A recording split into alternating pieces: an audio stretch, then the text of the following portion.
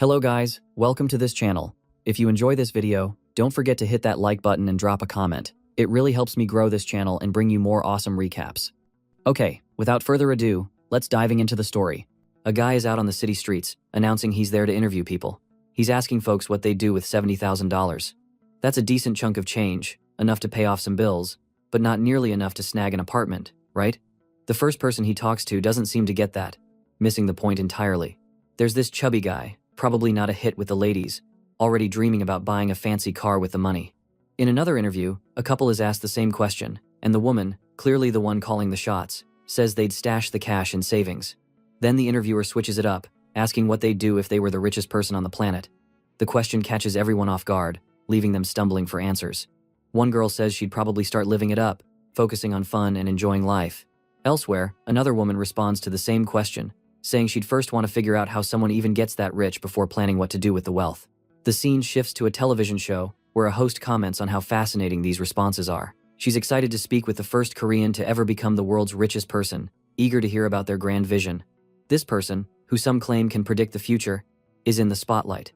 He awkwardly insists he can't see what's coming, brushing off the idea. What a liar, right?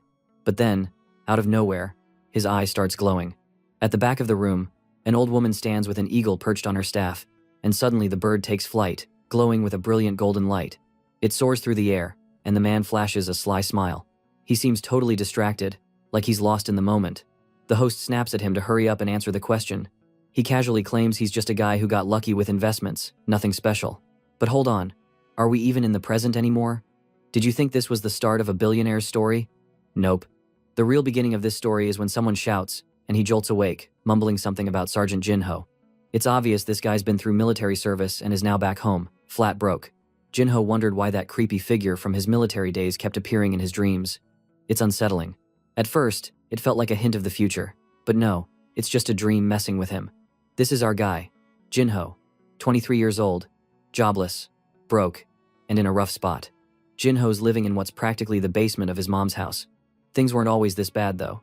He used to have a dad who ran thriving businesses and a mom who was sweet as a flower. Life was like a dream back then. Jinho gets a text message and heads to see a friend. This friend's got a collection of action figures. Check out that one. It's mid-tier quality, pretty cool, but way too pricey for Jinho to ever own. His friend, rocking glasses, brags about his awesome collection, now twice as big and bursting with color. Jinho, though, points out that this guy's action figure collection has been huge since they were in elementary school. There's no way Jinho would notice any change in it now. His friend argues that Jinho just doesn't get the finer things in life. This friend, an otaku also 23, asks what Jinho's next move is now that he's done with military service. Jinho says he's already got his college degree, so it's time to find a job and make life better for his mom. The friend, Taekyu, raises his drink, praising Jinho for being a great son. Jinho's grateful, especially since Taekyu kept his mom company last Christmas, having dinner with her so she wouldn't be alone while Jinho was stuck in the military. They chat about random stuff until Taekyu drops a bombshell. He's got something big to share. He's finally cracked the password to his bitcoins. Jinho looks puzzled, so his friend reminds him about a game called Lutnia they used to play years ago. Back then, the friend sold all his in-game items to buy bitcoins, only to lose access to them. Jinho is floored, knowing those bitcoins are worth a fortune now. Taekyu mentions he rarely cleans his waifu shelf, but while tidying up recently, he stumbled across the encryption key. Jinho, eager to know more, asks how much was in there. He was really shocked. When he asked how much the Bitcoin was worth, Taekyu said the price per Bitcoin was 1,120. Hearing this, Jinho realized his friend Taekyu gained around 1.2 million won, but Taekyu shook his head, clarifying he meant he had 1,120 Bitcoins, not the money. What? Jinho, stunned, starts crunching the numbers in his head. Math isn't Jinho's strength, and after picturing 36 different scenarios, he finally asks if Taekyu really made close to $9 million or 13.5 billion won. What more could anyone want? Flustered, Jinho asks if Taekyu's lost his mind. There's no way he scored that much cash. Taekyu admits he was also overwhelmed by the amount. It's so much money he's unsure how to process it. Meanwhile, Jinho jokingly demands 100 million won, but Taekyu refuses, saying he already moved the funds to an exchange since Bitcoin's value was set to climb higher. Jinho, frustrated, calls Taekyu a stingy jerk, saying he'd have taken the game more seriously if he knew it could lead to this kind of wealth. Then Jinho suddenly recalls something. He grabs Taekyu, reminding him that back when they played, Taekyu also sold his in-game character. Taekyu better share the profits, or he's a crook. Taekyu shrugs, challenging Jinho to recall what percentage he owned. As Jinho pauses to think, he notices that same eagle from his dreams staring at him from a nearby building, throwing him off. It's the exact creature from his visions. The eagle flaps its wings, flies toward him, passes through the window, and soars over Jinho. Flames trail in the air, forming words. Taekyu, seeing Jinho's odd look, asks what's wrong. Jinho asks if Taekyu knows anything about Mountain Hill Tech. Taekyu, confused, says that's the exchange where his money is stored. The words in the air warn that Mountain Hill Tech is about to collapse. Jinho recalls a similar vision from his army days. What if this isn't just a hallucination but a real gift? He urgently tells Taekyu to sell all his bitcoins right now. Taekyu hesitates, unsure why Jinho's so intense. Jinho insists there's no time to wait. Selling immediately is critical. Taekyu stares, but Jinho's seriousness convinces him. Taekyu agrees to sell everything, noting he already had his sister set up an account. He demands Jinho explain everything afterward. Jinho nods, still wondering why the eagle keeps appearing. It's bizarre for a warning like this to appear out of nowhere about the company's collapse. Suddenly, Taekyu jumps, shouting that the exchange servers just crashed.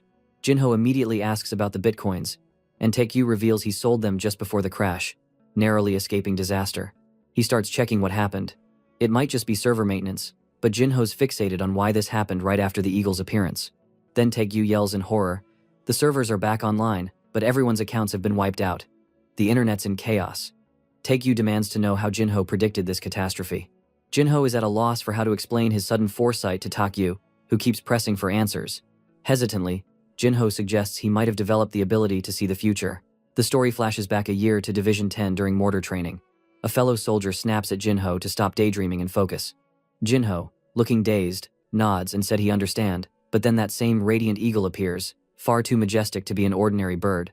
It swoops past him, and when he mentions it to his comrades, they look at him like he's lost it, calling him crazy. Suddenly, words form in the air. KM 188 explosion. Confused, Jinho wonders if it's related to the training equipment.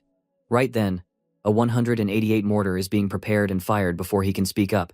The launch seems weak, and in that split second, Jinho realizes something. When faced with life-threatening danger, humans act on instinct before thinking. He yells for everyone to hit the ground, and the area erupts in a devastating blast.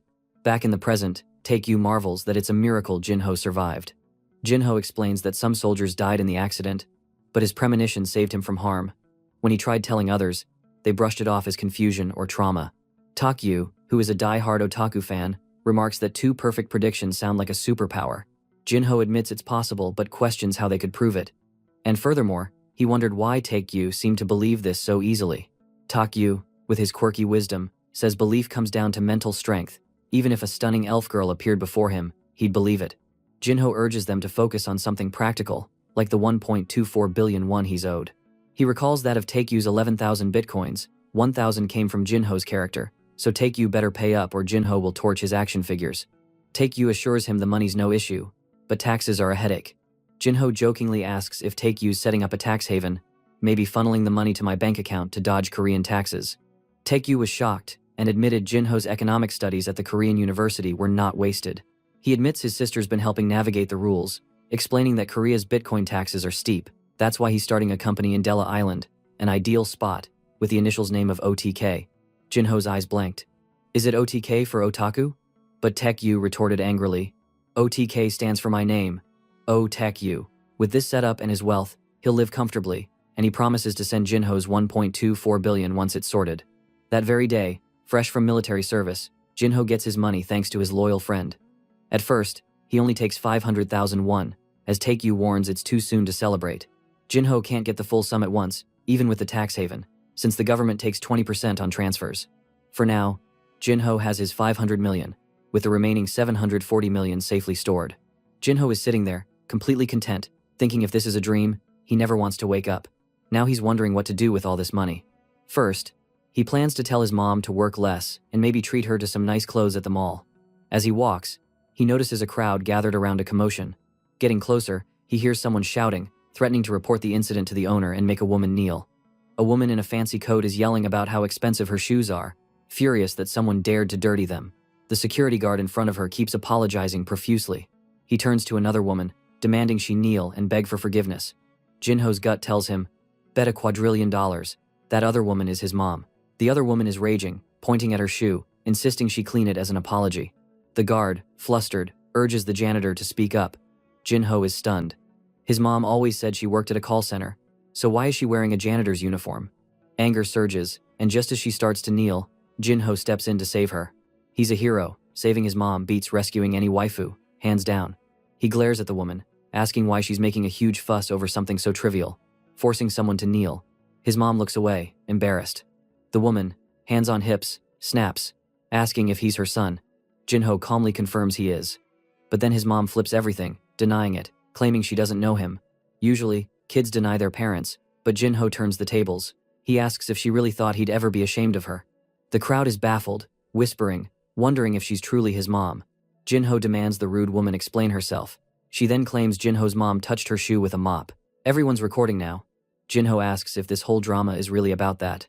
The woman, losing steam, repeats that he has no idea how much her shoes cost. Now she's dealing with a real one. Jin-ho pulls out 600,000 won, telling her to take it and leave, but only if she apologizes to his mom. If she wants to walk away with nothing, that's her choice. The crowd murmurs. Taking the money now would be humiliating. Jin-ho smirks, saying he could toss it on the ground for her to crawl after if she prefers. Flustered, the woman mumbles an apology, eyeing the crowd to see who's filming. The moment she's done, she snatches the cash and starts counting it. Jin-ho calls for the security guard, instructing him to ensure the woman's shoes are removed, as she is now practically barefoot since he just bought them. If she refuses, he'll report her for theft. She freezes, her face twisted in shock. Jin-ho ignores her, walking off with his mom. The woman keeps whining, telling him not to be so cheap since he won't even wear the shoes. He shrugs, saying he'll just take them home and toss them in the trash. She starts screaming, and a fight erupts. Soon, they're outside. His mom urges him to go back and make peace, but he hugs her, assuring her everything's fine. He's more worried about why she's lost so much weight. She thinks he pities her because of her job, insisting it was a one-time thing and not to worry. Jin-ho promises she won't have to work in a place like that anymore. He'll handle everything. She beams, saying he's grown up so much. They start talking about the money, and she asks where he got it. He casually says he sold a game account for his friend Taekyu. Just then, his phone rings as a plane lands nearby. A striking woman steps off a plane, commanding attention. That time, Taekyu seemed panicked when she mentioned his sister had just arrived in Korea. In Namsan Hotel, a car plastered with anime girl stickers rolls up, driven by none other than Jin-ho and the OG otaku man himself, Taekyu, who are there to meet his sister. As they walk through the hotel, Taekyu remarks that Jin-ho is bold enough to complain after being given the privilege of driving such a flashy car. Someone nearby clears their throat, and there she is, the impressive woman in a sharp skirt, Hyunju. Both Jin-ho and Taekyu greet her warmly, well, almost terrified to be precise. Jin-ho then asking how she's doing. At a cafe, she inquires if he's done with military service, and he confirms he is. She suggests he consider working at Golden Gate with her. Jin-ho says he'd jump at the chance to join an international company like that. Noticing her quiet demeanor, he asks if something's troubling her. She turns to Taekyu, asking what happened with the money from Bitcoin, having heard Mountain Hill Tech went bust. Taekyu grins, saying he sold everything just in time. She's visibly surprised, and he adds that he transferred it all to his company's account. She sighs in relief, realizing she was worried her brother had lost 11 billion won. She slides a piece of paper across the table, the contact for Golden Gate's financial transfer guy, explaining they can reach him to bring large sums into the country. Then she questions Taekyu's decision to sell all the bitcoins at once, when the plan was to do it gradually. Taekyu panicked, saying he just had a gut feeling it was better to sell immediately.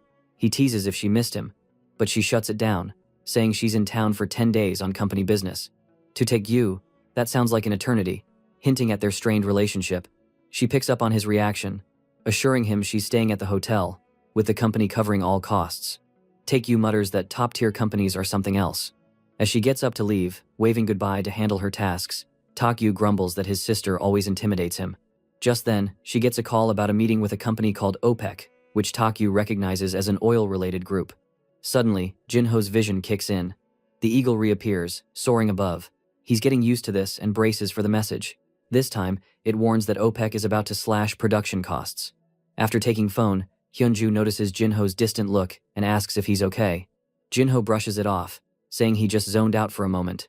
She then asks him to keep an eye on Taekyu, knowing her brother's hopeless. Jin-ho chuckles and asks about the meeting at OPEC. She explains it's about production cost cuts, but Jin-ho, like most people, doesn't get it. She clarifies that financial markets lean on stocks and assets, while companies like OPEC bank on oil and gold. The US, despite being a major oil producer, consumes heavily for wars, often using more than it produces. The rise of shale gas changed the game, turning the US into an oil exporter. Now, the question is how this shift will ripple through the market. If oil barrels sold and drop below $50 each, a ton of companies are going to go bankrupt. That's why this big OPEC meeting's happening, to figure out how to cut costs and keep things afloat. Right now, a barrel's at $60, and they're already sweating. Jinho asks what happens if they strike a deal. Hyunju says if that goes down, oil prices will shoot through the roof, and everybody'll be thrilled. Well, not regular folks, just those damn billionaires. She gets all curious, asking Jinho why he's so into this. Jinho just shrugs, saying he thought it'd be cool if something like that happened. She agrees, but says the forecasts are pointing somewhere else. Later, stuck in traffic in Takyu's car, Jinho's wondering why that eagle message popped up this time. If he's got this edge, knowing oil prices are going to climb, he could buy a bunch of barrels now and sell them later for a fat profit. Sounds nuts, sure, but he called the mortar explosion and Mountain Hill's crash, didn't he? Problem is, how much cash to throw in? He's got 100 million won set aside for his mom, leaving him 275 million won to mess with. There's still 740 million won chilling in Takyu's account, but dumping it all on this would be straight up crazy. Out of nowhere, Takyu asks if it happened again, saying Jinho's staring off like a total idiot.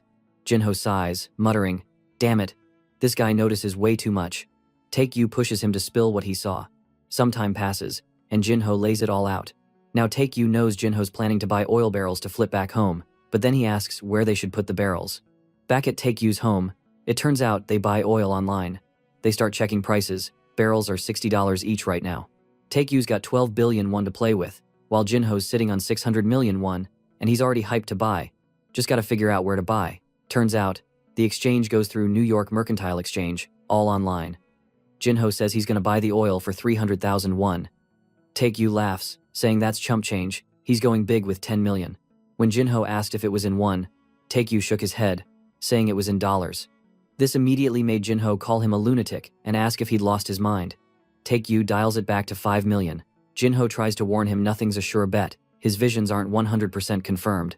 But Takyu's like, I ain't betting less than 3 million, take it or leave it. Jinho gives up trying to talk him down. Thinking it over, barrel prices have already dipped a bit, so even if the deal flops, he might just lose a little. But throwing in 3.3 billion won? That's scary as hell, especially when the reason's still not confirmed yet. Still, you gotta be bold to win big. Jinho starts clicking, and boom, they buy the barrels. Now they just wait for the OPEC meeting. By some miracle, Jinho managed to sign a contract for 2-room and apartment for 120 million won deposit. The place is way nicer than he thought, with 2 bedrooms and a high floor where you can catch the sunrise. His mom's over the moon, getting all emotional about it, and for Jinho, hearing her say that makes it all worth it. While they're unpacking, his mom goes quiet, holding stuff from the boxes, things that were his dad's. Their homes kept getting smaller over the years, so there wasn't space to keep this stuff out. When he looked at his mother, she was gazing at a picture. Jinho then stares at a photo of a house his dad poured his heart into building for them, but after his death, they ran out of money and likely had to sell it. Seeing his mom clutch the picture, Jinho asks if she still thinks about his dad a lot. She says of course, he worked so hard just to die like that, and if only he'd lived a bit longer, he could have seen days like today. Jinho looks at the photo too, and his mom starts crying. She abruptly gets up, telling him to finish setting up his room while she rests for a bit. Jinho could only look at his mother. She's getting old. Scanning the kitchen, Jinho realizes they need new furniture and appliances. When he sees his mom hauling a box, he tells her to stop working so hard, he'll handle everything. That's when he hands her a card linked to an account with 100 million won. That's about $70,000. Damn. Korean currency's wild, but no joke, it's a serious amount. His mom immediately smacks him, scolding him not to go handing out money to everyone. She insists she's saved plenty, and he shouldn't worry. But Jinho pushes back, saying this money's just him looking out for her. After covering the apartment, giving his mom cash, and sorting other expenses, he's got 275 million won left. In theory, he could coast for 20 years without a job, but our soon-to-be the richest investors on Earth not about to settle for that. Later, Takyu shows up at the house, lugging a bunch of stuff. He also said he gonna order jjangmyeon, that Korean black bean noodle dish, but this dude also brought some useless stuff. What the hell? Is this economy? Believe it or not, our otaku friend bought 2 bags of toilet paper. Jinho's totally baffled why this fool thought that was a good housewarming gift. Takyu asks what he expected instead. Jinho says he could have brought something useful, like a television or a fridge. Over dinner, they chat about the crypto exchange that went bankrupt earlier, Mountain Hill Tech. Total mess. Everyone got screwed. Their bitcoins vanished. Poof. The jerks declared bankruptcy, but now the cops and banks are after them. Taekyu says Jinho predicting it at the perfect moment was nuts. Jinho shrugs, calling it a fluke, but Taegyu's not buying it, insisting nothing's random and he's got a theory. Jinho asks what's up, and Taegyu claims his power only kicks in during crises. That's how heroes are made, and it's gotta be tied to that. He slams the table, declaring Jinho's got an incredible oracle AI. Jinho just stares, thinking his friend's got some serious mental issues. He tells Taekyu to quit obsessing over naming the power and focus on the OPEC meeting. Cause so far, things have gone okay, but if this goes south, they'll lose a ton of cash. Taekyu stays cool, saying it's all good, cause Jinho's got the oracle AI. The next day, Taegyu's back at Jinho's place for the meeting results. Jinho feels like he's stuck in some never-ending suspense flick, the results just won't drop. Since the meeting started, prices have already dipped 3%, meaning $70,000 gone down the drain. Jinho asks if Taegyu's still chill about this, and Taekyu, full of confidence, says he's not worried because he trusts the oracle AI. To take his mind off it, Jinho plays a video game with him, but this damn nerd's only into dating sims with hot anime girls. Meanwhile, the money's still dropping, but Jinho tries to keep his cool. Losing it won't ruin his life. $100,000 less wouldn't have let him retire anyway. Still, it's terrifying to think if it all tanks, they're back to slaving at awful jobs. He dozes off and wakes to Taekyu screaming. The OPEC results just dropped, and every news outlet's screaming that they've agreed to slash production costs. Taegyu's all over it, asking what the new oil price is, and when they look, it's already at $73. In just a few minutes since the announcement, prices have shot up 20%.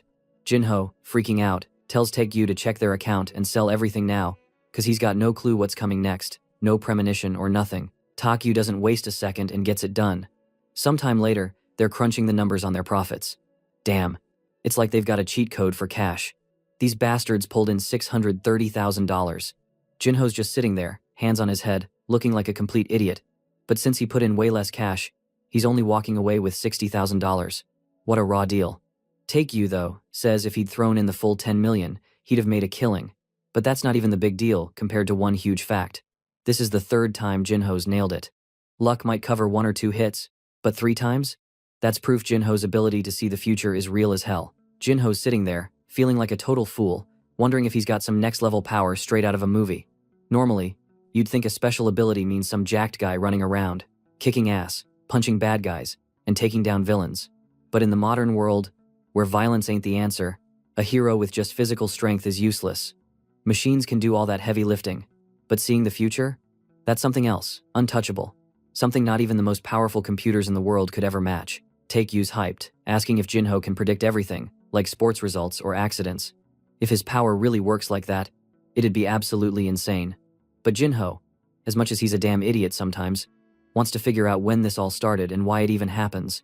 Taegyu's got a point though. It all kicked off with that mortar accident when he was about to die, which shows his ability only pops up in emergencies. Obviously, if this ability is real, that little eagle might be a golden goose. The goal now is to figure out why it showed up the first time and how to make it appear again.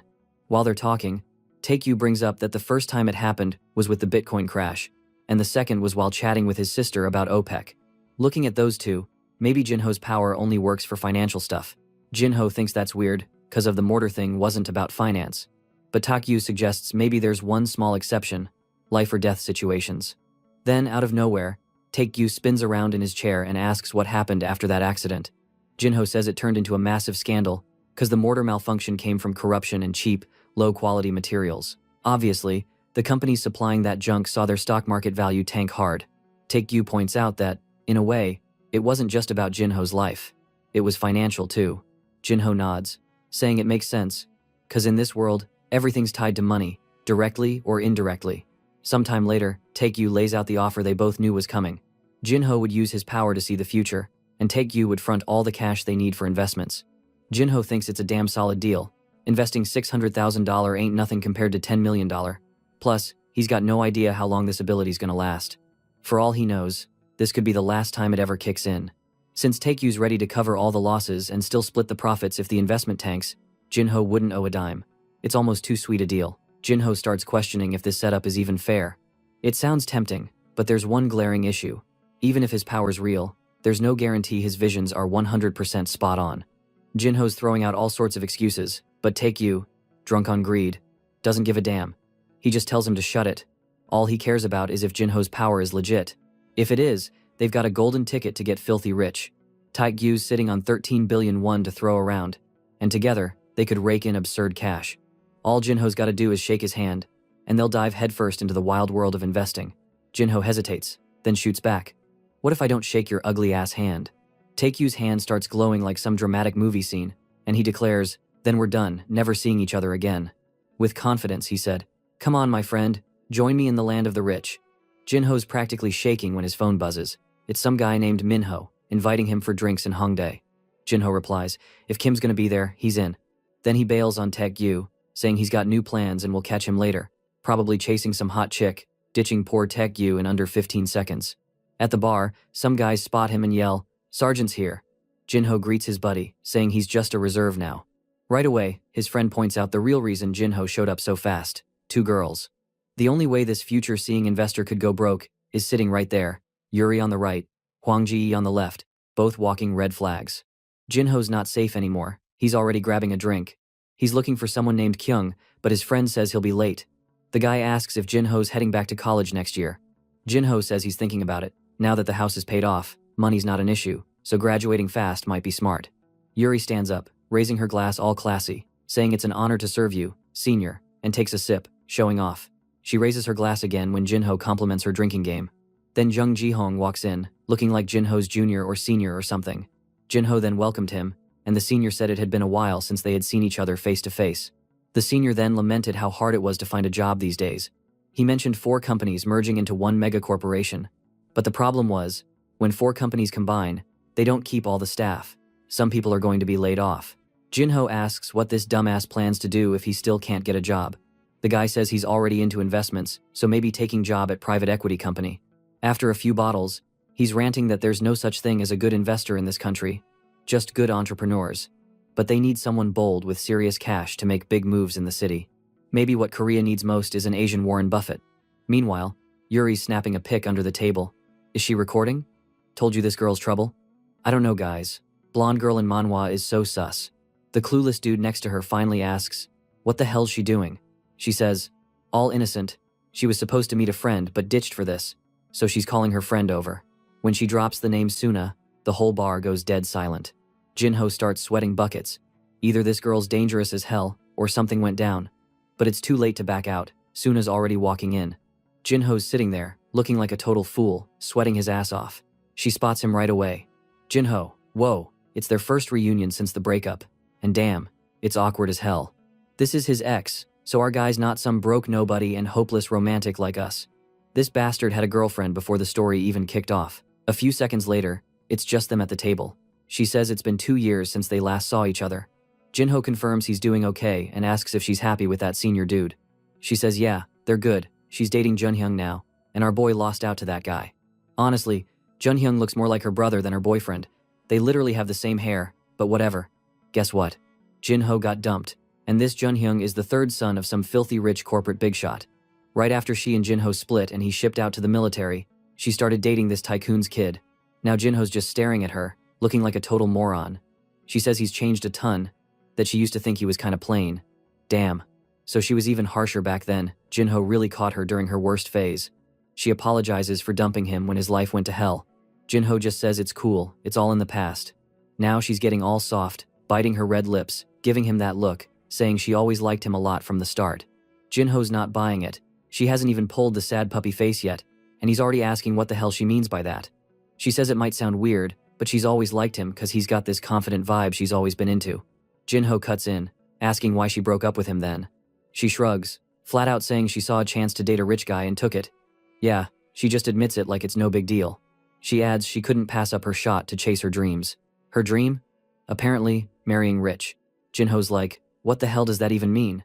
She freezes, awkward as all get out, realizing she just screwed up. She stands up, all stiff and weird, saying she's out of there. But Jinho's not letting it slide, demanding what she means by her dream. She gives him one look, then bails, thinking to herself her dreams about being successful. Meanwhile, Jinho's slumped in his chair like a piece of garbage. 2 years ago, before his dad's funeral even happened, their house was already gone, his relatives ditched him, and Suna broke up with him before he could even process his grief. He got shipped off to the military, leaving his mom to fend for herself, working to survive. Man, that was a brutal blow. Not many could have handled it. But lately, things flipped. His investments paid off, starting with that big oil trading win. Now he's sitting there, full of himself, wondering what success really is. Right then, the eagle shows up in front of him. Jinho even cracks a joke, asking if it's here for a drink. But as always, the creature takes off, soaring over him. When he sees the message, his eyes light up. This is his future. Of course, the damn author won't spill what it says, but going by Jinho's face, it's gotta be good news. Next thing, he's at Taekyu's place, shaking him awake, yelling about something big. Taekyu, half asleep, grumbles, asking what he wants. Jinho, all fired up, shouts he wants success. No way, is he still stuck on that boring-ass Suna? Yuri's 10 times hotter, the real queen, even when she can't read the room and kinda annoying. But better than stupid Suna, right? Morning hits, and the hangover slams Jinho in. That's why they say drinking's just stealing joy from your future self. Dumb, drunk kids. Taekyu, being a real bro, already ordered Jinho a burger to shake off the hangover. My god, is this some American diet or what? Taekyu's dying to know what went down last night. Jinho just shrugs, saying he doesn't remember now. Is he bullshitting? Or was he so wasted he actually forgot? Taekyu starts roasting him on the spot, saying Jinho came home all hyped, yelling about seeing something big. Jinho sighs. Alright, I'll spill. He asks Taekyu if he's ever invested in anything. Taekyu scoffs. Hell no, of course not. Meanwhile, Jinho studied finance in college, joined investment clubs, but when he started investing for real, he only had 1 million won and lost nearly all of it. Pretty much every time he tried, he lost 50%. Taekyu gawks at him. So you studied all that just to learn jack shit? Jinho explains he only invested for a year. It takes time to get the hang of it. They pool their cash and realize they've got 13 billion won. Jinho knows that's more money than most folks will ever see in their lives. The catch is, in investing, the size of your stack matters big time. If you bet 10 million won to make 100 million, you need a crazy 1000% return. But with 10 billion won, just a 1% gain nets you 100 million. Taekyu only made bank on the oil trade because he threw in way more cash. But obviously, the more you bet, the bigger the risk. Takyu's like, so when are we diving in? Jinho raises an eyebrow. Why's a dude with 13 billion even itching to invest? Takyu's answer is pure gold. The more money you got, the better, so I want more. This guy's just a tad greedy. Jinho's buddy then asks what he's planning to do with the cash. Jinho says he's holding off to invest, waiting for a vision first. If that eagle doesn't show, he's not moving a muscle. He's not a dumbass. After what his friends said, he figures he needs to dive into finance stuff to boost the odds of triggering his power. Days pass, and he's been reading every damn economic article out there. Investments, money transfers, stock trends, you name it. Watching like a hawk for his ability to kick in. But public info's mostly useless. When folks say something's gonna rise, it's already up. When they say it'll crash, it's already tanked. So you get no edge from it. Now Jinho's got a new headache. After all these days, his power hasn't sparked once. He's still confused. Did nothing actually go down at the bar that night? He saw something but forgot.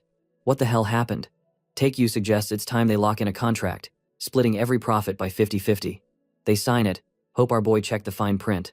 Jinho's heading out to grab a coffee, but Taekyu yells there's no coffee left. At that moment, Jinho's phone rings, and a voice on the line asks, "Is this Jinho?" He says yeah, and it's her, Yuri, our queen. Jinho instantly remembers that orange-haired stunner from the bar. Hell yeah, what's up, baby? She asks if he's free, saying she'd love to grab a hot coffee at a Starbucks, some deep web vibe spot. Jinho strolls in, and she jumps up, all excited, telling him to sit across from her. Okay, not the cozy seat next to her, but in front. She thanks him for showing up on short notice. Jinho brushes it off, saying it's no big deal since he was near a friend's place anyway. She catches him staring and asks, "Why you looking at me like that?" Jinho smirks, saying Yuri looks like a K-pop idol doing a dance cover. She fixes her hair, a bit embarrassed, asking if that means she's pretty. They keep chatting, and he learns she's from China, which probably means she's loaded. Jinho, not one for small talk, cuts to the chase, asking why she called him. Yuri says she wanted to apologize for inviting Suna that day at the bar, not knowing Suna was his ex. Jinho apologizes too, saying he knows she had no clue about their past. Well, she just can't read the room. Other than that, she is a diva. She asks if he's going back to college next semester now that his military service is done. He says yeah, and she mentions they'll likely be in the same class. Interesting. Then, out of nowhere, she says she's got a favor to ask. Jinho panicked, wondering why she's acting all shy now. Is she about to confess? Damn, he's got no idea what to say. Reject her? Accept her? She's way too gorgeous to turn down. Is that how this works? This guy's the real deal. But then she drops that she just needs help buying a new phone because she's scared of getting ripped off. Jinho realizes he was totally overthinking it. He agrees to help but warns he's not a tech whiz. She smiles, saying just having him there's enough. Jinho thinks Taekyu would have been perfect for this. That bastard buys every phone and gadget out there.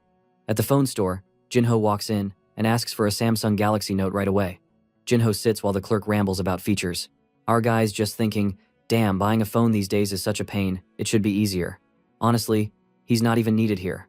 So he wanders off, checking out the displays. He picks up a Note 7, remembering that before he went to the military, the latest was just the Note 3.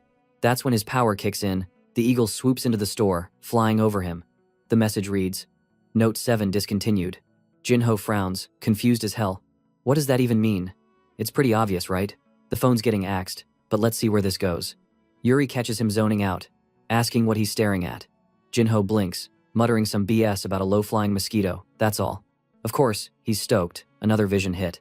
On the way home, Yuri says she almost got the gold one but went with blue because she liked it better. Jinho casually nods, saying it looks nice but it's going to be discontinued soon. She frowns, and Jinho freezes. He was so caught up thinking about it, he blurted it out. Trying to cover, he says he's got to bounce for some business, waves goodbye, and bolts. Yuri watches him go, thinking he's leaving too damn fast, sighing that she at least wanted to treat him to a meal for helping. Meanwhile, Jinho storms into Taegyu's place, yelling his name. He says the Samsung Note 7's getting discontinued. Taegyu pulls out his phone, totally lost. Why? Jinho's got no clue. Samsung's got a ton of models, and the Note 7 is a top seller, but it still lags behind Apple in premium phones. Apple hasn't even taken a real bite yet. Samsung's been killing it lately with the Note 6 and Note 7. The Note 5 sold by 50 million units, and the Note 6 is expected to hit 70 million. Taekyu says it's a massive global win, so why the hell would they discontinue it? He wonders if it's a patent issue, since a single phone's got over 200,000 patents tied to it. Jinho doesn't buy the patent dispute idea. If Samsung lost a patent fight, they'd just pay the fines or snag another license.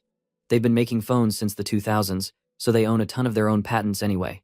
Now they've got to figure out why the Note 7 is getting discontinued and when it'll go down. Jinho asks Taekyu what kind of news could trigger something like this. Taekyu says it's tricky. Usually, if there's a problem, the company just shells out for damages. Phones always have issues. They don't just scrap a whole model over one or two defects. They sit there racking their brains. Time passes, and that night, Taekyu lets out a scream. What the hell? He's lying in bed, staring at his phone, and it's literally burning up. He was playing games, left it charging next to him, and now it's a fireball. That's nuts. 'Cause he bought it just a week ago. It's basically a ticking bomb. Right then, they both click. This is why the Note 7's getting discontinued. The next morning, 3 days after the phone launched, reports are already popping off about Note 7 units exploding. Samsung's downplaying it, as usual. Technically, 1 in a million phones blowing up is normal. But here, 1 in 10,000 is going kaboom. That's way too many. Weirdly, sales haven't taken a hit yet. Takeyu's just stoked they finally get why Jinho's vision happened. But Jinho's got a different vibe. How do they cash in on this? This ain't as simple as buying oil barrels or yanking money from an account. They'll need a few days to plot the best move. The next day, a Samsung guy shows up to replace Takyu's phone. But there's a shady catch. Customers can't post about it online. Those sneaky bastards are hushing it up. Jinho and Taekyu realize the rep didn't even flinch seeing Takyu's fried phone, meaning this is happening a lot. Phones are glued to people's lives. If they're unsafe or straight up exploding, that's curtains for the product. No way Samsung can keep pumping these out, which means they're staring at a huge financial gut punch, especially if they gotta refund all those sales. Jinho's gotta figure out how to play this. Taekyu breaks it down. It's tricky, but you borrow stocks from a company, sell them at the current high price, say 100,000 won a share. When the price tanks, you buy back the same shares for dirt cheap, return them, and pocket the difference. That's short selling. Jinho's listening, but he's already scheming ahead. They just need the perfect timing to pounce. Since it's about the number of shares, not the cash amount, it's a bit confusing, but screw it. Just sell to get rich. They'll need to bet big though. Taegyu's ready to throw in $4 million, but Jinho's pushing to find a way to milk even more profit. It feels like binary options in Korea or something, and no way they're asking Taegyu's sister for help. She'd never let them risk 13 billion on something this shaky. Jinho says chill. He knows a guy, a former prez of their investment club. Some call him a weirdo, others a genius. There's two types of geniuses, the badasses who crush everything and the oddballs who are wizards at one thing. Nobody gives a damn about the weirdos though. Oh, and this guy grew up in Australia, moved to Korea later. He was a math genius caught up in the chaos of it all. He dove into investing and quickly became hooked. His incredible knack for numbers made him a powerhouse in the investment world from one of his earliest bets. He risked 500,000 won and turned it into 5 million. Naturally, like any savvy investor, he faced losses at times. But overall, he was still profiting, even starting with just 500,000 won. When Jinho met him, he had already amassed 300 million to invest. The catch? He lacked substantial starting capital. If he had begun with more, he could have reached 6 billion by now. Then his hot streak fizzled out. He mistook a chemical battery company's logo for LG's, thinking it was a sure bet. He believed the stock was underpriced and poised to double. Then disaster struck. His entire wealth vanished in a catastrophic loss. Broke or not, this fearless guy clung to his shares, refusing to sell, certain they would rebound. But they never did. He went completely bankrupt, ruined by dabbling in binary options under the guidance of some so-called guru, instead of sticking to actual stock purchases. This wouldn't have happened in a restaurant. So rather than doing binary options, let's just work at MCD, guys. Now, here's the great investor, that so-called investor genius, looking drained, like he hasn't stepped outside in weeks. He's probably glued to market charts all day. Jinho then introduced his friend, Taekyu. Realizing who it was, the senior asked if Taekyu was Jinho's friend who had gotten a lot of Bitcoin early on but lost it. Jinho nodded and asked how he was holding up since dropping out of college after his financial collapse. Sang-yeop, the senior, says he's been driving for Uber, scraping by to survive after losing it all. He finally realized even the basics have worth. Jinho gets oddly sentimental, calling him an inspiration. This guy endured immense loss but never quit. Jinho then told what his purpose was in coming here, explaining he wants to open an account for futures trading. Sang-yeop then describes futures trading. For example, in 5 days he'll buy a stock for 5,000 won no matter what. The seller then agrees. Regardless of price changes, he would pay 5,000, and the seller must deliver. If the price climbs to 10,000, Jinho scores a bargain. If it falls to 500, he's stuck paying 5,000 for something nearly worthless. That's futures trading, buying for a future date. Unlike regular stocks, where you sell at market value, a drop means selling low. If the stock rises, you profit. They spent time crunching numbers, but the concept is clear. Jinho then made a small simulation. He calculated that if he bought a stock for 100 million won and then future traded it, when the stock hit the target he aimed, if all goes well, he could make 900 billion after the expiration date. Sang-yeop calls him crazy, saying it's impossible in real life. To gain that much profit, the stock need to be up more than 30%. Things usually go wrong. It's a once-in-a-lifetime event when a stock can fluctuate that much in a couple of days. Well, Sang-yeop's a realist. This is what happens to people chasing online trading courses. You better send this channel $10 gift rather than buy from a sketchy trading gurus. Look at Senior Sang-yeop, for example. He once had 300 million in his account. Now he's driving Uber for 100 bucks a day. This is why trading courses destroy lives. Sang-yeop then asked what the real purpose was for his junior wanting to use futures. With confidence, Jinho stated he was going to short sell Samsung stock. Sang-yeop then brushes off Jinho's theory about the Note 7's failure, which is now selling like a hotcakes. Jinho smirks, noting it'll be discontinued. Sang-yeop, after some thought, conceded that there was a small chance of it happening. He correctly guessed the reason was explosions but stated that it wouldn't be enough to shake Samsung's ground in the market. Jinho plays it cautious, admitting it's possible but never certain. Sang-yeop warns him to be careful, or he could end up broke and miserable like him. With that, he waves goodbye. Outside the restaurant, Jinho, now confident, looks at Taekyu and says, "Let's give it a try." Jinho now has all he needs to act. The choice is clear. High risk for a huge payoff, or low risk for smaller gains. He's confident the price will drop at least 10%. Since it spiked 10% with the Note 7 launch, it'll likely fall 20%. News reports about Note 7 explosions are emerging, and these two are already at their screens, ready to invest heavily. Jinho hits the enter key. It's unclear how much they invested, but only 800 million remains in the account. If they truly dumped all 12 billion into this, these guys are out of their minds. Jinho, no longer feeling bold, sits there terrified, practically trembling.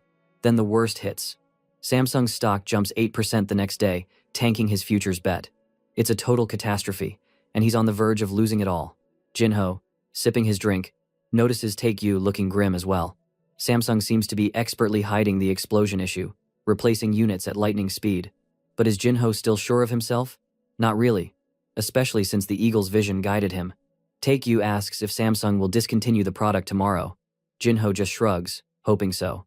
But they both know they're fucked as hell if the stock doesn't drop in the next couple of days.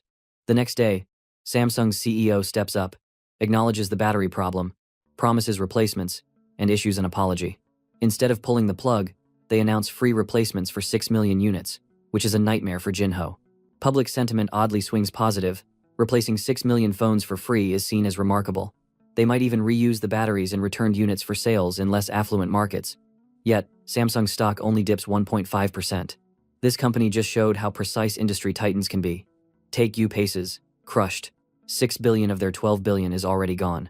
Jinho's unfair contract haunts him. He's causing his friend to lose 6 billion, while his own stake was smaller. He feels the weight of it all. Now Jinho doubts his abilities. Did he misinterpret the vision? Why is everything going wrong? That night, Jinho lies awake, thinking 6 billion could fund a lavish life forever. 100 million a month would more than suffice. But they lost it in one day. To recover a 50% loss, they'd need a 100% gain. Unless things shift before their futures bet expires, their billions will disappear. Jinho is paralyzed by fear, and Take-U can't sleep either. They both wake up at midnight and head out for drinks, half joking about getting used to poverty, already acting like they're destined for the streets. The usual drama kicks in. Jinho says he warned Take-U not to invest, but Take-U insists he trusted Jinho's insight. Time drags on, and Samsung keeps replacing phones.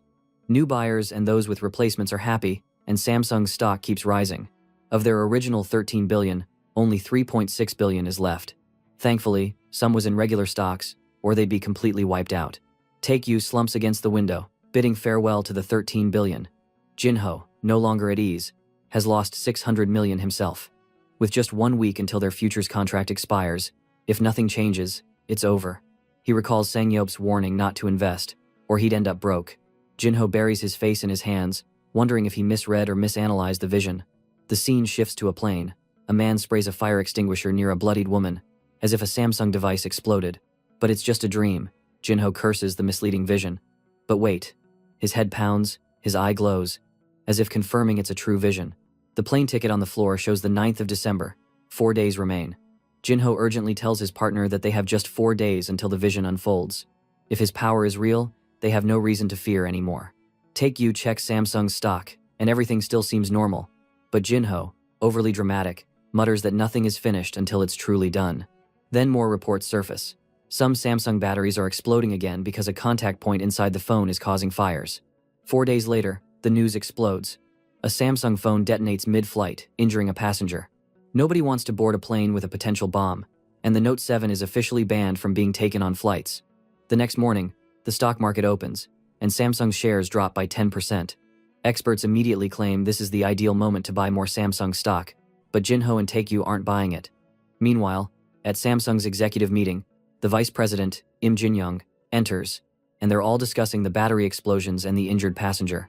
Some executives propose replacing the phones again, but public opinion is already destroyed. A strategist suggests another recall to buy time, and everyone in the room agrees that delaying the fallout is the top priority. The vice president faces the challenge of buying time without further losing public trust. Everyone knows there are ways, but nobody has the courage to propose them. He wonders what his father would do. The man who built the company from nothing, passed it to his father, who then passed it to him when he fell ill. This is truly an example of nepotism in Korea. Glancing around, he spots a marble ship on the table, reminding him of his grandfather's lesson about the ship of Theseus. If a piece of wood falls off and is replaced, then another, and after 1,000 years no original piece remains, is it still the same ship, or a different one entirely? The same applies to the company. The original employees are long gone, and everything has changed, so is it still the same company? Yes, it's about courage. After deep thought, he decides to discontinue the Note 7. Everyone who bought one can get a full refund or exchange it for another product. The executives freeze. This isn't just losing the money already earned, but sacrificing future profits to greedy opportunists. The vice president slams the table, declaring that no matter how much money they lose, they can always earn more, but they cannot afford to lose the people's trust. A glasses-wearing executive stands, saying they will prepare the announcement immediately. At 1:40 p.m., the official statement drops. The Note 7 is off the market and discontinued. Jinho and Take-U are stunned into silence, staring at each other, then erupt in celebration. The cursed phone is finally discontinued. Investors panic, selling off shares, and Samsung's stock price crashes, the biggest drop since 2008. An investment firm notices someone bet heavily on Samsung's collapse, with a profit margin nearly 1,000 times, a massive win. They trace the bet back to Golden Gate, linked to Hyunju's firm. Everyone is losing their minds. This is unheard of. No one bets billions out of nowhere. They rush to find out who orchestrated it. Meanwhile, Jinho and Taekyu, glowing with joy, grin at their screens, watching Samsung's stock plummet, their futures bet already up over 1,000%. Their safer investment has climbed 21%, and they're glued to the computer, silent, as the numbers skyrocket to a 3,800% profit. They're floored. Could they practically buy Korea with this? Then they lose it, screaming, tossing everything in the air in pure chaos. In the investment world, one person's win is another's loss, and this time, the world's catastrophe became their jackpot. Their wealth has now ballooned to 685 billion won. That's roughly $470 million. And they marvel that Elon Musk's fortune is about 800 times larger. Still, they're now multi-millionaires and waste no time cashing out to avoid any risks. Taekyu stares at his tablet, mesmerized by the staggering figures, while Jinho nods, stunned, saying he didn't know numbers could have so many zeros. Taekyu reminds them their contract splits profits 50-50. Jinho's share is 336 billion won, enough to stack cash into a skyscraper. Jinho sits there, dazed, struggling to grasp how he's ended up with this much money and what he's supposed to do with it. Just days ago, they were terrified of losing everything, and now they've hit the opposite extreme. Jinho feels grateful that Taekyu stuck by him when things looked bleak, and now, with their massive win, he's sharing the profits evenly. Finding such loyalty is rare, and this experience shows the true power of glimpsing the future. One small insight, a phone being discontinued, changed their lives. But Jinho wonders, what if he foresaw something bigger? What if he saw a financial crash, a war, or a natural disaster? Taekyu cuts him off, telling him to calm down and keep their success under wraps. Jinho agrees, trusting only his friend and his mom. While Taekyu keeps celebrating, Jinho feels the weight of their actions. Samsung's collapse, as one of Korea's giants, is practically a national loss. Meanwhile, Chinese and American tech stocks are soaring as investors pull money from Samsung. Taekyu tells Jinho to lighten up. They didn't cause this. They just bet on the future, and there's no need for guilt. He's right. When it comes to money, patriotism fades. Always has. Always will. This time, they were the ones to cash in. Now they're lounging, dreaming about what to do with their fortune. Jinho, slouched in his chair, jokes he'll need his own tax haven. The money he's made could fund a lavish life forever without lifting a finger. But he's not content to stop here. He recalls a prophecy from the bar he hasn't shared with Taekyu yet. The vision mentioned OTK Corporation and its CEO, Jinho himself. Steal his friend's company? No, Jinho's not that guy. He shakes hands with Taekyu, vowing to rise to the top together. Jinho realizes a CEO doesn't need the most shares, just the power to make decisions, meaning he and Taekyu will run OTK together. This shared goal simplifies things. They can park their money in the same tax haven, keeping every cent from Korea's tax collectors.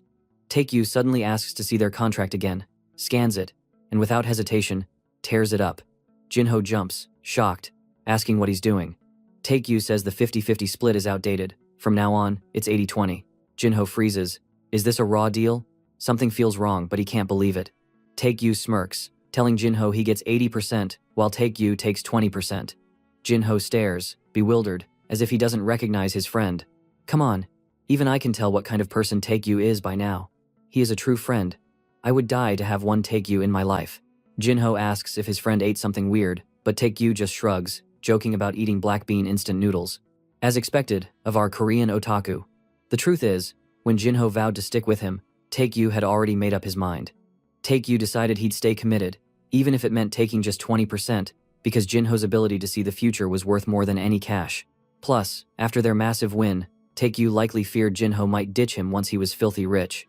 But Jinho had the opposite mindset. Despite their wealth, they're now playing globally, and pooling their billions is smarter than going it alone. Jinho still questions Taekyu's sanity for giving up 30%. But Taekyu grins, saying he's not losing anything. 20% of OTK is plenty. Jinho argues it only works if the company profits later. But Taekyu's confident, saying he knows Jinho will make it happen. Taekyu slaps Jinho's shoulder, declaring him the new CEO of OTK Corporation, fulfilling the prophecy. Jinho feels guilty for doubting Taekyu, even briefly, because Taekyu trusted him completely from the night Jinho told him to sell everything. In the end, Jinho was the one who lacked clarity. Taekyu gives a thumbs up, agreeing it's time to start to be more rich. But with one rule, Jinho better not waste money on that ex who left him for a guy in Gucci. She can suffer. They start planning Christmas. Last year, Jinho was stuck in the military, while Taekyu spent it with his mom so she wouldn't be alone. What a guy. Jinho told his friend to send his initial 800 million won and start keeping an eye on taxes. Taekyu then looked to find a scrap of paper with an address from Hyunju.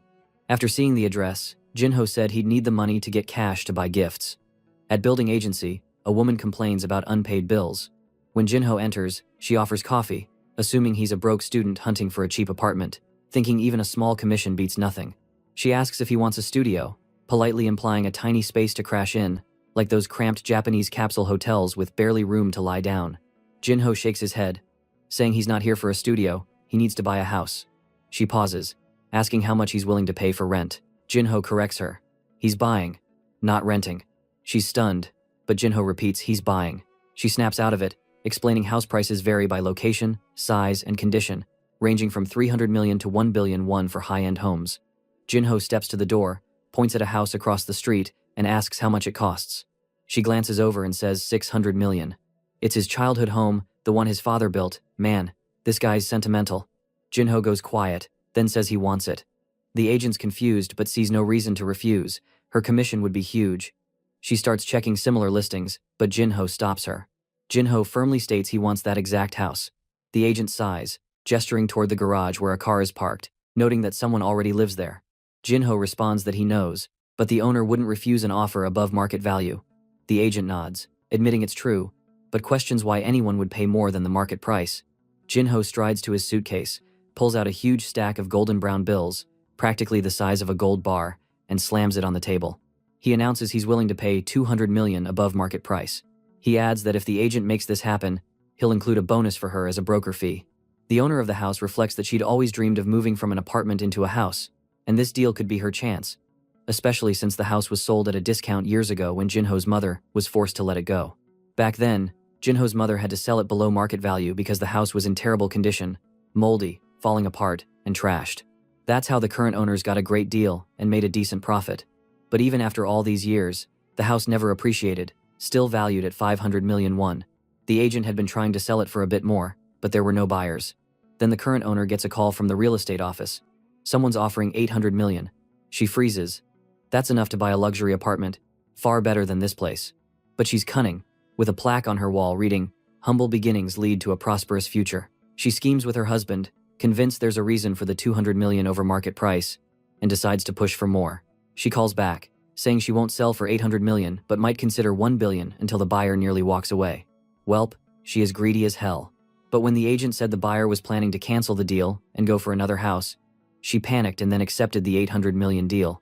Later that evening, she's already calculating a deposit, wanting at least 30% up front to ensure the buyer doesn't back out. Jinho, the buyer, requests they vacate within 4 days, before Christmas, so he can spend the holiday there. She immediately refuses, saying it's impossible to move in 4 days without a place to go. The agent relays Jinho's new offer, an extra 20 million to rent a place immediately if they clear out fast. That seals it for her. The agent then calls Jinho to confirm the family will be gone by tomorrow. Jinho, who finally relaxes, has reclaimed his childhood home 2 years after his father's death. The agent congratulates him. It's time to sign the contract, at least. She's secured a massive commission. Now outside, Christmas trees are set up across the city. Jinho, meanwhile, is irritated, seeing couples everywhere while he's single and miserable. But he's excited about buying presents, which lifts his mood. His phone rings, it's his mom. Jinho smiles, feeling the Christmas spirit, answering that he's on his way home. He's planned to take his mom out to eat, though she insists on eating at home to save money. Jinho pushes her out the door, already climbing into Taegyu's car, which is decked out with his waifu plastered on the doors. The hell, Taegyu now is rich as hell, but his car is still this trash. Jinho mom asks where they're headed, but Jinho says it's a secret, promising somewhere really nice. Then his phone rings. It's Yuri. She was furious, asking why he hasn't answered her calls, her voice still stuck in his head. Jinho apologizes to her, saying he didn't notice the call, especially on Christmas. Yuri then presses him about how he knew the Note 7 would be discontinued, a detail he accidentally let slip earlier. Caught off guard, Jinho tries to dismiss it as a joke, saying he has bigger things to handle and will call her back later, wishing her a Merry Christmas. She yells, calling him senior, but he hangs up. At the same time, he notices messages from the guy who went bankrupt, likely talking about the same thing as Yuri. Before Jinho can dwell on it, his mom gently touches his arm, urging him to look. They're parked in front of their old house, and his mom, standing there, is clearly flooded with 20 years of memories. She says it's enough and suggests they head back to the car to go to the restaurant. But Jinho, acting like he's unraveling, walks straight toward the house. His mom tries to stop him, but he's already inside, noting it looks like the previous residents have moved out. As she walks through the rooms, She recalls moments like Jinho's poorly drawn circle that resembled an egg, or his joy when he got into college. She lowers her head, saying it's enough. They need to leave since the house, though empty, still belongs to someone else. Jinho asks what she means by someone else's house, startling her. He explains it's like they've rented it, because it's finally theirs again, revealing he bought it back. His mom, overcome with emotion, demands to know how. Jinho explains he made money with his friend Taekyu and used it to buy the house. His mom drops to her knees, and he knows she's been bottling up her pain since his dad's death. She's endured suffering, struggle, and sadness, and it's no lie to say it's been tough. Overwhelmed, she tells Jinho he's grown up so much and become so responsible. He urges her to calm down, insisting today is for joy, not tears. Meanwhile, Taekyu, standing nearby, is sobbing with the most unflattering expression, drooling everywhere, caught up in the moment. Jinho starts explaining to his mom but avoids revealing the full amount money he got to spare her a heart attack. When she asks how much money he has left, he says 1%, about 3 billion won. She's stunned even at that, and he muses she'd faint if she knew the real figure. He mentions he's considering skipping college to focus on investing. His mom warns that investing is risky, recalling his dad saying that anyone promising a secret to wealth is usually a liar. Jinho feels awkward, wondering why she doubts him, but understands her concern. He reassures her he'll be cautious, only using his earned money, a safer strategy. She sighs, saying she'll have to rely on Taekyu to keep Jinho from squandering it all. Jinho nods, assuring her Taekyu's trustworthy, never letting him waste billions or trillions. The house needs repairs though, especially the sink, where the water looks like it could give you tetanus. His mom was anxious, fretting that repairs would cost a fortune, but Jinho reassured her not to stress, promising she could stay in their current home until everything was fixed. Just then, his friend, Taekyu, piped up, noting their restaurant reservation was nearing and they needed to head out. Soon enough, they were clinking glasses, savoring a calm Christmas together. In his thoughts, our boy spoke to his dad, assuring him he could rest easy now, vowing to look after his mom. This guy's got a heart of gold. Cut to the next scene. He was already helping his mom relocate, telling her not to fret. She urged him to keep in touch and promised to check on him if anything went wrong. Our boy then went with Taekyu. Inside the car, Taekyu mentioned gearing up for bigger investments and needing a proper base, revealing he had bought a new house specifically to focus on their investment goals. When he asked about the cost, he dropped a staggering 4.2 billion won. Seriously? He snagged a sprawling cinematic mansion. The plan was for him to live on the first floor while his friend stayed on the second floor. That wasn't all. Taekyu also wanted his friend's opinion on a space for a library on the ground floor. Guys, we could tell what this guy was really scheming, a manga shop library probably. Then the otaku boy declared it was shopping time. Jinho asks why they need to shop when everything already comes with the house. But Taekyu says it's not about how much you make, but how much you spend. Naturally, like us, our boy thought that logic was nonsense. Still, they went shopping, like a newlywed duo furnishing their home. Jinho was visibly nervous, while the otaku strutted in, demanding a 100-inch Samsung television. The salesperson seemed uneasy until Taekyu casually said he'd take one of every pricey item in the store. The salesman, already picturing a discount card, looked baffled when the attacker insisted on only Samsung products, crediting the brand for their good fortune. The bill totaled $68,000, and Taekyu just remarked he expected it to cost way more. With that, they left, store staff bowing as they exited. The next day, the house was fully decked out, like a movie set mansion, pool table, chandeliers, straight out a fancy rich kid house. Upstairs, one room was the investment hub. One document spitting out of the printer was the company's registration, the OTK certification, showing our boy owned 80% of the shares. He sat, staring at the paper, still struggling to believe it. Now they had to figure out how to trigger his predictions more often, since that was the only way to invest with confidence. They needed methods to boost the odds. Right now, predictions were wildly erratic and vague, offering limited details. For instance, a prediction might hint that a plot of land would rise in value, but it wouldn't clarify if that had happened tomorrow or in a decade. They nearly lost everything with the phone fiasco because the prediction only said, discontinue, with no timeline. Plus, long-term predictions weren't guaranteed truths. The future isn't set in stone, and their choices, or others, could shift the outcome. Taekyu noted that natural events like volcanoes or meteors were fixed, but human-influenced outcomes were more likely to change. Our boy was stunned. His friend grasped something so profound and asked how he knew. Taekyu just shrugged, saying time travel and altering the future are standard topics. The frustrating thing was, that jerk was actually correct. Jinho explained with an example. If they'd waited even a bit on the Samsung deal, all their cash would have been gone. Elon's worth might not rise if some critical supplies suddenly got too costly. Predictions were key, But how they acted on them was even more important. Taekyu was totally pretending to agree. Just then, he also asked if Jinho was certain he hadn't lost his ability, and Jinho replied no. He'd been feeling a strange vibe in his palm recently. Even the flavor of coffee wasn't as clear as that sensation. His friend then told him to concentrate on using the power more often, while he'd watch over everything else. While our boy worked on the computer, with that jerk napping, he suddenly spotted something online that shocked him and yelled for his friend. People on the internet were trying to figure out who'd placed binary option bets against Samsung's future. Talk was spreading that some overseas investment group had used sneaky moves to make it happen and cash in on South Korea. It was clear he knew they were the ones who'd done it, even if they hadn't directly caused the event itself. In a quick meeting, he pointed out that, yeah, they were the top suspects and maybe should have split their accounts up a bit more. His friend agreed, admitting he hadn't thought it would blow up this much. Jinho commented that it's normal when you profit on a long position where everyone gains, everyone's fine. But when you bet against the market and make money while others lose, of course they get mad. Taekyu didn't care, but Jinho warned that if they kept pulling off billion and trillion-dollar deals and winning every time, people would get suspicious. The way to avoid suspicion, my guys, was by making some normal investments, so their company would turn into a holding. It would grab shares in different companies.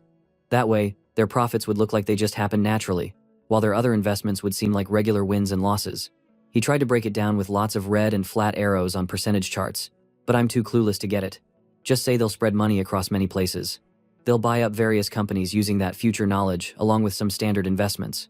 After figuring it all out, they were already shaking hands, saying it was time to get moving. But in just a moment, they looked totally worn out. After studying the whole stock market and everything else, Jinho had no idea where to put their money. By the time it was 11:58 p.m., he spent a full day analyzing, while Taekyu doing nothing at all. But whatever, right? The jerk is loaded. He's the boss. It doesn't matter. That's when Taekyu suddenly just came in with a pile of papers, saying he knew their boy would get fed up staring at a monitor all day. Dude, you're doing nothing and just giving my MC more work? At this point, whether Jinho was awake or asleep, all he saw was paper, paper, and more paper. And he still hadn't found anything useful. Plus, the predictions weren't kicking in. On top of that, they had so much money that investing in small stuff would mess up the market. But investing in something huge meant they'd have to pour in billions upon billions, which was dangerous with that kind of cash. When you don't know how to do something but have money, what do? You hire someone who knows. That was their strategy. They were going to create a division of their OTK company, filled with investors to take care of the work for them, and the first person they wanted to bring on was already in mind. That's when Taekyu's phone suddenly rang, and he answered the call in a panic. It was his fierce sister, absolutely ripping into her foolish brother, demanding to know why his house was empty. He tried to clarify that he was in the middle of moving, but she just ordered him to send the address right away. Jinho, who thought the timing was perfect, had been eager to meet her. Next scene, Hyunju had already shown up at the house, but why did the artist draw her from behind? Dude, of course it would have been cooler to show them watching her back. She was a badass alpha woman. Hold on. Looking closer, she's gripping a cigarette in her hand, the notorious life shortener. Taekyu was about to crack open a window, complaining the place reeked, but she sharply told him to sit down. Even with 330 billion, these guys couldn't dodge her scolding. She demanded to know what this house was, and he said he'd be living there now. She clearly wanted more details, but the guy was acting like a total idiot. Explain what, man? She jumped onto the table, furious, demanding to know how the hell he had billions in his bank account. Man, she was climbing on the table. This sister is intense. Now I'm scared. I get why she's so mad. Since she works at an investment firm, she caught wind of the Samsung stock mess. Everyone lost big money and got angry when they found out someone had profited. They were even more enraged at Golden Gate, the corporation where the account that raked in all the profits was registered. When she first saw the name OTK, she never guessed who it was tied to until she checked the records and saw one person had made 672 billion. That's when she learned the owner's name and how much he'd gained at Samsung's crash. She practically screamed at our screen, demanding to know what her dumb Taekyu brother was doing. She asked if it was really him behind it all. The poor guy stayed silent, sitting there looking guilty as she glared at him. Put down that cigarette, lady. You're too stunning to die young. Taekyu was totally defeated, asking why she was so upset. She explained that because of their actions, the country's financial regulators were demanding all their company's documents. He asked what they were after, and she said they wanted to see everything OTK had bought, sold, or done in the country. He asked if they'd sent all the documents, and she said it wasn't that simple. Their company was registered in the United States, so they couldn't just hand over client info easily.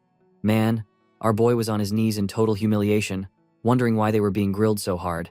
It's not like they did anything wrong. She shot back that they suspected insider trading, when you're connected to a company and use secret info to bet against it. It's highly illegal.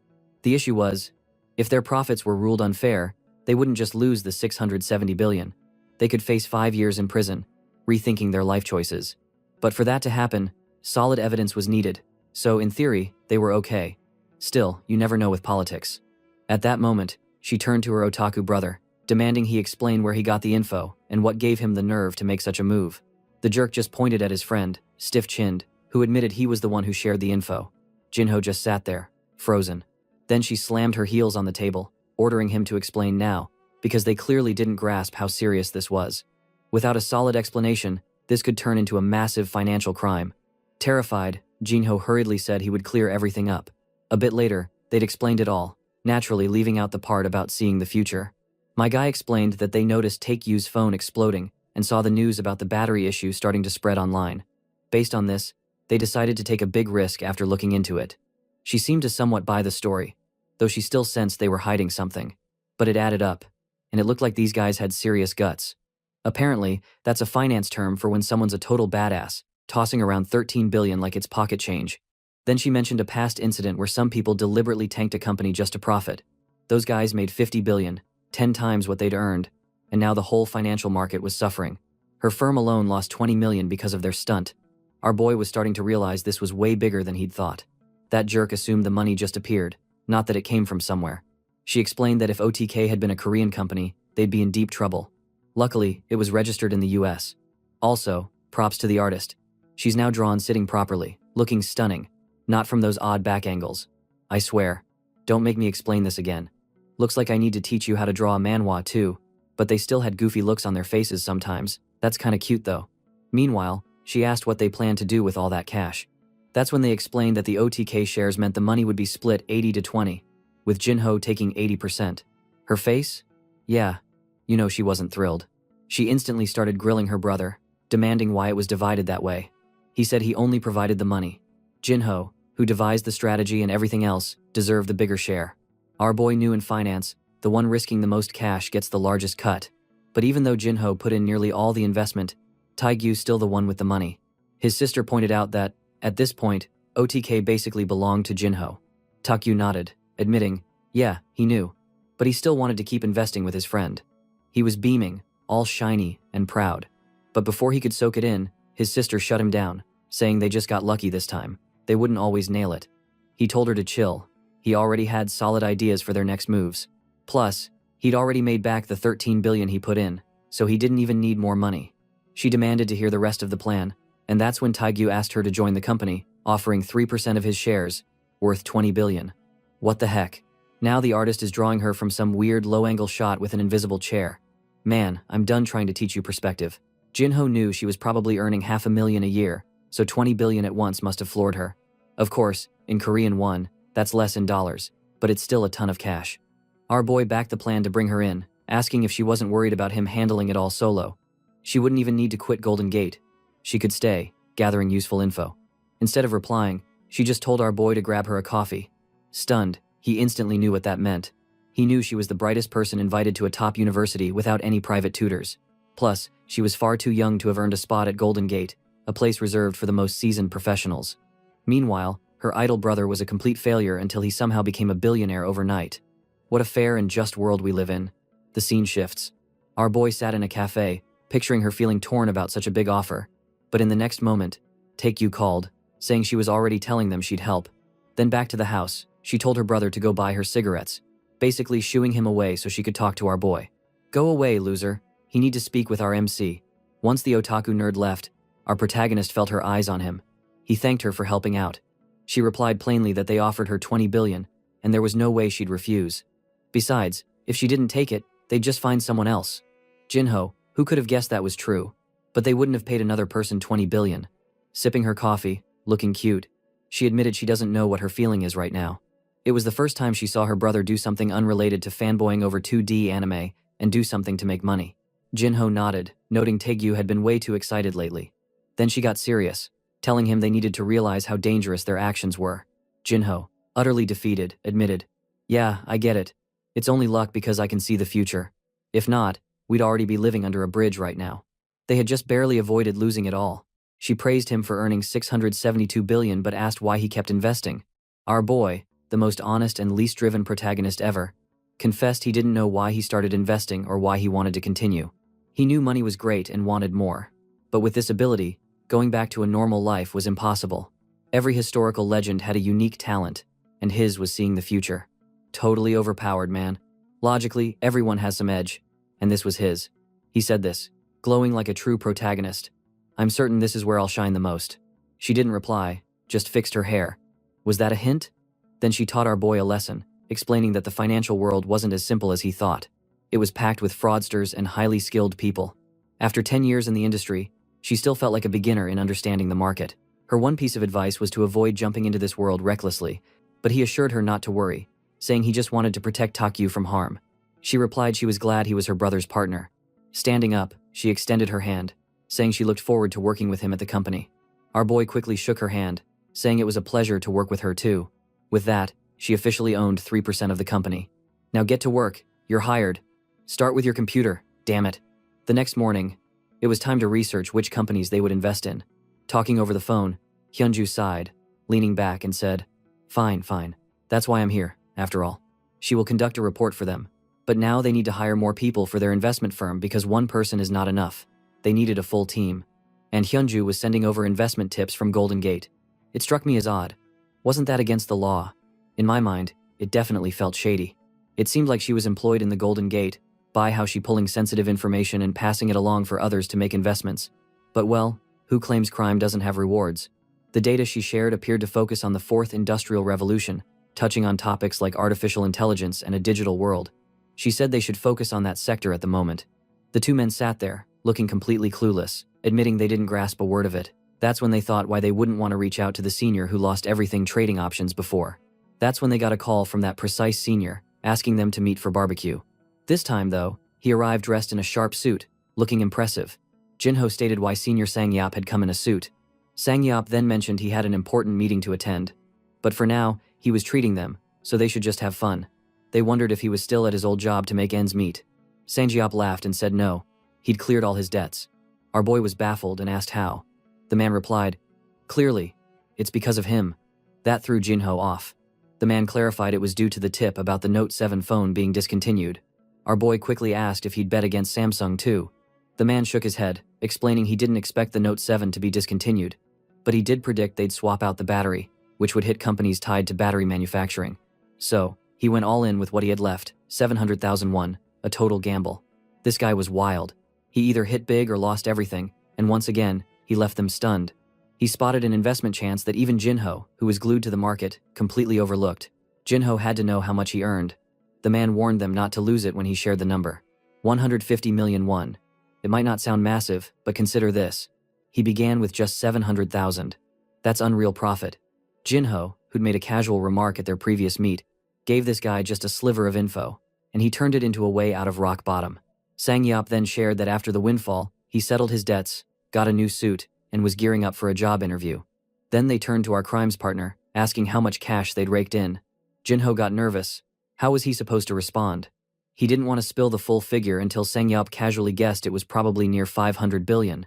He mentioned hearing from a finance buddy that a foreign firm had bet 13 billion against Samsung, and he assumed it was them. They froze and denied it, saying there's no way they had that kind of money to throw around, claiming they weren't that reckless. But the guy jogged their memory, pointing out their friend once lost 10,000 bitcoins, which, at today's value, would be enough to back that kind of move. Jinho was floored that this guy still recalled such a specific detail from way back. Truth is, everyone knew about that disaster, losing 10,000 bitcoins. The guy never stopped griping about how much he despised crypto afterward. Sangyap then backtracked, suggesting maybe it wasn't them since it was a foreign company. Jinho jumped in, agreeing it couldn't possibly be them, until Sangyap hit them with the real bombshell. The company was named OTK, which just so happened to match the initials of Jinho friend's name. Jinho was cornered, with no escape. This nonsense thing happened because Taekyu is so dumb. He tried his best not to smack Taegyu's head. All he could do was sigh and admit the senior was truly remarkable. It was no surprise he was seen as one of the brightest minds at their university. Then he asked why Sangyap wanted to meet. The response was simple, just to say thanks and show his appreciation. This was a concern for our boy, who didn't want anyone learning about their strategy or how rich they are. He asked Sangyap to keep it under wraps in return for a favor. Sang Yop, as the club president, assured him he would, then quickly asked about their next investment move. Jinho, caught off guard, reminded Sang Yop he'd said to keep investing, but this clever guy already seemed to know their plans. Noticing their reaction, Sang Yop pointed out they'd just launched a new company. Jinho, frustrated, told him to back off, but Sang Yop kept praising him, saying from their first meeting, he knew Jinho was unique. He explained that winning in the market takes more than just numbers. It requires a special kind of luck, gut feeling, or vision. Jinho just chuckled at the compliment. Damn, this Sangyop guy is no joke, guys. Jinho brushed it off, saying he didn't have any special instincts, and no one could predict a company losing billions. Sangyop smirked, saying not everything has an explanation. After years in the market, he'd learned the biggest shifts are always unexpected, quoting Isaac Newton about calculating celestial movements but not human madness. That quote hit hard, making Jinho feel almost poetic. Sangyop declared that to rule the market, you must embrace the chaos, stay bold yet calm, and keep a clear, steady mind. And he saw Jinho as a strong investor because of this. He's got that thing, Chad intuition. That's why he had his eye on Jinho as his next boss. Now, Sangyop was curious about the outcomes of their efforts. Jinho, confused, asked what results he meant, calling Sangyop crazy. Sangyop clarified he was there for the interview he'd mentioned earlier. Jinho, impressed by his brilliance, agreed to hire him on the spot. He realized Sangyop had been steering the conversation toward this moment from the start, while his otaku friend ate quietly, oblivious to the deal unfolding. They knew Sangyop was the help they needed. Of course, Hyunju is also a key figure, but just the three of them wouldn't cut it. They needed someone who could analyze the market objectively and make smart choices. Some might see Sangyop's approach as self-serving, cozying up for personal gain. Still, his talent was clear, and Jinho genuinely admired his audacity. As the company's CEO, Jinho said he was seeking someone to help them expand to match his ambitions. The table fell quiet as Sangyop, staring at his drink, called Jinho's name and declared himself as his senior. Sangyop jokingly said Jinho should serve him with both hands, then stood up, dismissing the formality. He clasped his hands, ready to work, and said he'd keep personal and business lives separate, valuing skill over age. He was convinced partnering with Jinho was the best move. Jinho knew Sangyop was far more equipped than both of them. Honestly, a CEO's role isn't about being the most skilled but about finding those who are. Jinho teased Sangyop, calling him a wannabe Jeff Bezos. With that, they shook hands, welcoming Sangyop to OTK Company. The barbecue turned into a full-blown celebration. Even Jinho was finally unwinding with a beer, admitting he'd been nervous but could now relax. Sangyop was still formal, but Jinho told him to ease up for now. Sangyop asked if it was just the two of them, and Taegyu chimed in, mentioning his sister, a star at Golden Gate. Sangyop instantly got it, asking if that's where they found the confidence to dive into this venture. Jinho didn't bother clarifying that his sister had no role in their venture. Instead, he just asked how things were going. Sangyop mentioned he hadn't been around school much, as he was focused on chasing the next major industrial trend to improve his life. Jinho pressed him to explain his grand ideas, calling him a genius and urging him to share.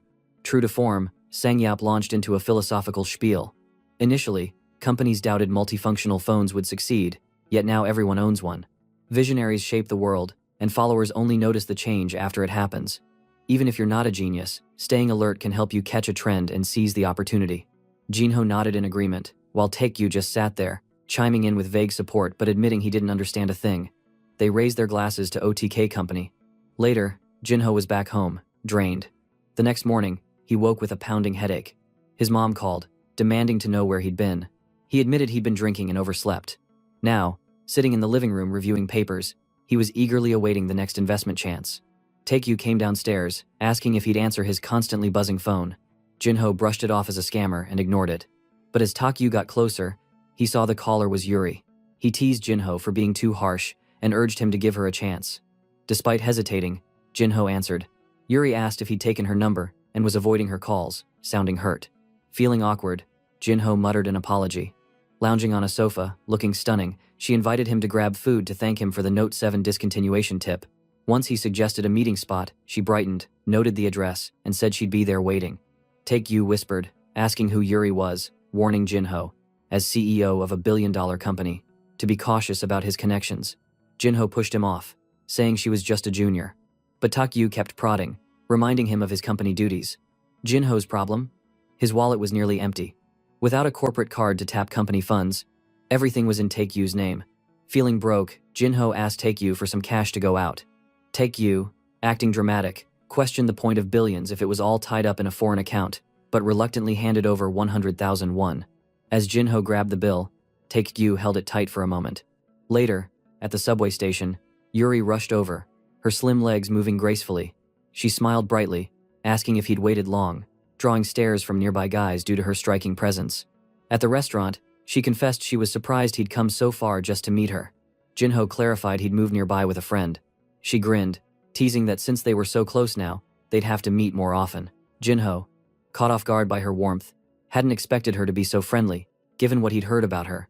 Yuri wasn't the type to socialize much, so why had she asked Jinho out for such a fancy meal? His thoughts were spiraling. As he watched her eat ramen, he couldn't help but think she looked graceful, almost captivating. Clearly, his mind was a bit scattered too. After they finished eating and tidied up, he offered to cover the bill, but she was adamant about paying herself. She insisted she'd pay since she was the one who invited him. Out on the street, she thanked him for coming, saying she was fed up with eating by herself. When he asked why, she said she lived alone. Then she pointed to an apartment complex. Shockingly, it was his own building. That place was one of the most expensive in the area, and she had a whole unit all to herself. Jinho thought to himself, she must be loaded. Then she invited him to see her apartment. If it were him deciding, he wouldn't say no. She mentioned the beautiful walkway and a nice cafe nearby. When he asked how long she'd been there, she said she'd lived there since she was a kid. She'd moved out for a bit during renovations but came back 6 months ago. He asked where her parents were, and she said they were overseas for work. He wondered if she was too perfect, and asked how much the apartment cost. She casually said the cheapest unit was 2.3 billion. Jinho's place with his friend was 3.3 billion, but a 2 billion apartment still seemed wild. Even he, with his money, thought it was a crazy price for just an apartment. She said her family bought it for 1.8 billion, and by doing nothing, they'd made a 500 million won profit. Suddenly, she asked him to hold on, saying she had a question and wanted an honest answer. Since their meeting at the phone store, something had been stuck in her mind. Jinho got nervous, wondering if she was about to propose something big, with Taegyu's warning about their billions ringing in his head. But her question was harmless. How did he know the Note 7 would be discontinued? He relaxed, remembering he'd tried to dodge this question before and failed. He used his usual excuse, saying he heard online chatter about phones exploding and took a chance. She laughed, saying his casual tone made her think he had some secret info. He laughed awkwardly, saying he wished he had that kind of knowledge. Deep down, he was annoyed, because his predictive ability hadn't worked in a while. She looked a bit down, saying it'd be nice to know things ahead of time. She then became gloomy, stating her mom was very sad because she owned a lot of Samsung stock. She asked what he thought, and Jinho said it was still a good company to hold. Of course, thanks to Hyunju's market overview from Golden Gate, he had insight that Samsung wasn't going bankrupt anytime soon. He explained their control over semiconductors, saying prices would likely go up. He told her to keep the stock and trade it later but added he wasn't an expert. She said it didn't matter if he wasn't. Experts are often wrong. Since he suggested it, she'd keep her Samsung shares. Jinho was surprised to learn she owned Samsung stock. Jinho quickly asked how many shares she owned.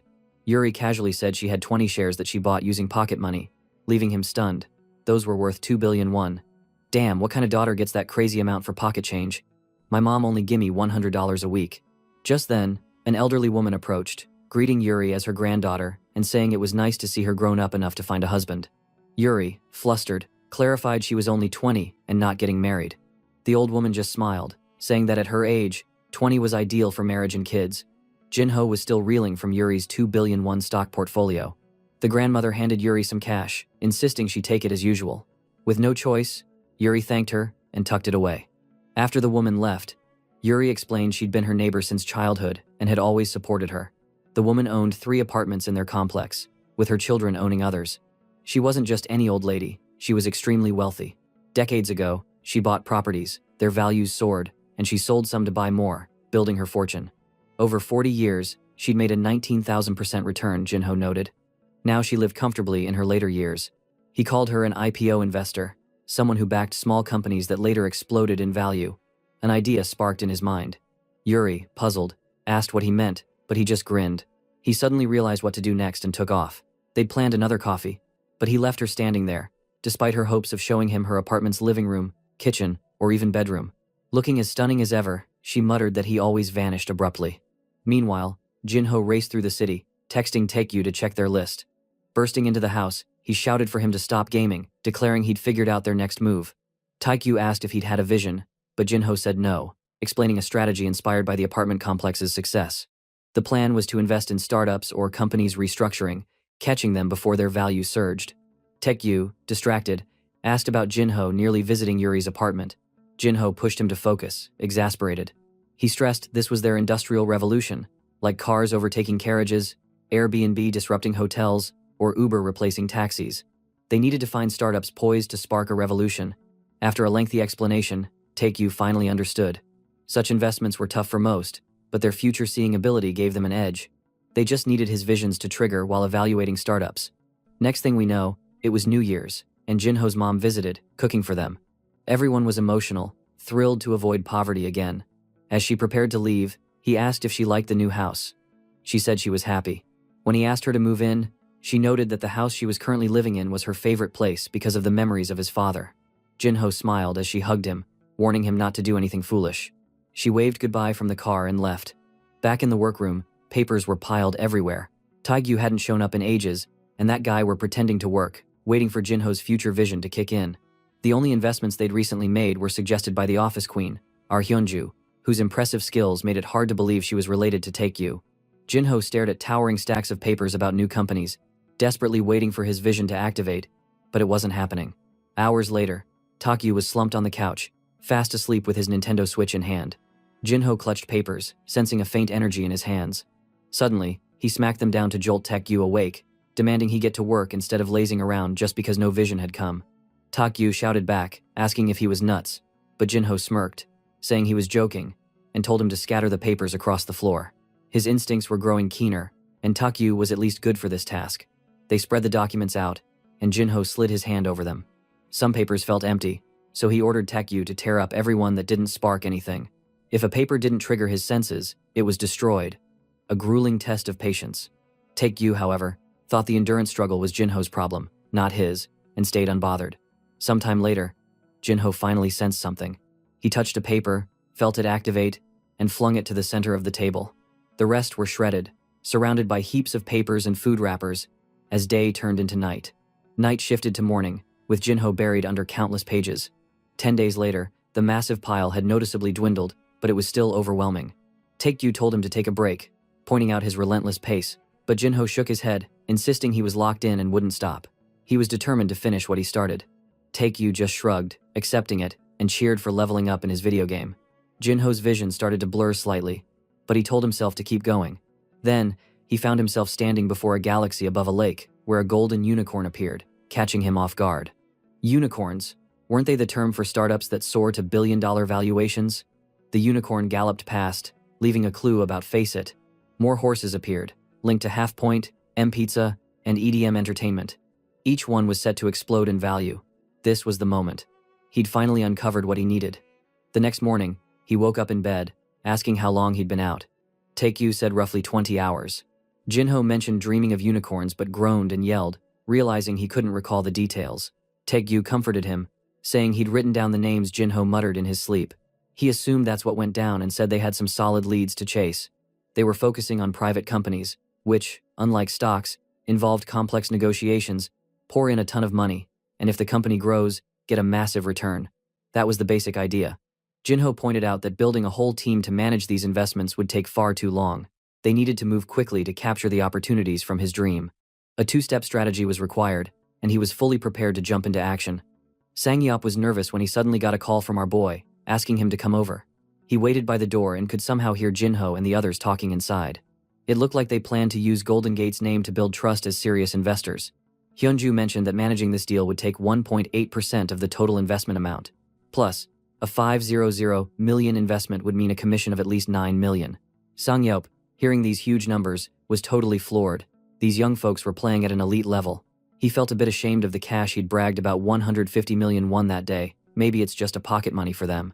As he watched the meeting unfold, Sangyop got more nervous, thinking Jinho was truly headed for big things. The catch for Jinho was, they couldn't keep investing via OTK company, since it couldn't be connected to Korea. Being known as major investors would help with publicity, but staying unknown kept their lives quieter and safer for family, like Jinho's mom. Taekyu pointed out that investing this way would be challenging. That's when Jinho said he had a specific plan and told Sangyop, who was hesitating by the door, to come inside already. Blushing, Sangyop said sorry and stepped into the room. He introduced himself, a bit shy, to the Golden Gate Queen.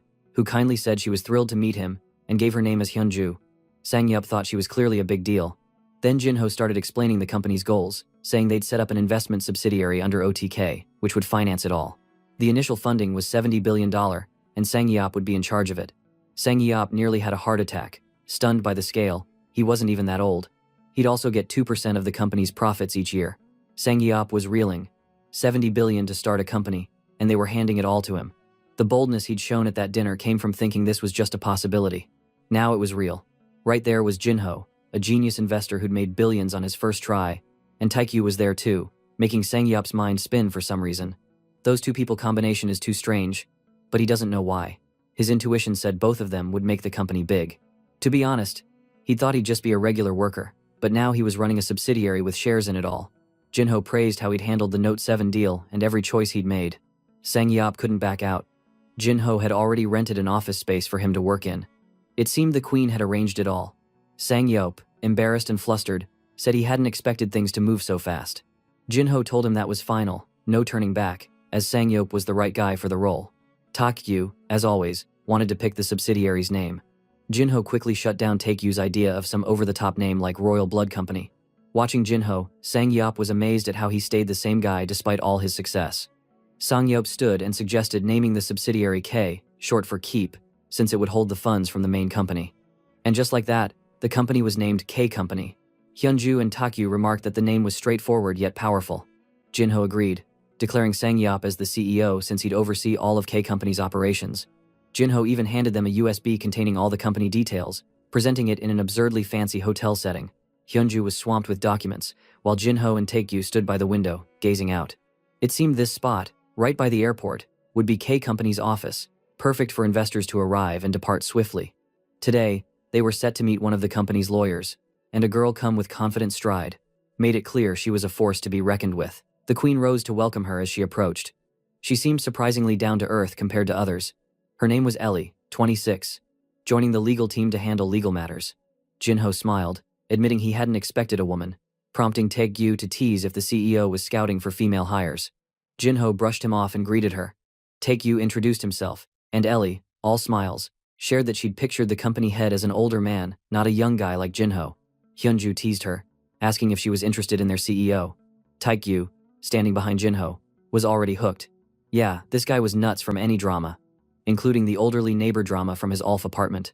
Apparently, Ellie spoke 4 languages, making her a powerhouse for global investment deals.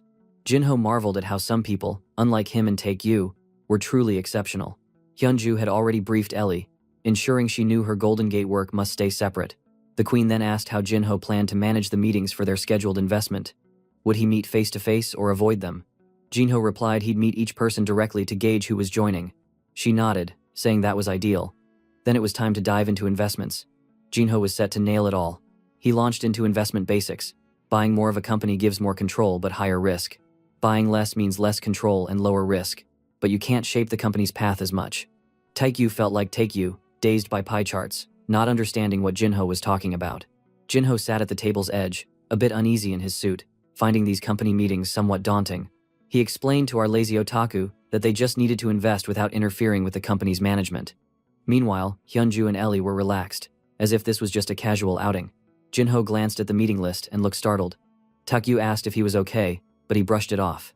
Just then, the first 2 company owners arrived, Toby Strong and Gerald Bacon. Gerald Bacon. What a quintessentially American name. Jin-ho believed strong companies should sum up their mission in one sentence. He steeled himself to hear what these eccentrics would pitch. The spiky-haired one, Toby, said Face had aimed to be the Netflix of the adult industry. At least he was concise. Bet boys who see this recap gonna search it now.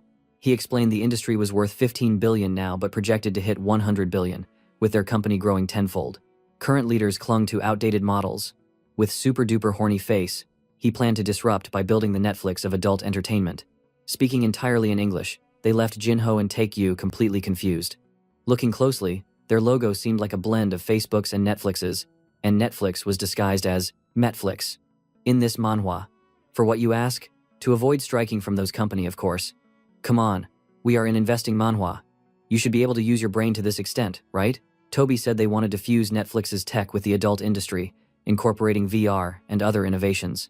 The presentation was so bold that even the screen was pixelated, concealing who knows what visuals. Taekyu took one look at the images and proclaimed the idea was absolutely brilliant. Of course, as expected, Taekyu is a cultured otaku man.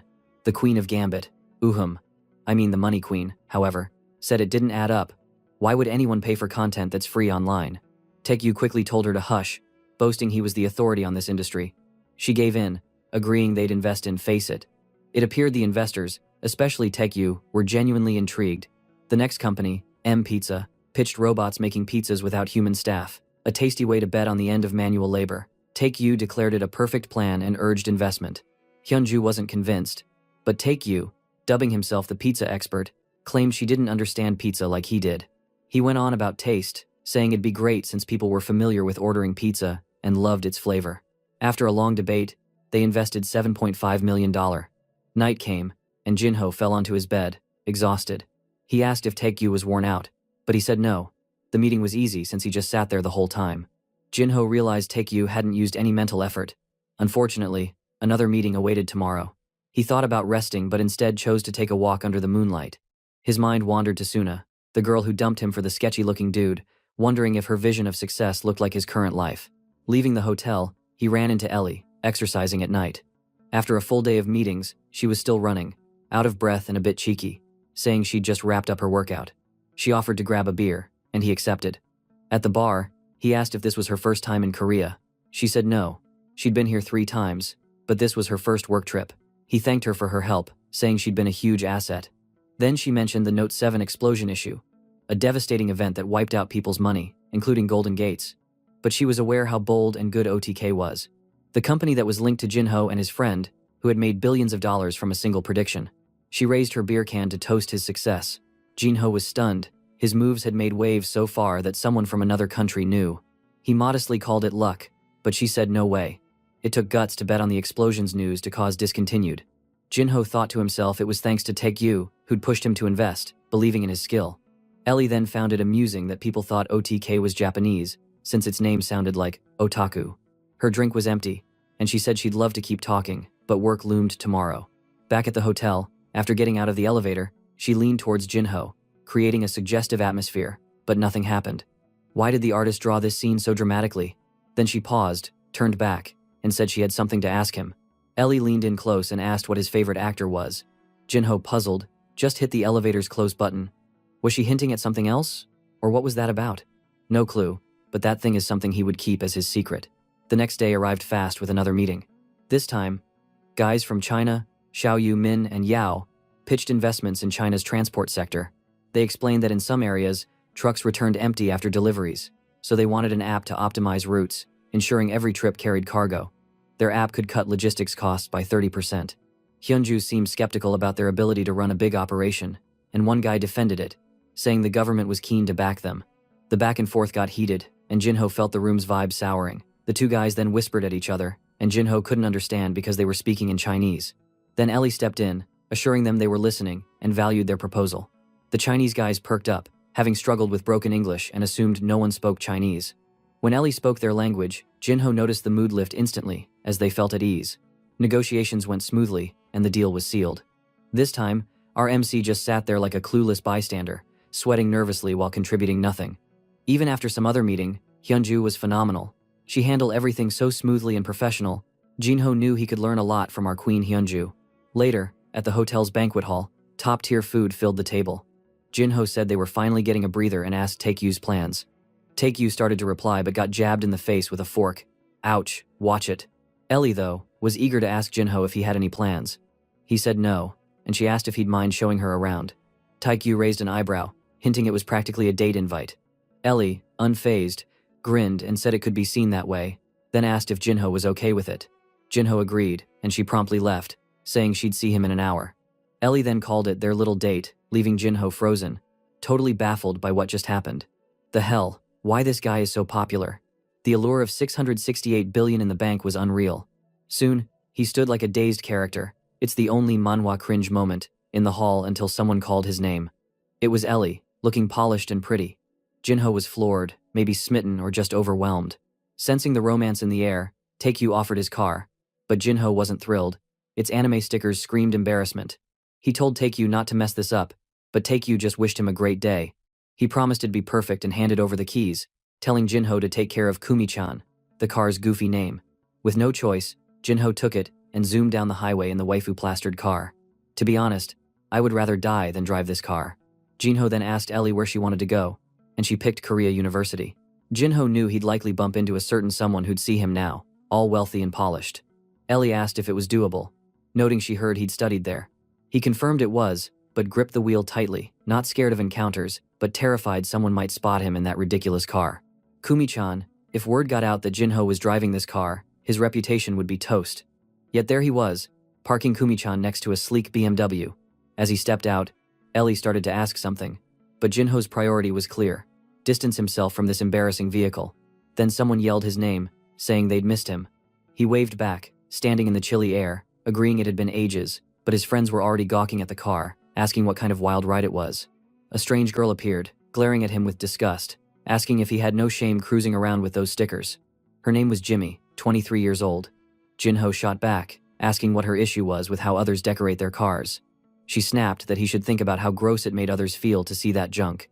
Jinho knew her type. She loved stirring trouble. His friends told him to brush her off, saying she was always like this. He nodded, admitting she'd always been a pain, though seeing her after so long felt odd. Then Jimmy shouted for Suna, and there she was, with the new boyfriend, the couple strolling beside a flashy sports car. Suna instantly clocked Takeyu's sticker-plastered car. She knew it was his. Jimmy laughed in Jinho's face, calling the car absurd and saying she heard his family went broke, so showing up in that was shameless. His friends told her to shut it and stop being so rude. Then Ellie spoke up, asking why she was yelling. Jimmy spun toward her, even angrier, demanding if she knew who she was. Ellie played innocent, stepping beside Jinho and asking if these were his friends. He said they were just old-school acquaintances. His friends were now curious about this stunning woman, and out of nowhere, Ellie handed over her business card. Ellie, Golden Gate, a lawyer, and a fierce one. That silenced everyone, especially since she was such a powerhouse. Jimmy froze. She was pretty but not worth a dime to Jinho. Then Suna's new BF stepped up, offering a handshake, trying to charm Ellie and outshine Jinho. He might as well have sliced off his own hand with a katana, right guys? He asked what brought her to Korea, travel, or business. She said it was for critical work, but today felt more like a break. After days cooped up in a hotel with Jinho, she wanted to explore the university. His friends thought Jinho was a legend, spending days in a hotel with her, unstoppable. Jinho tried clarifying it wasn't what they thought, while Suna bit her lip, barely containing her jealousy. Meanwhile, her boyfriend handed Ellie his business card, introducing himself. Suna is the real beach. She was cheating for the wealthy guy and now had to act unbothered, as she should. The new BF said his father ran a company with Golden Gate ties and kept chatting. Glancing at Jinho, he offered that if he ever needed help, he could just shoot him a message. Jinho expressed gratitude but seemed indifferent toward the man, thinking that a connection with this construction company might be useful someday, though he doubted he'd ever need it given his own network. Still, he politely noted that this gesture provided some reassurance while smiling slightly, as if he didn't care that much. The man might have sensed a subtle jab or indirect message, feeling pressured, when Suna turned and urged everyone to hurry. The new boyfriend listened to he, then mentioned enjoying meeting Ellie as they left, while others invited Jinho to lunch. In the background, Jimmy the strange girl was annoyed, thinking there was nothing remarkable about being a Golden Gate lawyer. After shaking off the crowd, they completed their university tour and wandered through Seoul's parks, enjoying the scenery. Ellie remarked that the girl from the wealthy couple earlier was quite attractive. When asked if she meant Suna, she confirmed, mentioning it was likely the Korean beauty people always praised. Jinho was puzzled about how she knew of Suna, and she explained that Taekyu had already shared the full story of Jinho and his ex, leaving Jinho furious and eager to confront his friend.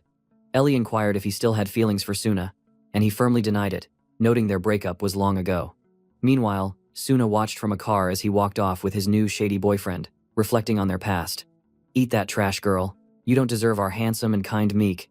Ellie then mentioned they'd be busy tomorrow, expressed enjoyment of the date, and they shook hands. Without even a hug, it felt like a quintessential Korean interaction starting from scratch. In Suna's new BF car, a conversation unfolded. The man asked if that was Jinho, her ex-boyfriend. Suna smiled and teased if he was jealous. He denied it, saying he was just curious about the guy and surprised by his odd car. Suna defended him, suggesting it was likely a friend's car, mentioning his unique friend. The man misheard "oh take you" as otaku, but Suna corrected him, and then he questioned Jinho's link to a Golden Gate lawyer working across Asia. Suna shrugged, noting Takyu's sister worked at Golden Gate, so it might just be a friend helping her settle in. The man agreed, but was irked that Jinho seemed unimpressed by his business card, believing only someone with equal or greater wealth would react so casually in a money-driven society. Most people would lick him in the spot, but our boy was unbothered. Of course, dude. He is richer than you, duh. He admitted Jinho was intriguing and impressive as an ex-boyfriend. Suna, lost in thought, recalled dumping Jinho when he was devastated, but now he'd transformed remarkably in a short time, and she shook her head, overwhelmed by her emotions. In those times after they met in the restaurant, what happened to Jinho to change so drastically? The next morning, our billion-dollar man decided to stop thinking about others and plan to spend money correctly, intending to invest $5 million. But they were surprised to learn costs were much lower, needing only $2.3 million at most, which shocked Jinho, as $5 million now felt like a small sum to him. A company called Arsit presented their AI-based business model. It seemed that engineers and AI capable of building structures were becoming obsolete, so our boy asked if they could truly handle a huge project. The woman responded with confidence, stating that with AI's rapid progress, this would soon be normal, suggesting engineering degrees were finished, as every company they encountered aimed to replace workers. AI was taking over everything, though one executive noted that design still had room for improvement, which was promising, meaning their projects could continue without issues. After several meetings and investments, it was 6:17 p.m., and Hyunju left, telling him to be back by 7 p.m. Ellie wasn't leaving him alone, inviting him to play squash, but he refused, feeling stiff and intimidated by the sport, which seemed exclusive to the wealthy, especially since he lasted only 3 minutes in his last attempt. Later, after declining her athletic invitation, he relaxed in the hotel, feeling drained. Tak-yu, no longer bothering to engage since he didn't understand English, was zoning out calmly but insisted on staying, citing his role as a major shareholder. Then he abruptly changed his mind, realizing he couldn't miss a potential blockbuster company like Faceit. Still, he found the process underwhelming, expecting dramatic financial ups and downs but finding it tedious. Jinho then started a long story, which he condensed. Alibaba once struggled against eBay in China until a daring investor put in $20 million despite doubts. 20 years later, eBay retreated from China, and that investment grew from $20 million to $330 billion, equating to 110 trillion Korean won in profit. Take-Yu asked why the lengthy tail mattered, and our boy explained that such investments aren't quick wins, stressing their edge in investing in top companies with foresight, potentially reaping huge rewards if even one succeeded like Alibaba. Think about it. With only $20 million, that daring investor made a $110 trillion profit. If they keep finding the right company, imagine what would happen starting with $660 million. Hearing that, the stupid otaku brain starts to open, and he can't even imagine how many digits the profit would be. Out of nowhere, his sister arrived, telling Take-Yu to sit and calling our boy over, saying a company they wanted to meet, Karos. That name rang a bell in Jinho's mind. Something about Yunsung Motors. She told him that Karos had sent a message. Jinho, a bit curious, asked for details, and she said they agreed to meet in Korea tomorrow. Take-Yu, puzzled, asked why it felt like they were the ones being judged when they were the investors.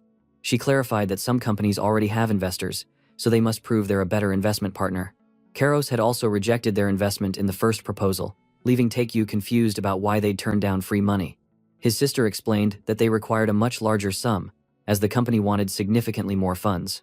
The meeting with this group took place, featuring sharp-jawed, serious businessmen in suits who introduced themselves, as did the Our Future Richest team. One imposing man glanced at our boys, noting their ordinary appearance, and questioned if they were assistants to the women, asking who held decision-making power. Jinho firmly stated he had full authority, and his decisions represented the company's, earning a nod from the men, who agreed to trust him if Hyunju from Golden Gate approved. Then, one executive dropped a stunning demand. Karos needed $100 million. Take-Yu turned to our boy, asking why they need that huge amount, and the executive warned that failure to provide it would end the talks. Hyunju, with confident, shot back that money wasn't an issue, they had it. The two executives were stunned, visibly shocked, and asked if she meant they had the full sum or just a portion. The executive immediately became deferential, showing how money sways people, and they eagerly prepared to pitch projects, but she cut in, saying she'd already studied their entire business.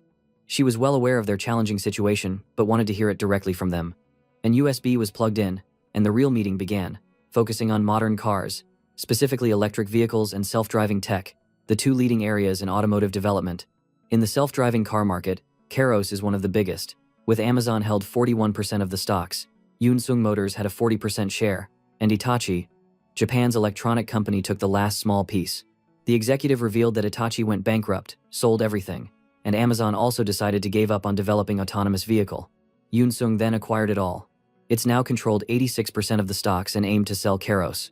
Because they can't create the AI they want, they decided to sell part of Keros's assets, which are Keros's patents and core technologies. Takyu still can't grasp what all of this means, so Hyunju explains to her brother's stupid brain that the partnership between Amazon, Yoon Sung, and another company had utterly failed in advancing self-driving car tech. Consequently, Yoon Sung wanted to sell Keros's patents to recoup some investment, but if they succeeded, Keros's value would plummet, as all their tech would be sold off, leaving Takyu baffled. She summarized that these executives were trying to recover their investment by securing funding, with the $100 million being Yoon Sung's price for the shares they once held. Start to understand, Takyu suddenly become angry, and asked if Jinho already know all this, and Jinho confirmed he did. Takyu then prompted him to explain further with anger. The women in the room seemed confused and suddenly asked everyone to let them leave for a while and take a break. In the break room, Takyu lost his temper, asking if Keros truly is a subsidiary of Yoon Sung Motors. Our boy confirmed it and asked why he was more upset than him. Our otaku friend replied that there was no way he'd let those guys gain such an upper hand and $100 million. Kept hearing about Yoon Sung, Ellie turned to Jinho, asking if he knew who they were, and Jinho confirmed it was Korea's biggest automobile company. Our protagonist was eager to clarify the situation. He explained that this company wasn't just the largest in Korea but also the second largest business in Korea after Samsung, dominating the industry completely. He then shared why his friend was so furious. This company had ruined his family, and his father's death from shock was tied to their actions, with the full story about to be revealed. His father owned a small metal company with 10 workers and was overjoyed when Yoon Sung's company expressed interest in a new suspension system he'd spent years developing. After a meeting with Yoon Sung's top executives, they said it needed slight tweaks but could definitely be used in their new car models. They asked for ongoing product samples and a detailed explanation of how the system worked, which the Yoon Sung representative brushed off as just a way to make selling the product easier. He noted, however, that their small company might struggle to meet the production volume required.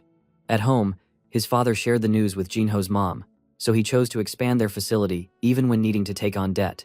He was thrilled that working with Yoon Sung Motors could clear their debts quickly. But back at the company, they received shocking news. Yoon Sung had canceled the contract. An employee broke the news that Yoon Sung had created an identical product, filed a patent before theirs, and was already manufacturing it at a factory closely tied to Yoon Sung for years, rendering their patent useless. Jinho recounted how his father, utterly devastated, collapsed and never recovered, and the family business folded. When asked why he didn't take legal action to challenge the contract after they stole his technology, Hyunju remarked that only an outside lawyer would think that was feasible. She explained that in Korea, giant corporations like this operate above the law, controlling everything. Even if Jinho's father had won a long, painful court battle, he'd be up against 70% of the national market, making it a losing fight. Taekyu jumped in, furiously calling the company garbage and accusing it of treating people horribly. Jinho called for everyone to calm down and refocus on the contract and negotiations, Hyunju admitting that, family drama aside, she wasn't very interested in the deal, noting that investing that much money for a company with no track record or immediate product is foolish.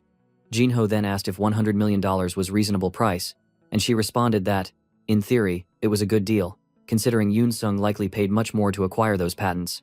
He inquired about their remaining capital, and she confirmed they had $120 million. Ellie warned that, even if it seemed like a bargain, the risks were far too great. Yoon Sung is too greedy. If they sold the patent, it would only cost them $50 million at most, so why are they asking double for $100 million to give up their shares in Keros? Taekyu, completely against the investment, vowed to block the company in every way possible.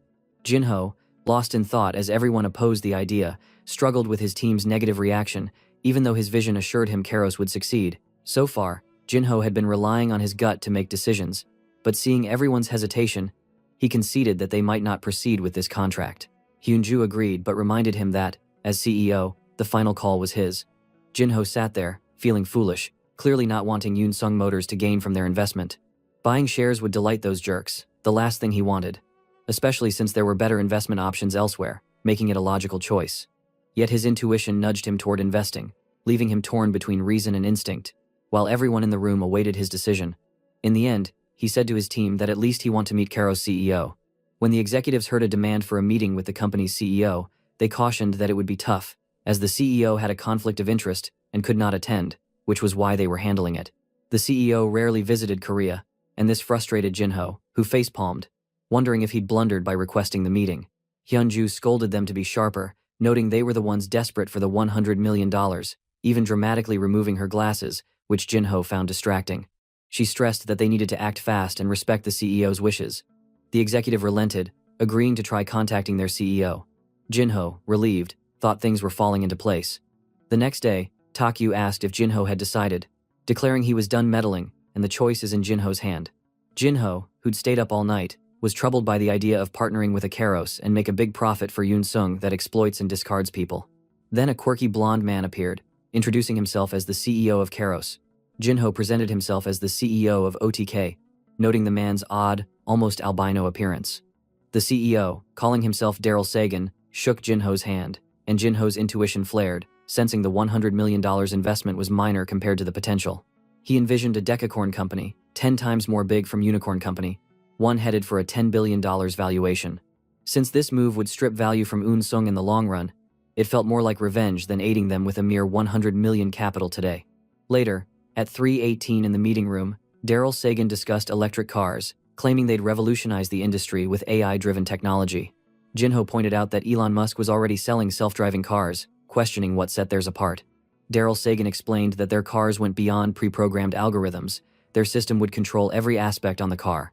Taekyu, thrilled, jumped up, comparing it to Cyber Formula, while Jinho laughed, noting the reference was to a 20-year-old anime. Jinho admitted he wasn't familiar with it.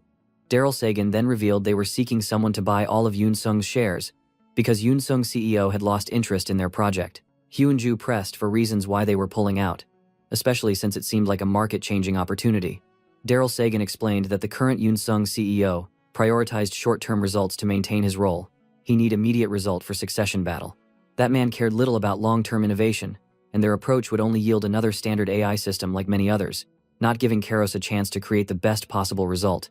Jinho, however, saw immense potential in the project, believing it far surpassed shallow ideas like a Netflix for adult content or pizza machine that aimed to eliminate jobs.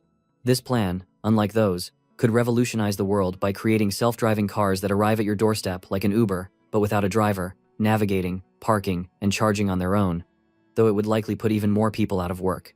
That's how this story unfolds, and when Taekyu inquired about the share breakdown, Daryl Sagan disclosed that Yoon Sung Motors owned 86% of the share, employees held 7%, and he had 6%. Acquiring Yoon Sung's 86% share would finalize the deal.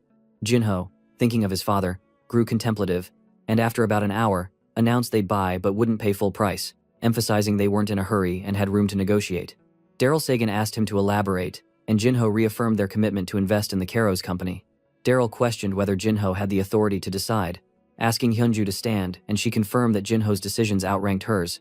Daryl Sagan, puzzled, Hyunju then pointed out that Jinho was the CEO of OTK. Guys, I am so lost. Isn't Jinho had already introduced himself? Why everyone became dumb like Taekyu as everyone seemed to suffer from selective amnesia?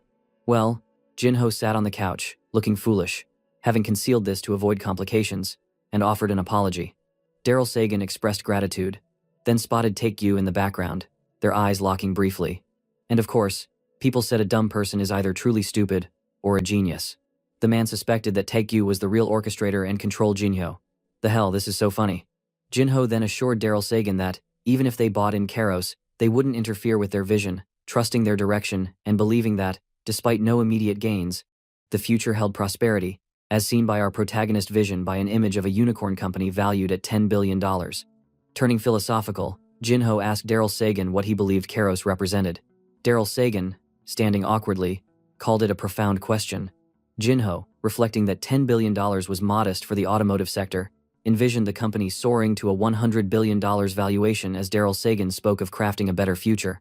As they shook hands, Jinho saw this as the ultimate revenge, planning to seize the company from Yoon Sung's control, knowing they were oblivious to its future value and relishing the thought of their shock when he claimed the wealth. Takyu, already jubilant, declared that self-driving cars like the robots in anime were about to be created and urged Jinho to leave and come with him. Apparently, he was off to buy a new car. Please don't buy Tesla, it's literally the rival of Kairos.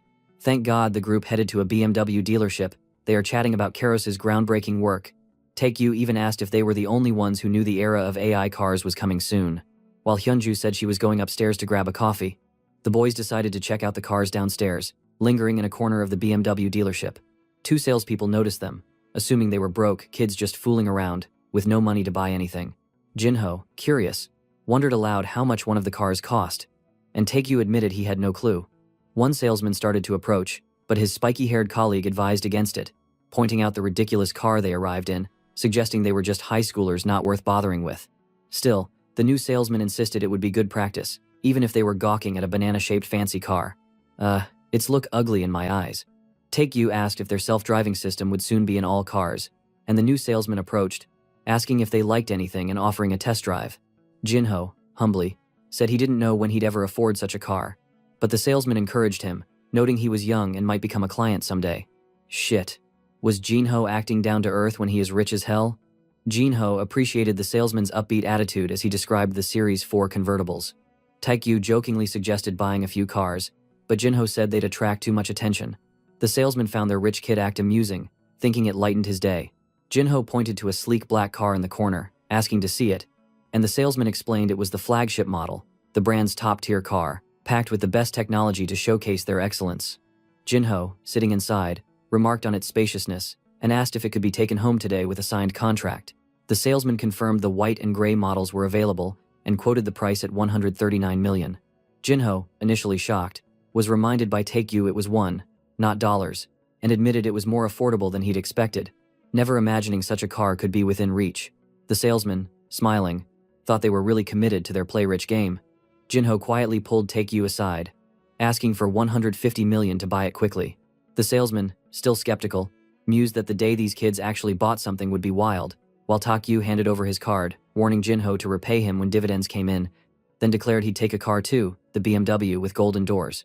The salesman, growing weary of their antics, asked when they planned to buy the Model 8, expecting a joke like, "I'm 137 million short, but I'll be back."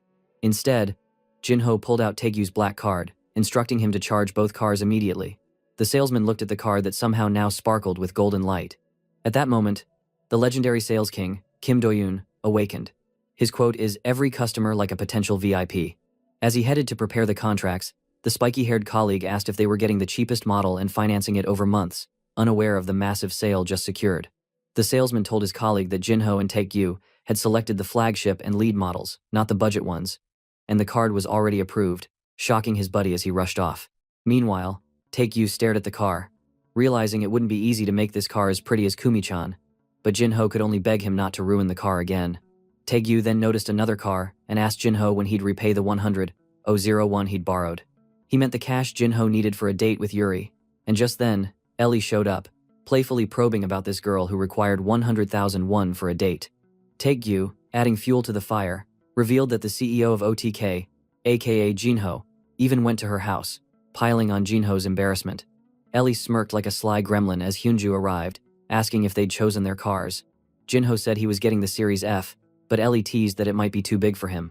Then Jinho leaned in, whispering something to her that left her blushing. The fuck? What are they talking about? I'm super annoyed when characters whisper secrets. Ellie, now hyped, called him a cool guy, making me even more itch to know what was said. With Ellie flight nearing, they squeezed in fun, hitting an amusement park, getting woozy on rides, and tackling the Viking ship, the story racing forward. Before long, Ellie was on her plane and gone, and all their investments were locked in, numerous companies set to succeed now in their portfolio. Taekyu likened it to an auto-farming game, where they just wait for the characters to grow stronger. The next day, they dropped by the office purchased for Sangyup, where the team was worn out, not planning to return so soon after their investment spree. Jinho said he was curious about the office but checked if the guy was holding up. He insisted he was fine, no need for concern. Jinho remarked that the office was plain despite the 70 billion allocated, and the guy explained that with enough wealth, showing off feels pointless. They paused for a break, and Sangyup shared that he'd been sleeping and working at the office every day, showering at a sauna across the street, describing his grueling schedule.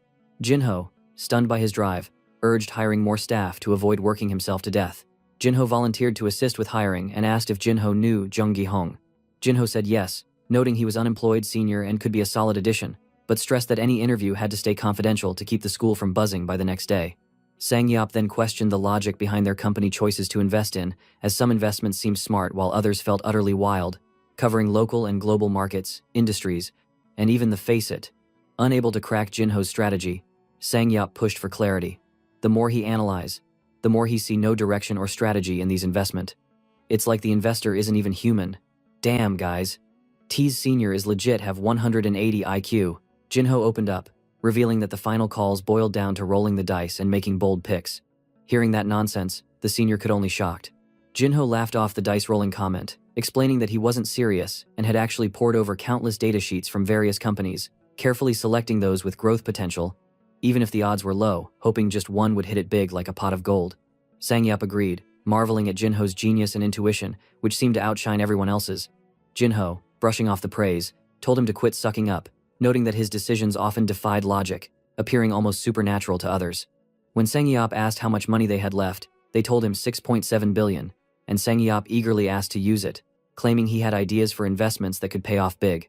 Jinho gave him full permission, unbothered by the risk of losing it, and Sangyup, pumped, promised not to back down, planning to pour the funds into ventures with explosive potential, though it wasn't clear if the explosion would be profitable or disastrous, needing just a bit more clarity on his intent.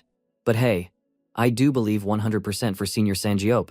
Jinho, however, only smile, pointing out Sangyup's methodical approach and avoidance of reckless moves won't make him worry for the future of this K company. Taekyu then gestured to a table covered with Sangyup's detailed calculations and scratched out names, showing his hard work.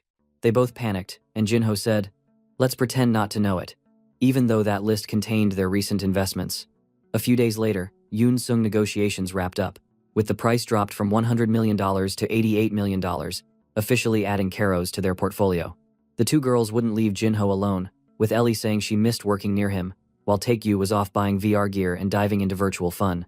Jinho, after a hectic stretch, finally found a moment to chill. Then Daeun from the BMW dealership texted that the two punks' cars were ready.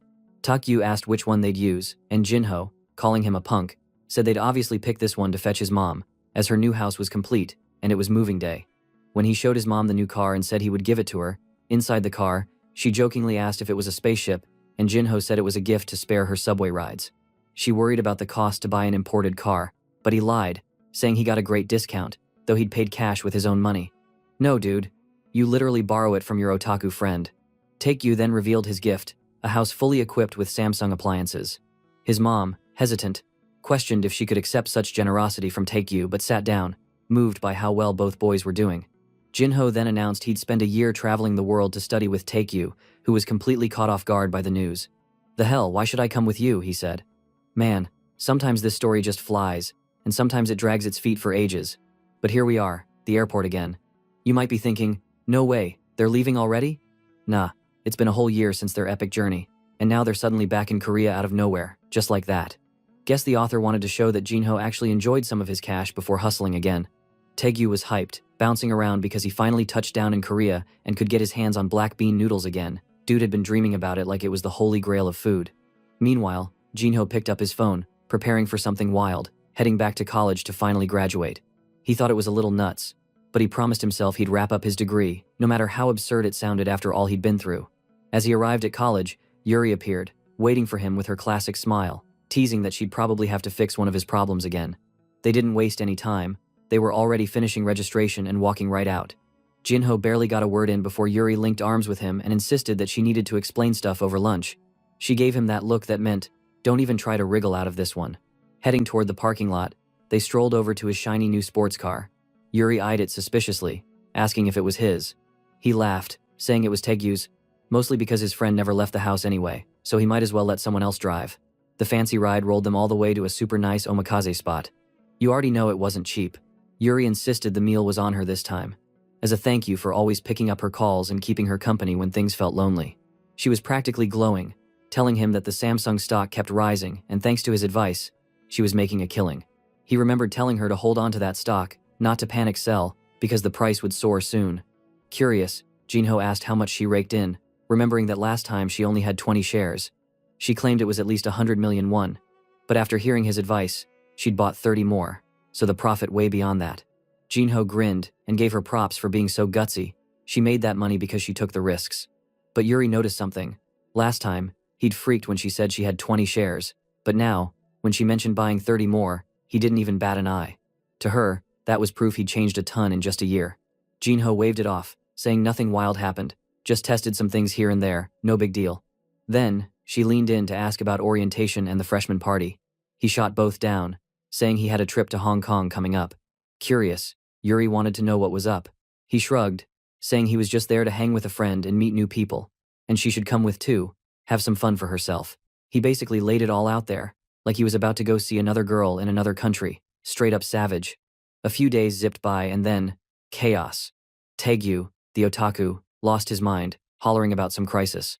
Jinho wanted to know what was up, and Taegyu ranted about something called Lost Iris Fantasy. Turns out, it was in trouble. The company might cancel it, or kill development, or who knows what. Jinho didn't even know what that was, so Taegyu went off about how this was the legendary series, and the main character was his waifu, and even plastered all over his car. But apparently, the Iris company was shifting to console games, thinking there was more money there, and the project director was reassigned. Jinho guessed the devs had just forced an old dude to work on a project he didn't care about, which sounded about right. But Taegyu suddenly flipped the script and fired back. Didn't Jinho see the opportunity? Lost Iris Fantasy could have been massive.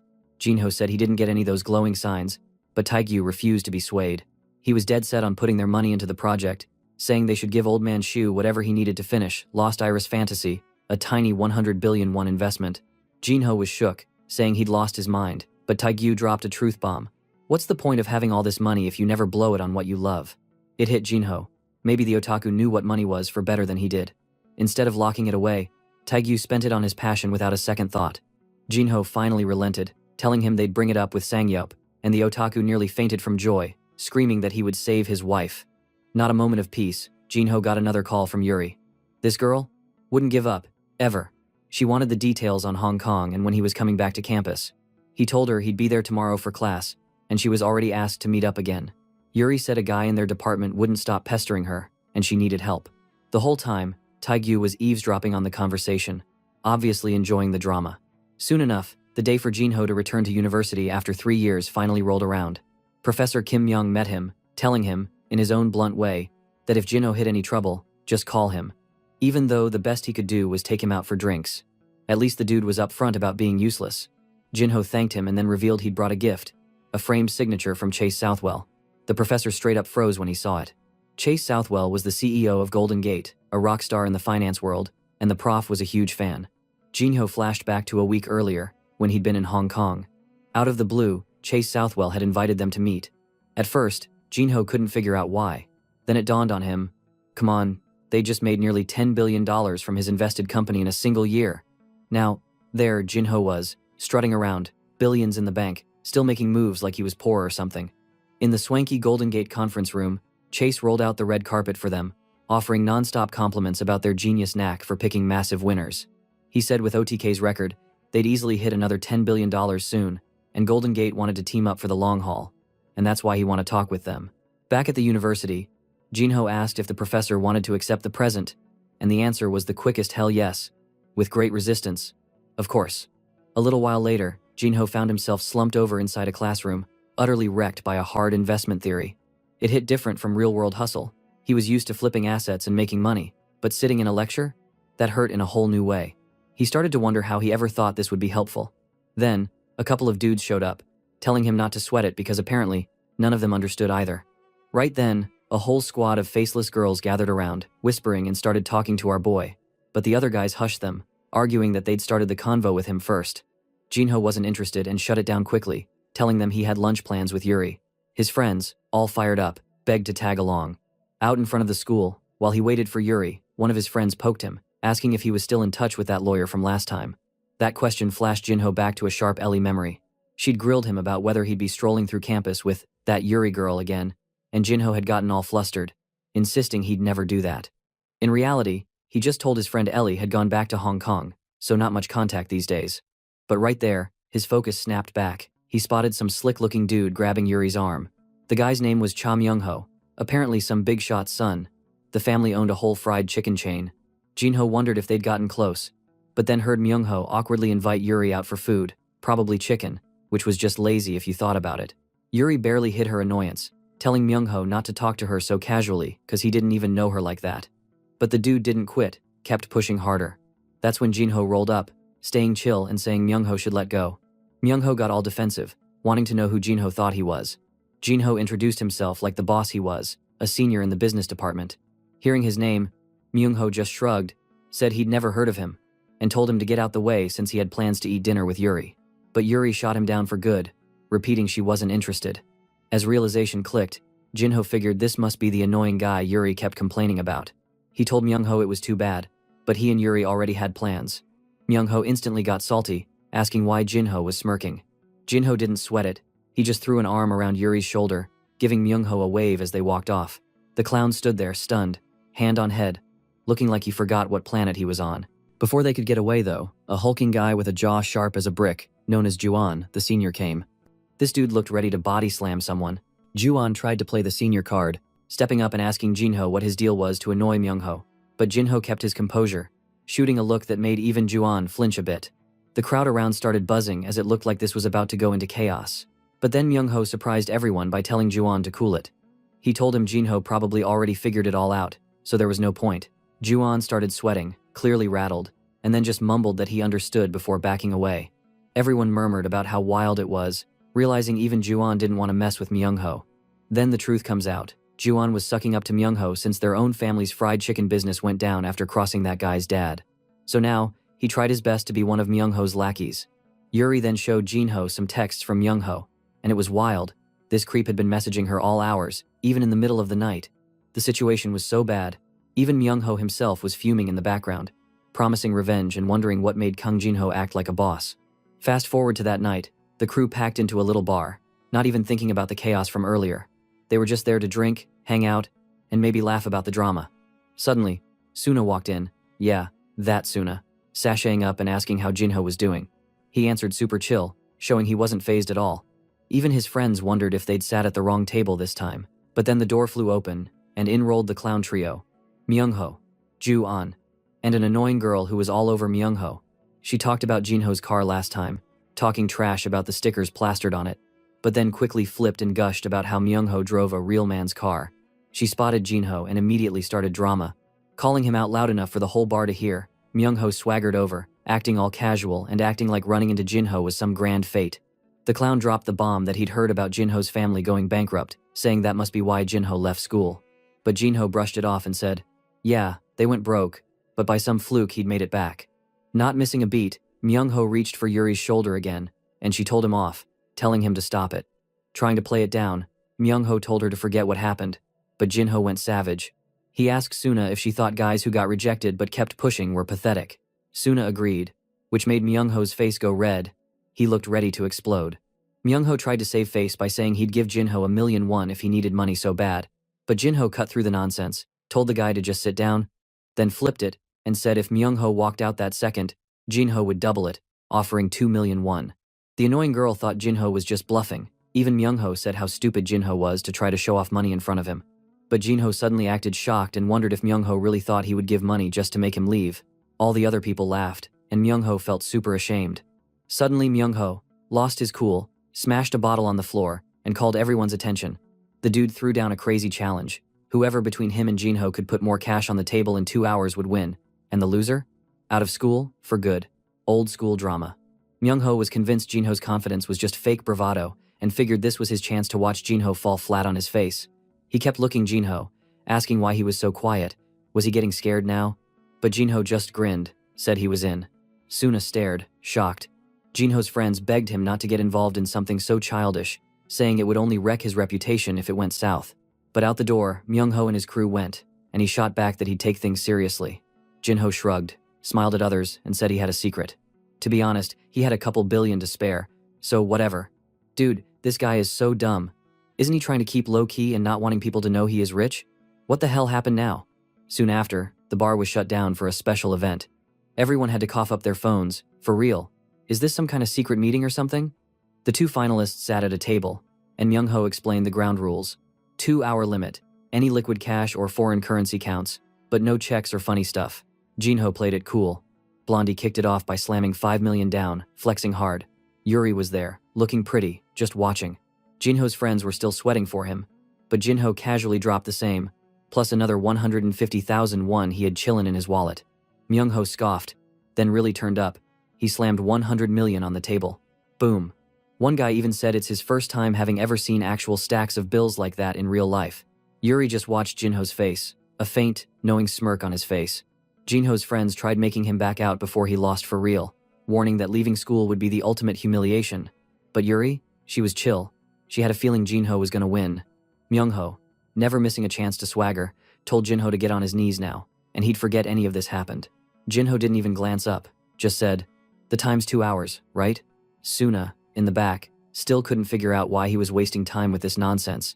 Guys, to be honest, looking at her face is make me so mad I don't know why. Suddenly, there was a knock at the door, and this shocked Suna. There, Myungho was counting down 10 seconds, ready to call Jinho a coward and urge him to surrender. But then, Taegyu burst in with not one, but 2 massive suitcases. Straight up rock star moves. He pointed right at Myungho, calling him out for being the chicken shop idiot who thought he ruled the place. Before anyone could blink, Taegyu flung open a case and dumped a fat load of cash on the table. The room went wild. Myungho stood up, shaking. Jinho, still calm as ever, told him the real fun was only beginning. The crowd fell silent. Myungho started screaming, totally panicked. How did Jinho drop $500 million like spare change? People muttered in disbelief. Someone beside Yuri asked if she knew about this. She just replied with a smile. She kind of had an idea. Desperate, Myungho ripped out his phone and called Director Jung, screaming to have $1 billion in cash delivered as soon as possible. But Jinho cocked his head and reminded him about the ticking clock. No need to keep everyone waiting. Jinho decided to help things along. Taegyu fished out a giant collector's card, some game thing called Contaminated Treasure. Probably a joke for the nerd crowd. Jinho explained they could count virtual funds too if Myungho really wanted. Myungho challenged him about that, but Jinho just smirked. He knew exactly how much their 20 billion won company could play around with. Now even the thickest in the room started to realize Jinho and Taegyu came ready for a serious war chest. Myungho started trembling. Taegyu hadn't even cracked open the second suitcase yet, and rumor had it there was enough in there to take over the whole round. Jinho announced that if they wanted a number, he could stack up 2.6 billion, won in 2 hours, cash or not. The crowd blew up, yelling that it was impossible, but Jinho just tapped the collector's card, said it counted as 2.6 billion. This was just skipping to the final round, no more time wasting. Taegyu started clapping and announced, "Obviously I didn't come here alone."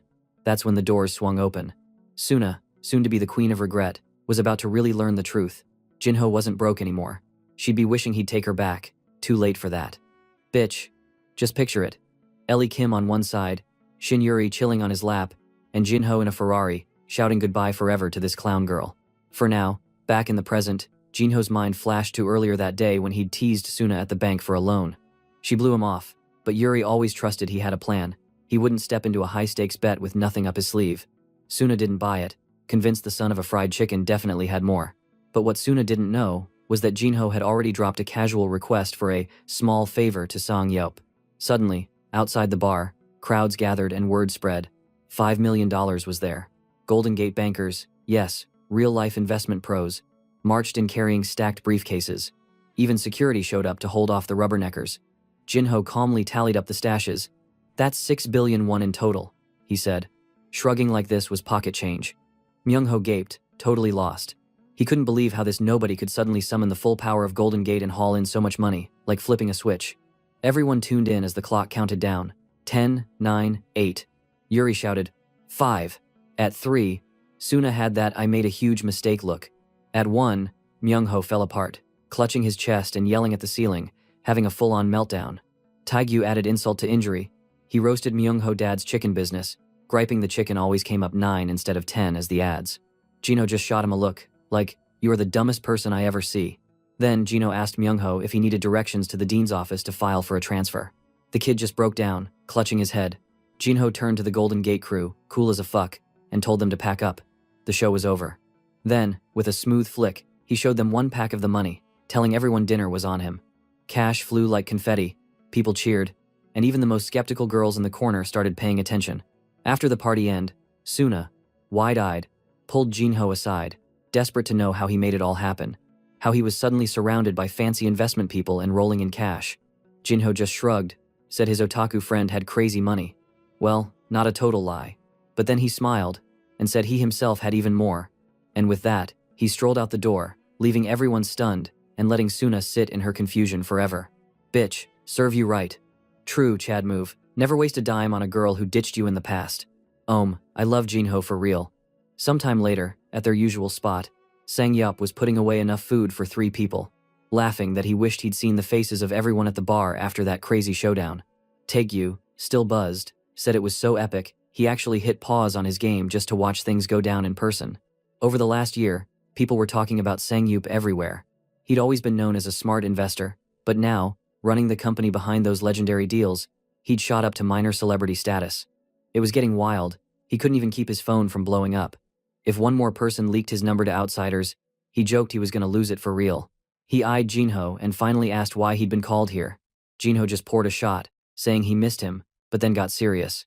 He'd been tracking the economic signs and didn't like where things were heading. Sang-yup pressed for details.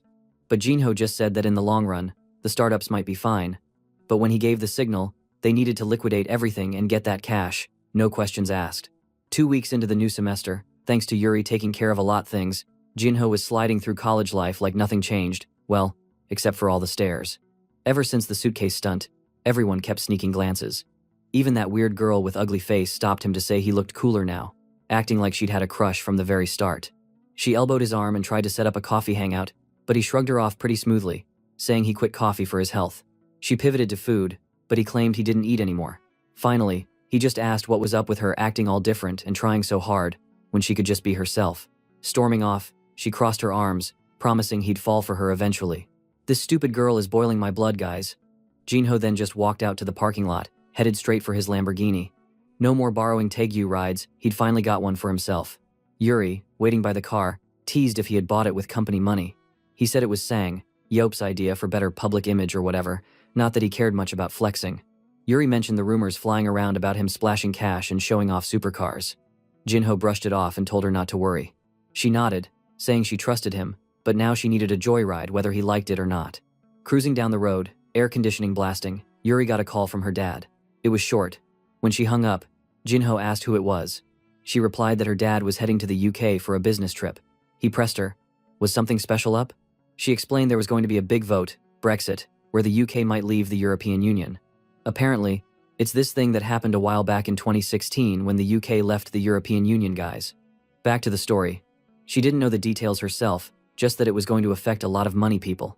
As soon as she mentioned Brexit, a glowing eagle zipped right past the windshield, shocking him.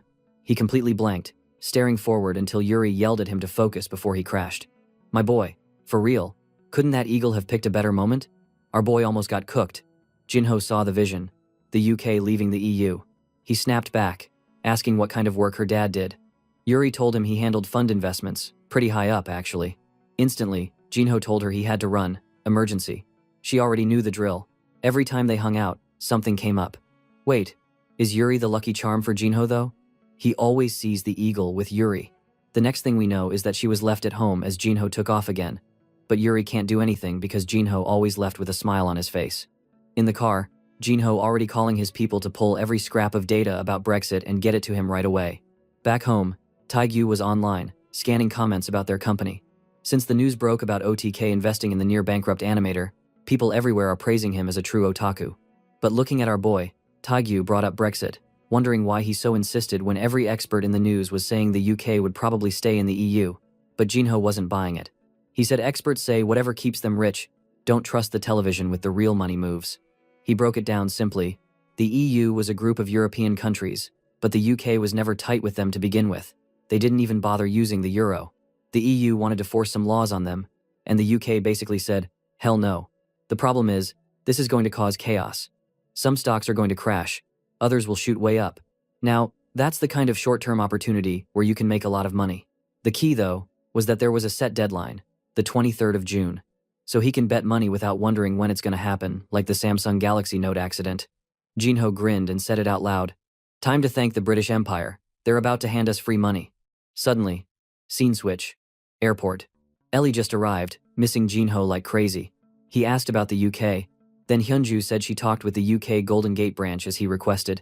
But the vibe there was all gloomy. Jinho said they should talk more at a restaurant. In the next scene, there they were, greeting Sang-yup again. For real. Every major move in this story started with a meal. Ellie shared that the UK public was sour about opening up to immigrants, recent violent events and all.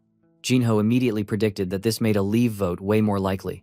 Hyunju pointed to the polling numbers, though. Still an 80% chance of staying, according to experts. Jinho asked Ellie for her opinion. She thought staying in was most likely. Since so much of the UK's trade depended on the EU, Hyunju agreed. Losing that partnership would be a financial disaster. Not to mention hiring only locals would blow up costs. Golden Gate was even thinking about moving their branch from the UK to Germany. Meanwhile, Sang-yeop just wanted to know why they all cared so much, since they were just chilling back in Korea. Hyunju pointed out she only dug into it because Jinho asked. That's when our boy finally dropped the plan. He wanted to use the shares from both companies they owned as collateral. The big move?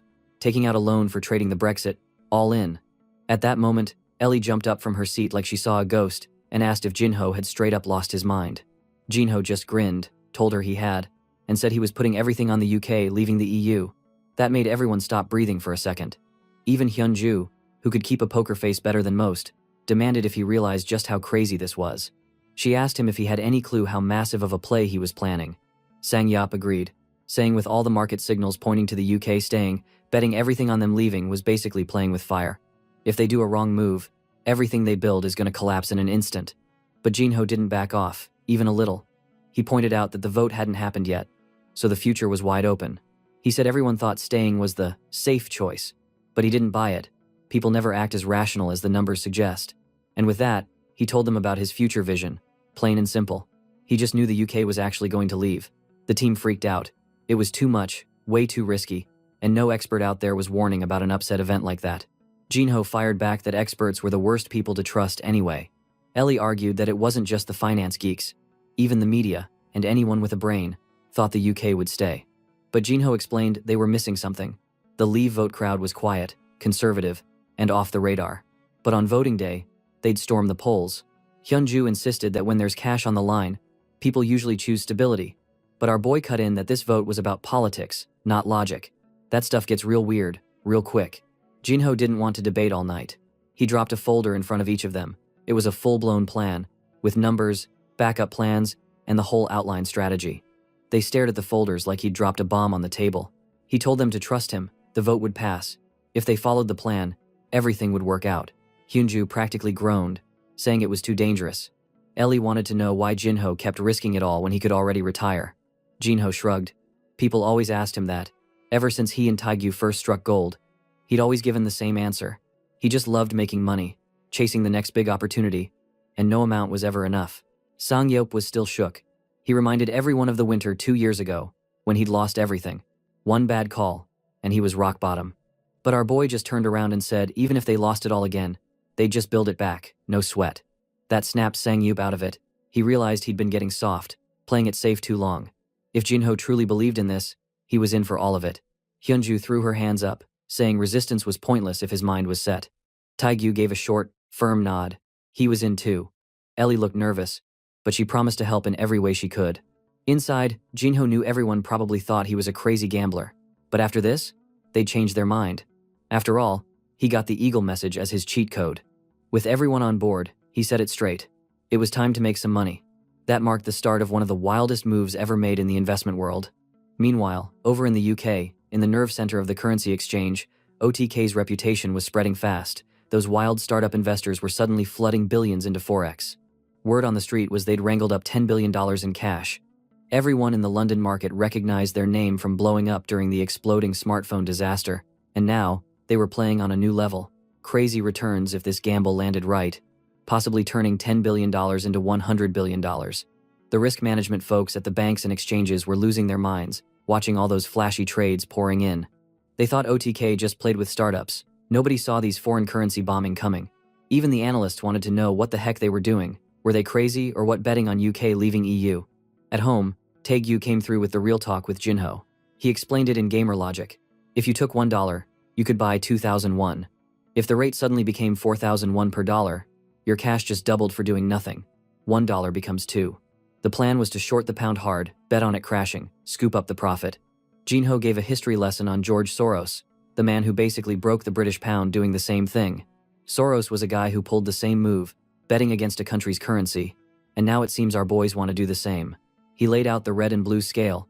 OTK was going to buy so much dollar currency, betting on Brexit will drop pound sterling, while the rest of the planet went in the other direction to buy pounds and hope UK will stay with EU.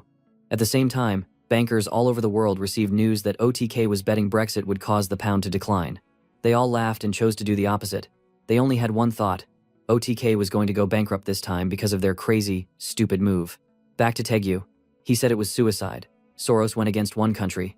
But Jinho was going against the world. But Jinho shrugged. All they had to do was survive to voting day, and when the results dropped, the winnings would be theirs. Back at campus, some dudes invited Jinho out for drinks, joking maybe he could meet the famous former senior Kihong, who now worked at the huge company K Company with senior Sangyap. Dude, they had no clue Jinho was the boss behind the scenes. Jinho said thanks, but turned them down, hands shaking a little. His phone was blowing up with calls from Chase at Golden Gate. The legend himself wanted to know what game Jinho was playing in the currency market. Chase warned him this was a big, obvious mistake. No one would back him up, and he should pull the plug while he had the chance. But Jinho couldn't help but laugh. Chase just called him a colleague, and that hit different. Jinho told Chase thanks for the concern, but he was seeing this through. When the results hit, everyone would get it. Chase, shocked by what he was hearing, just froze on the other end of the call. Jinho ended it with a slick line. "It's best not to bet against me." Chase got real quiet after that, then called the UK division, telling them to watch and wait before doing anything crazy. Because things were about to get wild. They better play safe on Brexit this time around. Over at Sangyap's office, Kihong handed over a pile of paperwork, saying everything was in order.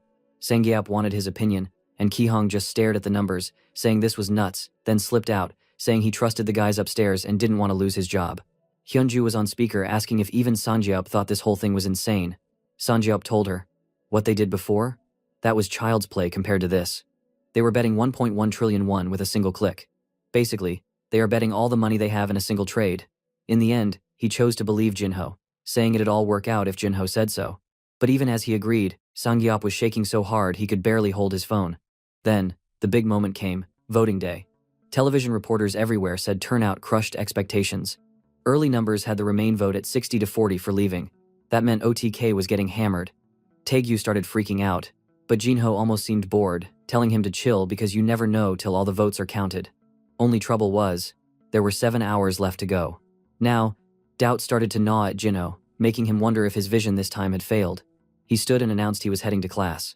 Taegyu was dumbstruck, but our boy just shrugged that the results wouldn't change whether he stood watching the computer or not. Taegyu grumbled, but wouldn't budge. His whole future was riding on this. Before Jinho left, he made him promise that if things went bust, he owed him a beer and some skewers on every payday. Jinho called him ridiculous, but Taegyu insisted. Our boy finally agreed to 2 cans of beer every time, and with a silly grin, our otaku friend called that a deal. At university, Jinho barely made it in before Yuri, like she had some sixth sense, found him in the lobby. She complained she was dead tired from staying up all night watching the vote and had overslept. Jinho said he hadn't really slept either. Wandering together, they nearly brushed hands as they walked, and soon spotted the infamous couple, Suna and her ugly new boyfriend. Suna, sparkling with gold digger energy, asked if Jinho and Yuri were a thing, since they looked close. Yuri hit her with the truth. Yeah, he took good care of her. Suna's face turned sour, looking like she'd bitten a lemon. Myungho, her new boyfriend, asked if Jinho knew K-Company CEO, Senior Sangyap. It seems his dad wanted to meet the big boss. Jinho promised to pass the word along, thinking how wild it was that Sangyap was getting legendary status now. Once class began, all anyone wanted to talk about was the Brexit results and who bet what. Students were even placing lunch money bets right in the room. Jinho bet they'd leave. Someone else, Suna's ugly man or whatever, bet on staying, and Yuri just copied Jinho. To most, betting on leave was straight up weird, since every poll leaned the other way. But now, with voting still underway and 52% for Remain, Jinho's hands started shaking. What if he got it all wrong this time? Back at HQ, energy was wicked tense. People were pounding on desks, demanding answers from Sangyap. Everyone was picturing themselves broke, losing their jobs, money, and everything they'd worked for. Sangyap escaped the chaos to make a call, his hands cold and sweaty. Meanwhile, in class, Jinho sat totally checked out. Yuri pointed out his phone buzzing nonstop. Startled, he checked. Turns out, they had to double down on their investment to keep their position in the currency game. The price was rising, so their losses kept getting bigger, and they needed to pour more money in to keep their bet intact. Dashing to the restroom, he started second-guessing everything. Was the future really set? Could his visions ever be wrong? He'd planned everything, covered every angle, and still felt like he was about to lose it all. The numbers on screen showed 48-52, and the abyss was opening right up in front of him. For a moment, Jinho nearly lost all hope, lying there on the cold bathroom floor, asking where he had gone wrong. But that's when the message hit again. It was the same cryptic vision, telling him the vote would pass after all. Hyunju messaged with a backup plan. If they quit now, they could still save Karos and face it, and walk away with $3.2 billion. People, and all bankers, also believed the UK was not foolish enough to leave, and thought it was over for OTK. Even Taegyu chose to drink to ease his mind, and Sangyop was throwing up due to the buildup of stress. But Jinho gave the order, use everything that's left, wager the final money on the British pound's collapse and go for the 50 times profit. Hyunju begged him to think it through, but he barked back, do it. In the end, Hyunju only took a sigh. Even her brother had already signed off on the last stand order, to follow Jinho's words no matter what. Hyunju gave up then. If Jinho and her brother believed, so would she. She poured herself a hard drink, nearly trembling. Ellie came by to ask if she'd lost her mind. That time, Hyunju placed her hand on the computer and began betting all of their money. Ellie yelled at her, but when she learned it was Jinho's order, she told Hyunju to pour her one too. They were following Jinho's orders to the end. Sangyop gave Jinho a call, then asked if, should he go broke, Jinho would hire him again if he made it back from the pits. Jinho gave his word. The first person he'd hire off the street would be Sangyop. The senior could only cry, trying not to break down. Yeah, everyone chooses to believe in Jinho. All over Europe, the party had already started. Television anchors, politicians, and jokers on the street were celebrating. The world saw the UK and Europe as one. The numbers looked set, and no one on planet Earth thought the script could flip now. With the vote crawling towards its dramatic end, everyone either felt like a king, or, in OTK's case, like their entire future was about to vanish. One of the analysts pointed out how the wild crew from OTK was doubling down, sticking with the exact same plan right to the bitter end. Some suit nearby said these poor fools must be making a last desperate play. Soon they'd just vanish, completely destroyed. Truth was, everyone figured the real victims would be the unlucky workers who'd end up broke from this insane stunt. Meanwhile, locked in a college bathroom, Jinho was battling a total meltdown.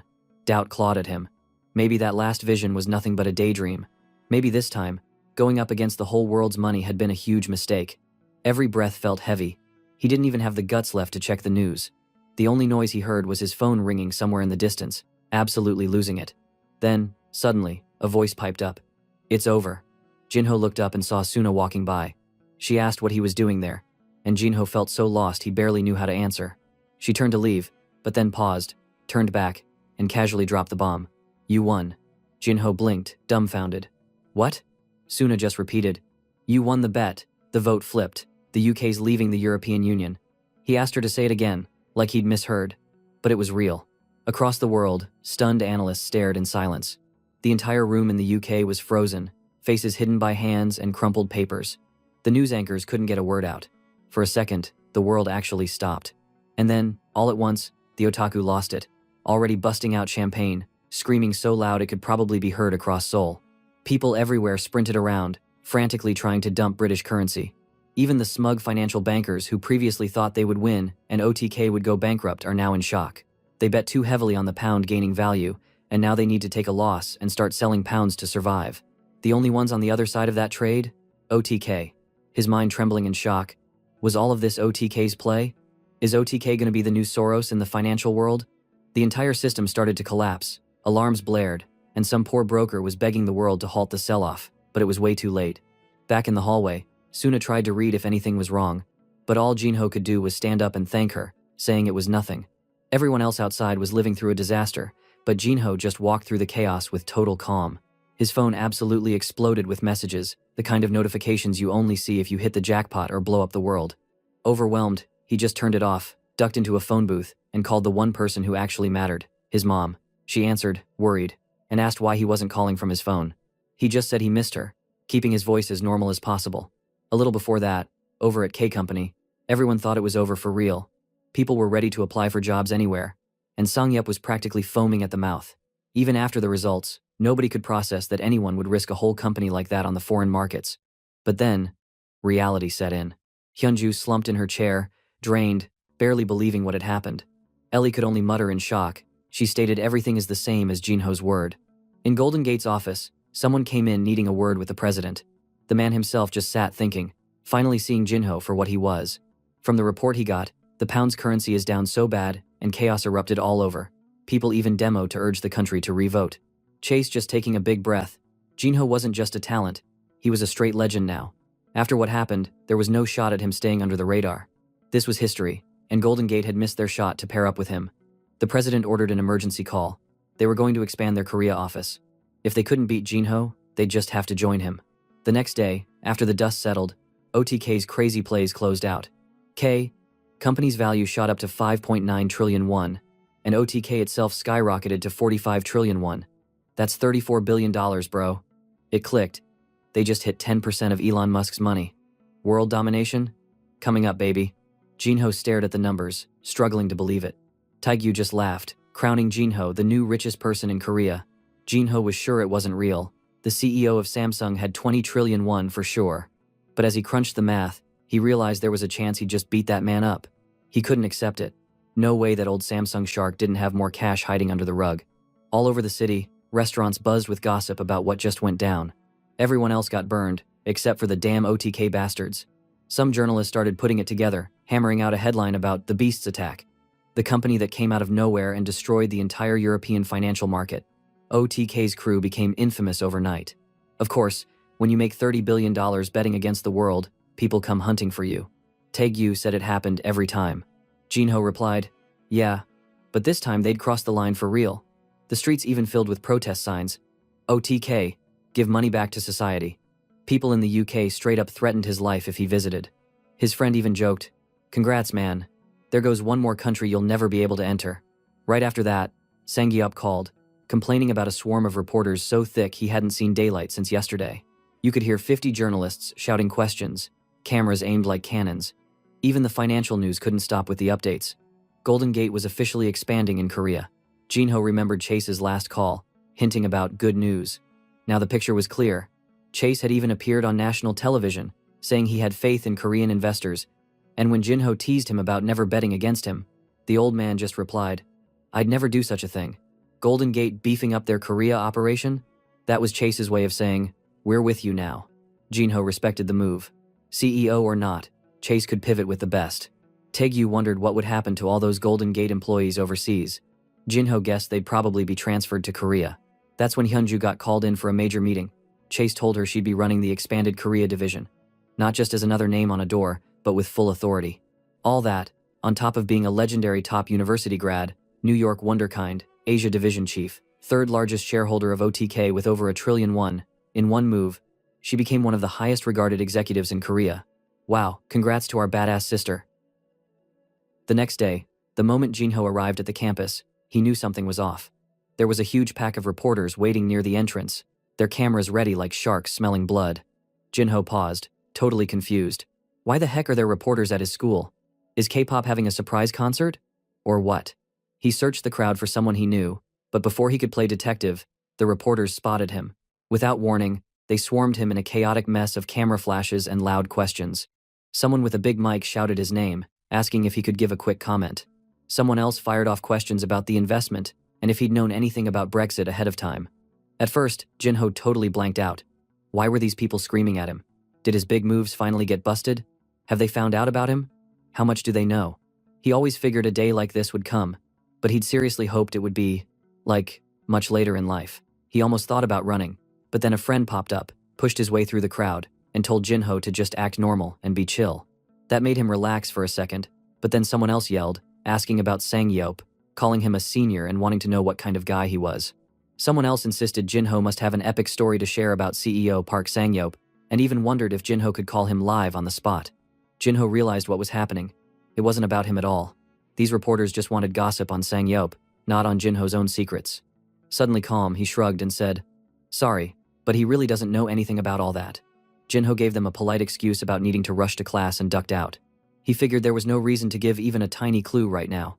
It was definitely not the right time. That night, he was chilling at his place when Sangyup dropped by, looking super stressed. With a sigh, Sangyup explained that his whole day was crazy. Even now, reporters are crowding outside the company building and calling him non-stop on weird numbers. He had no clue how they even got his info, and said he might have to change his number just to get some peace. Taegyu just laughed, telling Sangyup that he was basically a celebrity now. But Sangyup didn't find it funny. He muttered that things were way out of control. His whole neighborhood was going wild, and he worried he'd end up homeless if the insanity kept up. Through dinner, Sangyup kept grumbling about how rough election night had been, and asked Jinho how he found the guts to make such a massive bet with everyone watching. Jinho just shrugged again, saying he had a feeling he'd win. Sangyup just stared, super confused. He couldn't even imagine making that kind of all-or-nothing decision. When he did the math backward, Sangyup figured the only answer was that Jinho already knew how Brexit was going to turn out. That made Taekyu choke on his favorite jjajangmyeon noodles. No sane person would make a move like that unless they saw the future. Even knowing the outcome, Sang-Yap admitted he wouldn't have pulled that trigger. He stated that K Company's earnings from this last move were up to 4.8 trillion won. He honestly didn't know what to do with such a truckload of cash. Jinho asked what ideas he had for investing next. Sang-Yap said he'd been digging into the cryptocurrency market. Crypto, he explained, had no real government backing or set authority, but for some reason people believed it had value. Taekyu butted in with a smirk, saying he knew all about that. He rattled off facts about how crypto like Bitcoin couldn't be copied or hacked, and how the total supply was capped by math, not by some corrupted government. It was smarter to just see crypto like gold. Jinho sat back, thinking about it. Cryptocurrencies, huh? That sure sounded familiar. After all of his story begins when Taekyu finds his Bitcoin data. Suddenly, he felt the hair on the back of his neck stand up.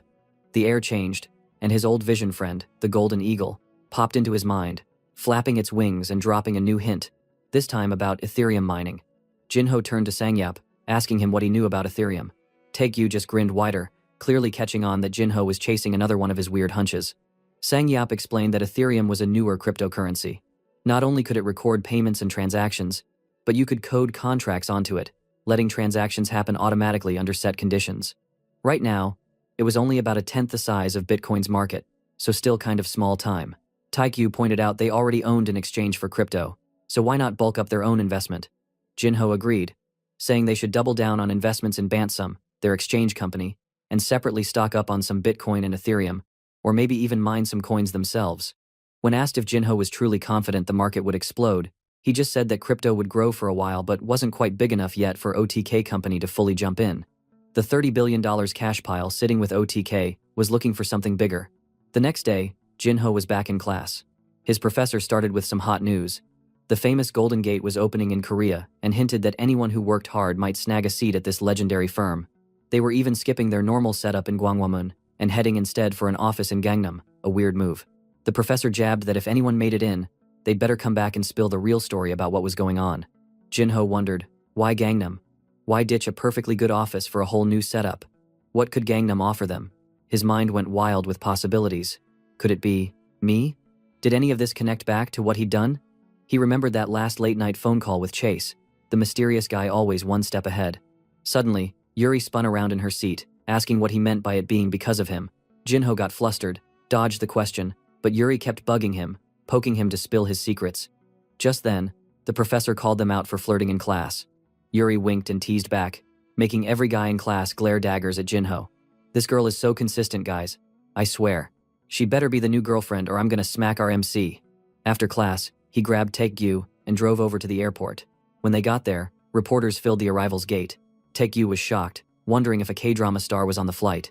But when the crowd started shouting about the future of the Korean market and asking for comments from the first Korean branch director of Golden Gate, Jinho and Taekyu completely froze. The big shot director all the press wanted? It was Hyunju. The two friends looked at each other, jaws dropped. They'd just learned that Hyunju was now head of one of the most powerful financial firms in Korea, and she hadn't told either of them a thing. Out of nowhere, Ellie rushed up, looking excited, and told everyone that Hyunju was the very first woman to ever become a branch manager. Ellie suddenly grabbed Jinho's hand and said she missed him a lot. Wow, she is playing the game, guys. Meanwhile, Hyunju faced the crowd of reporters and explained the hiring process. She said the company would follow the rules and pick the best people, no matter if they were men or women. Ellie turned to Jinho and let him know that Hyunju needed to head straight to the office. She thought it was better if they all left for the office together. When they got there, Hyunju greeted Jinho and Taekyu with a huge, proud smile since it had been so long since they'd met in person. Taekyu still looked confused. He asked his sister how long she had been the branch manager and why she hadn't told him first. Hyunju said she'd wanted to share her news that day, but the media had found out before she had the chance. Jinho smiled and congratulated her. Still, she insisted it was all thanks to Jinho. She said that without OTK and K Company, there would never have been a Korean branch, so she could never have become branch manager by herself. Jinho looked surprised, not sure how something he did could make Golden Gate open a brand new branch in Korea. He quickly changed the topic and asked Ellie if she was going to move to Korea too. Ellie nodded and told him she was now on the legal team for the Korean branch. But then Hyunju playfully teased Ellie, asking if that was really the main reason she came. Ellie got flustered and explained that she was here because Hyunju wanted her to be, and she felt a little embarrassed. Seeing Hyunju joking around with Ellie, Jinho tried to make things less awkward by saying it was great that the two showed up together. He smiled and said she was grateful to have them both in Korea, since they'd be such huge help. Suddenly, Hyunju yawned. Taekyu laughed and joked that his sister looked tired, asking if she was okay. Hyunju explained she hardly got any sleep, thanks to the crazy company transition, plus she couldn't rest on the flight because she had to go through a bunch of documents. Taekyu teased that Hyunju was already rich, since she owned 3% of OTK, so she should take things easy. But Hyunju just smiled and said she loved working, and that was why she did it. Jinho shook his head, thinking how he would never be able to match Hyunju's workaholic energy. Next, Hyunju wanted to know if OTK had found a good building for their new office yet. Jinho admitted they hadn't. Without hesitation, she asked if OTK should just buy the building next to the Golden Gate branch. She even said that if Jinho was interested, she'd sell it on the spot. Jinho seemed surprised. Sure, the Golden Gate branch building was actually a twin set of buildings, but he didn't think someone could just sell half of it so quickly without talking to someone higher up. Then, Hyunju said that Chase had mentioned she had the highest decision power in Branch Korea, including this building. That made Jinho get serious. He asked her how much it would cost. Hyunju smiled big and said they would need to discuss all the details first, but the price should be around 500 billion won. Taekyu said that was way too expensive, but Hyunju looked at the numbers and said that, honestly, it was kind of a fair price for a building in Gangnam, given the market these days. He then asked why Golden Gate was even selling one of its buildings. Hyunju said the company needed more money after suddenly starting a Korean branch, but that maybe it was also a favor for an important client. Jinho was amazed to be treated so specially by Golden Gate and Chase, but he didn't mind. Actually, he kind of liked it. He decided then and there that K Company would buy the building. Taekyu got super excited, just imagining himself as the landlord of one of the fanciest buildings in Gangnam.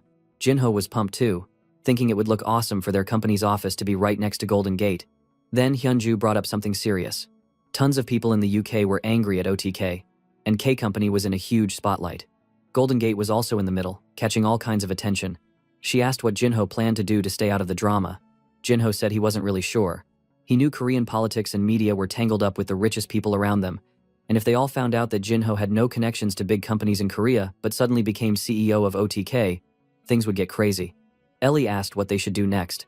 Jinho answered that if they couldn't win against those huge companies, they'd have to join them, stand alongside them, and move with them. To be on the same level as them.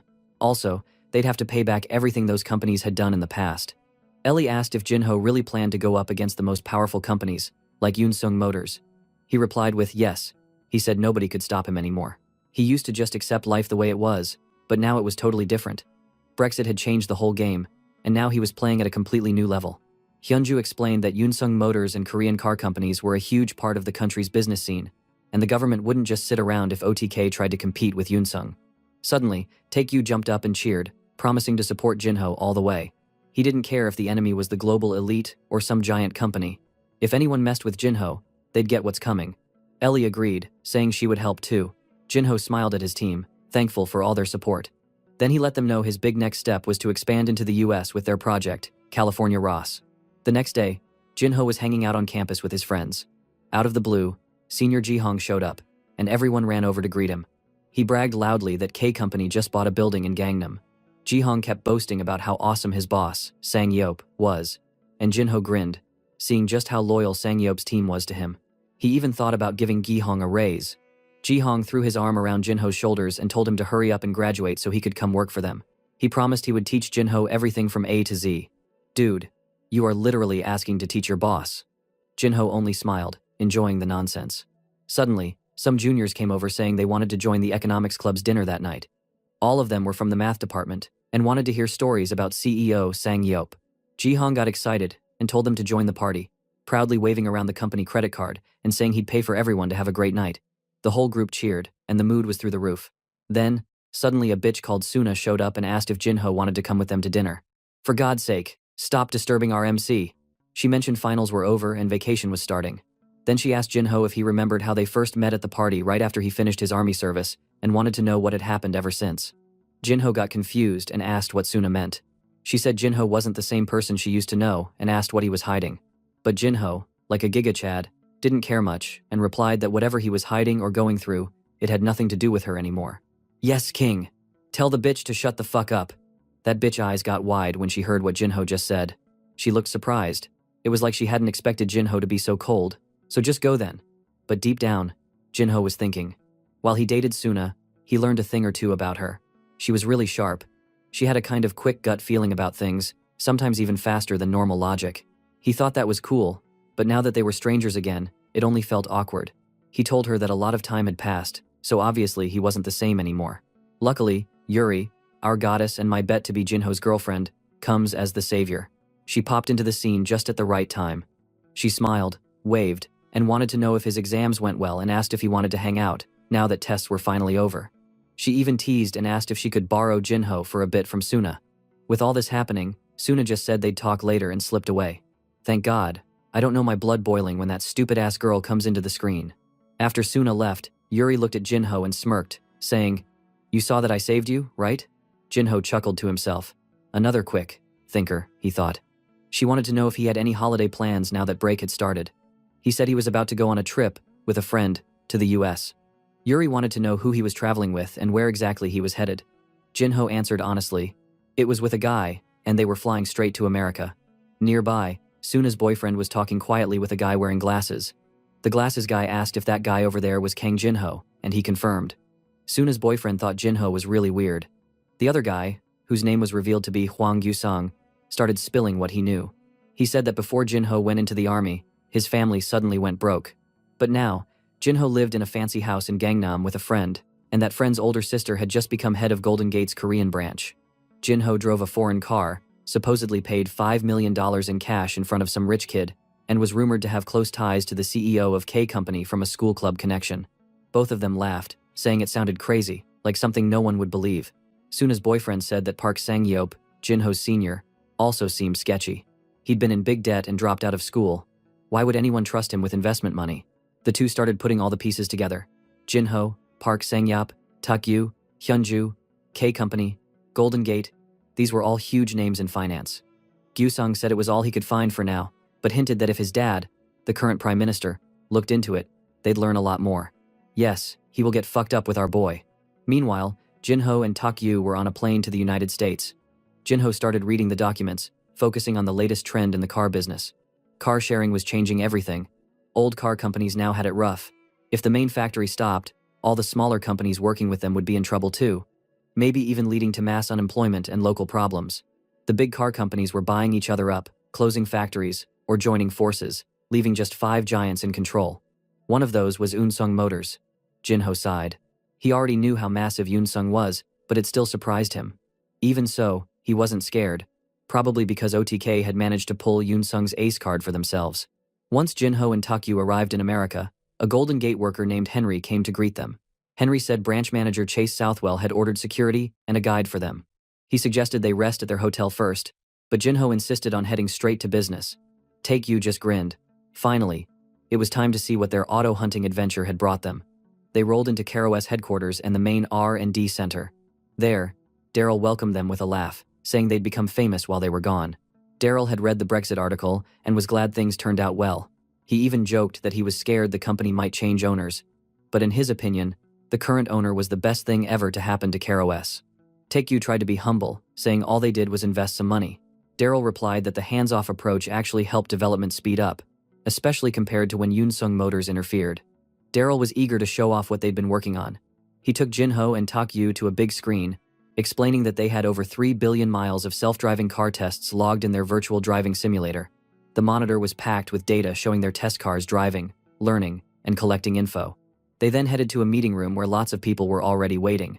The atmosphere was pretty cold. Takyu whispered to Jinho, asking why everyone seemed so stiff. Jinho kept chill and joked that everyone was probably shocked at how young he was. At his age, people were expecting to see an intern, not a boss. The team started giving their progress reports, and it wasn't all good news. Takyu whispered that the guy was basically just admitting they hadn't made any cash and were running out of money. Jinho thought to himself that a company either made money or burned it, and KaroS was on fire, in the bad way. They were originally going to buy KaroS for $100 million, but got it for $88 million after some smooth talking. The leftover $12 million had been used up for development, but now the money is already gone. KaroS was like pouring water into a pot that never got full. Jinho suddenly understood why Unsung Motors gave up on them. Without Jinho's special vision, he probably would have given up too. Next up was a quick update. Their self-driving tech was now 95% finished. Takyu was excited, asking if this meant they were basically done. Daryl shook his head. Even a tiny mistake in one sensor could break everything. That's why they needed to be perfect. Details mattered for safety. See guys, if only Elon Musk had the same thought as this guys, Tesla would be over the moon by now. Jinho respected this high level of care but worried it would slow them down. But the goat Daryl explained they had a partial solution.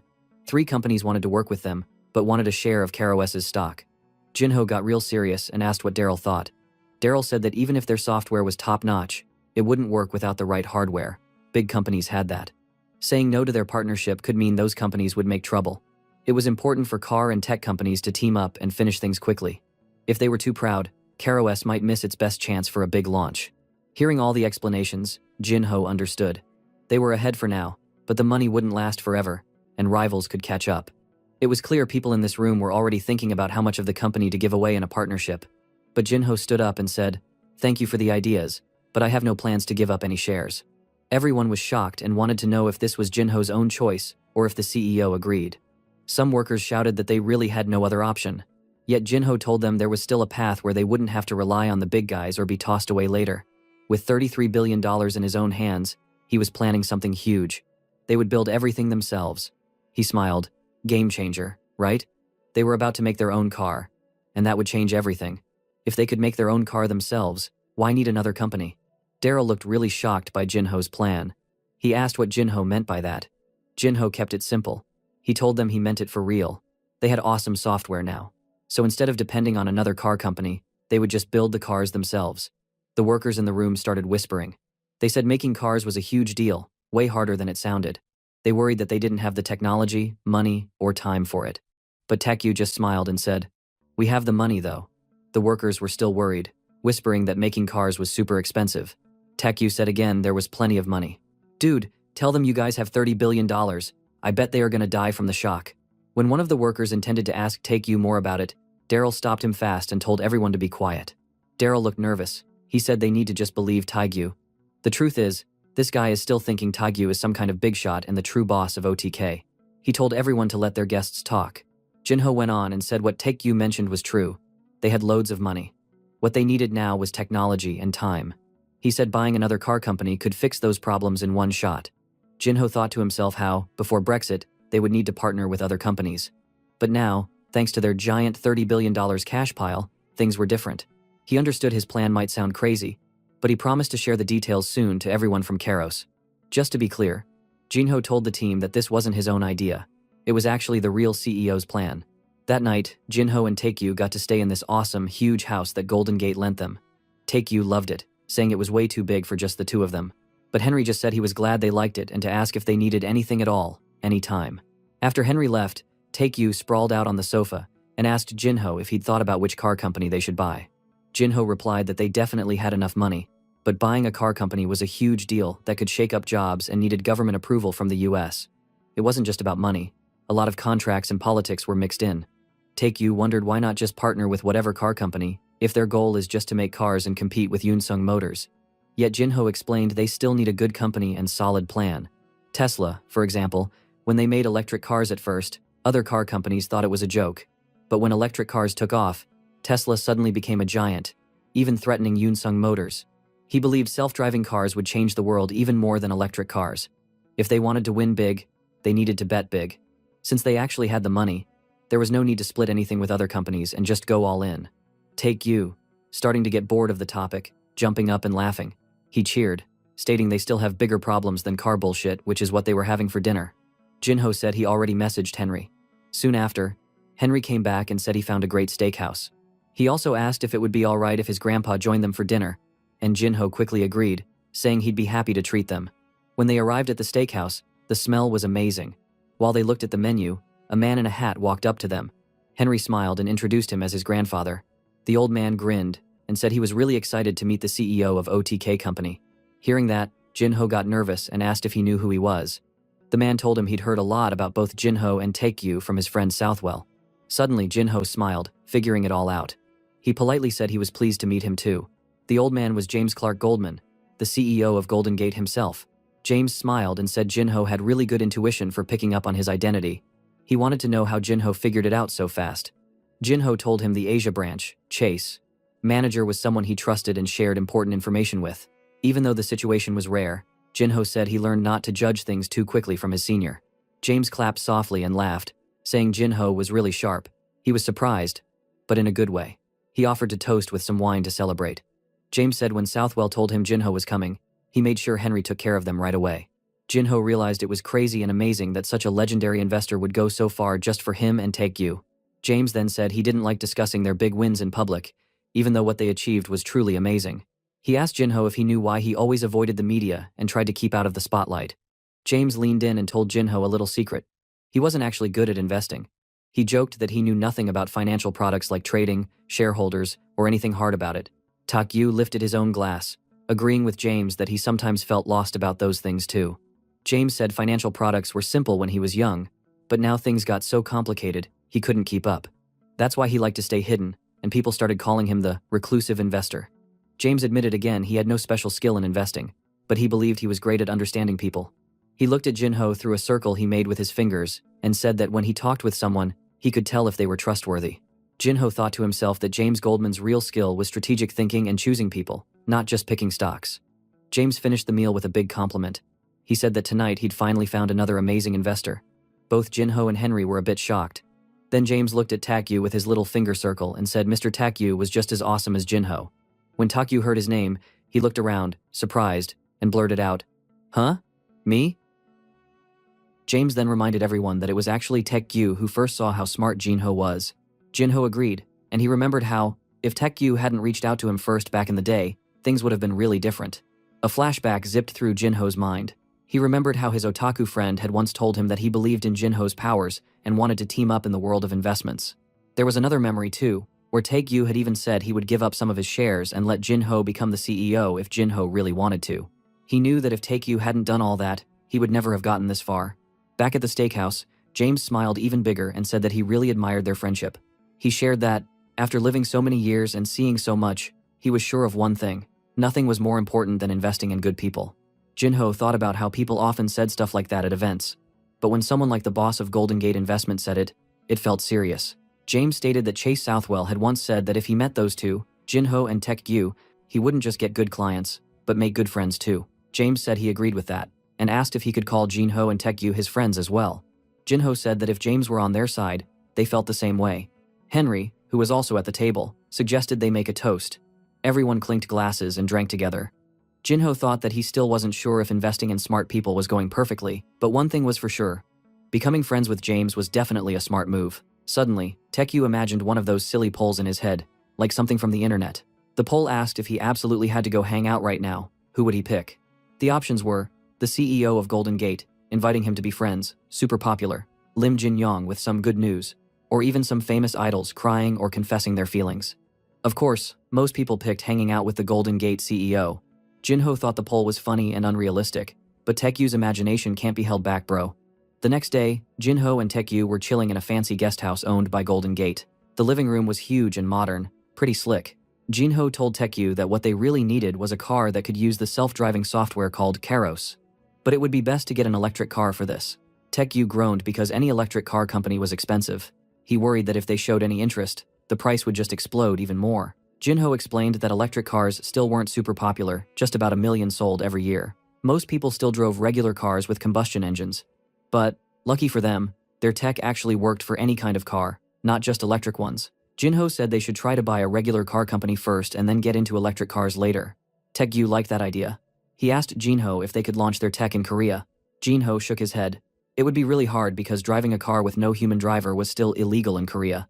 Taekyu whined and asked when it would finally become legal. Jinho said it would only happen when Unsung Motors, the huge car company, finally made their own self-driving cars. He also explained that stuff like remote parking and fancy headlights used to be illegal too, but when Yunsung started using them, the laws changed quickly. Jinho said this was like a secret way to protect local companies in Korea. Taekyu found that a little lame, but totally expected from a big company like Unsung. He looked at Jinho and wondered if Jinho had any special vision about which car company they should buy. Jinho said, "Nope, every company on the market right now was either totally broke or really bad at technology." Taekyu agreed and joked that nobody ever sold a company with a bright future. Right then, the doorbell rang. Henry's voice called out and asked if they were busy. Jinho said they weren't, so Henry came in. He handed them a white envelope with a red wax seal and said that his grandfather wanted Jinho to have it. James liked doing things the old-fashioned way and said it was a little hint to help out a friend. As Henry left, Jinho thanked him and sat down with the envelope. Taek-gyu's eyes grew wide, and he begged to know what was inside. The envelope was short, but Jinho looked shocked after reading it. He quickly grabbed the remote and turned on the television, as if something important was about to happen. The screen showed Donald Trump at a rally, yelling about stolen jobs. Taek-gyu was startled by the sudden noise. James' words echoed in Jinho's mind again, about investing in people. Jinho read over the letter once more. It said that if he was interested in the car industry, he should pay close attention to the US election. Jinho thought this was a huge tip. Maybe James wanted him to invest in something that the government supported. Taek-gyu was a bit confused. He figured maybe they just had to watch the election carefully. There were two main candidates. Diane was a famous politician from an elite family. Everyone knew her. And Donald Trump was her opponent. This guy was a wild businessman who used to be big in real estate. He acted totally different from typical politicians. He even promoted his golf resorts and cursed a lot in public. Taek-gyu couldn't believe that someone like that made it as the Republican candidate. Jinho explained to Taek-gyu that during the early elections, Donald said such wild stuff that he got way more attention than all the other candidates. His own party hated it, so they even stopped giving him money. But Donald just used his own giant pile of cash to win anyway. Now, it was Diane versus Donald. The two friends sat down to watch a television debate, but it mostly sounded like chaos and yelling. Later that night, they were still watching American politics on television. This thing was sure enjoyable to watch. Politician drama? I will take it too. Taek-gyu said that even though it wasn't his country, he thought this stuff was crazy fun to watch. He started talking about history too. He remembered a story from a game about China's 3 kingdoms. There was a smart advisor named Jiashu who said that if you joined the strong team, you were just another pawn. But if you helped the weaker side, they'd be grateful and help you more. Jinho thought that was a sharp idea. Taek-gyu wondered out loud if it even mattered who he supported. Because Diane was going to win the election anyway, she was up by a lot in all the polls. Jinho figured maybe they should try to meet Diane, especially with help from their new friends at Golden Gate.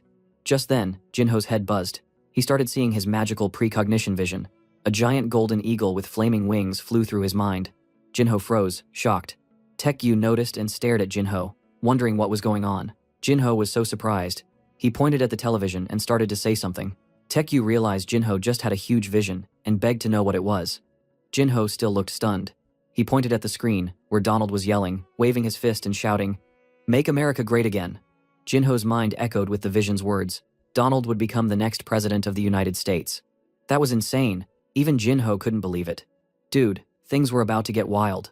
The boys just sat there, totally stunned. Taek-gyu was lost. He wondered how this was even possible. Diane, the other candidate, was super far ahead in the polls. He thought maybe there was some crazy factor nobody saw coming. Jinho started thinking really hard. Suddenly, his eyes sparkled. Was the variable they were looking for actually them? Could their actions make the difference? He grabbed a deck of cards and smacked it down on the table, trying to explain his idea with some old-school poker vibes. Taek-gyu was a bit confused about all this talk of trump cards, but he was willing to follow along. Jinho compared the election to a poker game. He said it was like everyone already had 4 cards, and only one hidden card was left to draw. In this game, Diane already had 4 queens, a 4 of a kind. That's one of the strongest hands in poker. Almost unbeatable. Jinho showed this by laying down the cards on the table. Taek-gyu couldn't believe it. If Diane's hand was this strong, what did Donald have? Jinho showed that Donald basically had a king high with no pairs. Pretty weak compared to Diane.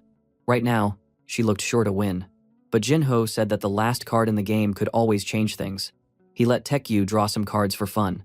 Taek-gyu got random low cards, nothing helpful.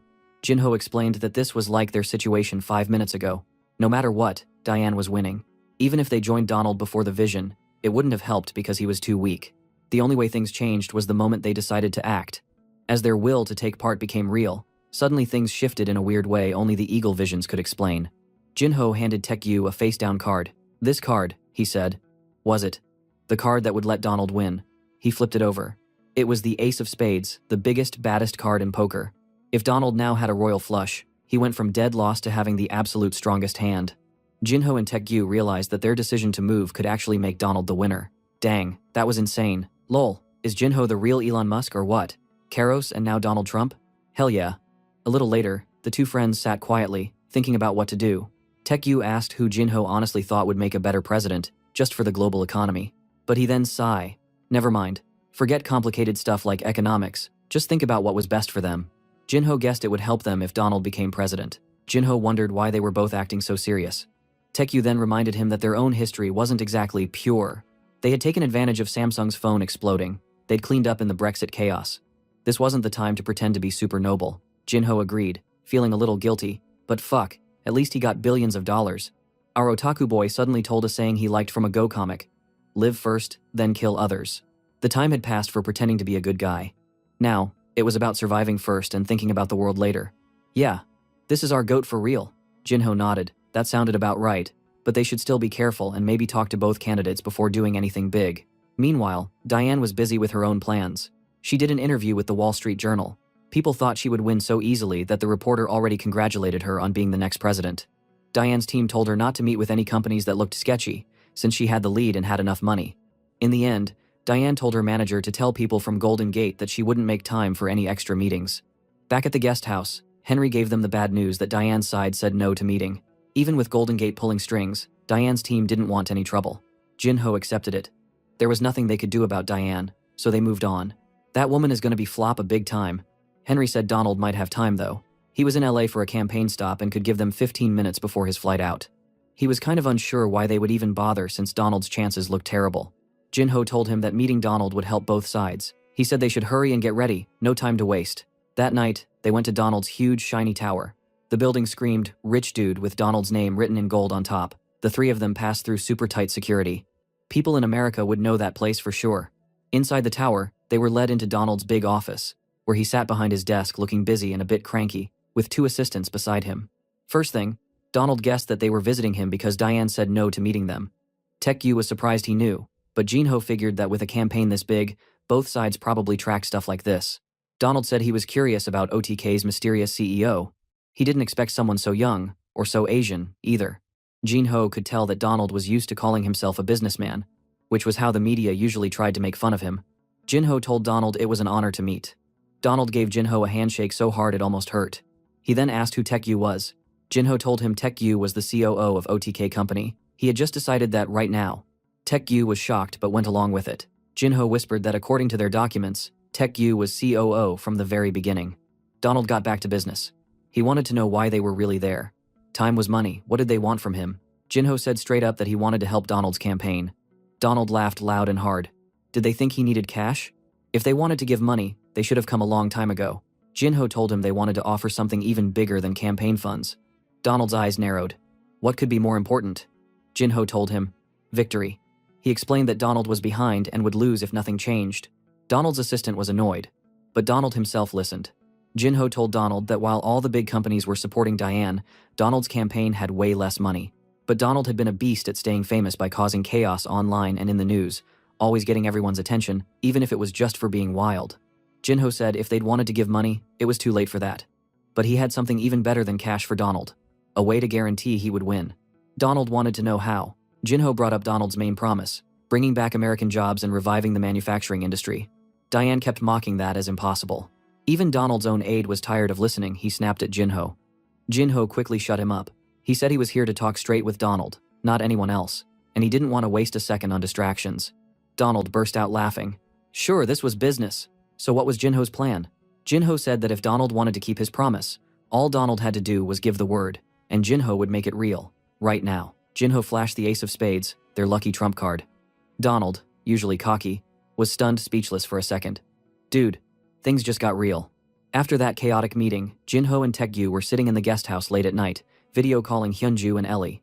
The faces on the laptop screen looked pretty serious. Hyunju was kind of freaking out. She asked them if they were crazy for supporting Donald in the US election.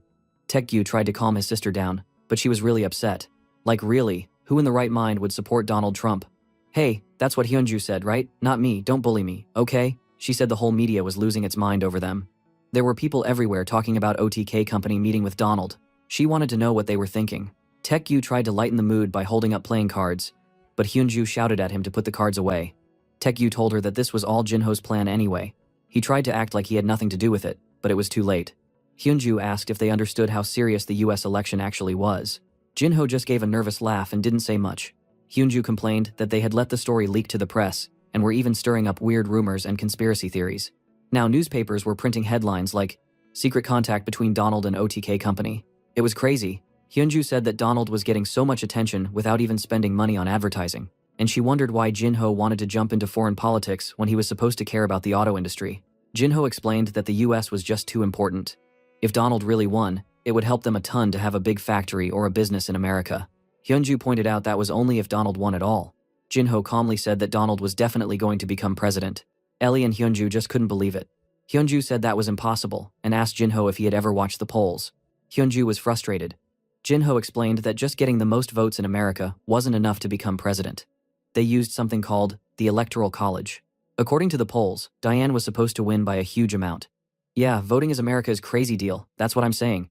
Hyunju asked how Donald could possibly catch up and flip 80 electoral votes. Jinho insisted that Diane would win the popular vote, but Donald would still win overall. Then, Jinho showed a map of the US and pointed at a place called the Rust Belt. He said that area was about to switch and support Donald instead. Over in America, Donald was busy holding a massive rally. People were everywhere, waving signs and shouting his name. Donald yelled at the crowd that Detroit used to be the main city for American-made cars. But now, he said, everything was falling apart. Foreign car companies like those from Japan and Korea were making tons of money in America, but not the other way around. He said the other party destroyed American jobs, and that Diane was lying about the future. Suddenly, a woman in the crowd shouted back at him. She accused Donald of meeting with OTK Company and taking a huge pile of money. People in the crowd started to whisper and look angry. Some said they were disappointed in Donald and to get lost. Donald paused, then told everyone he did meet with OTK's CEO and asked for help. Some didn't believe him and accused him of lying. Donald announced he did not take their campaign money. Instead, he got a promise of $20 billion for the American car business. He promised they would bring the Detroit car factories back to life and hire everyone again. The crowd didn't fully trust him. They wanted proof.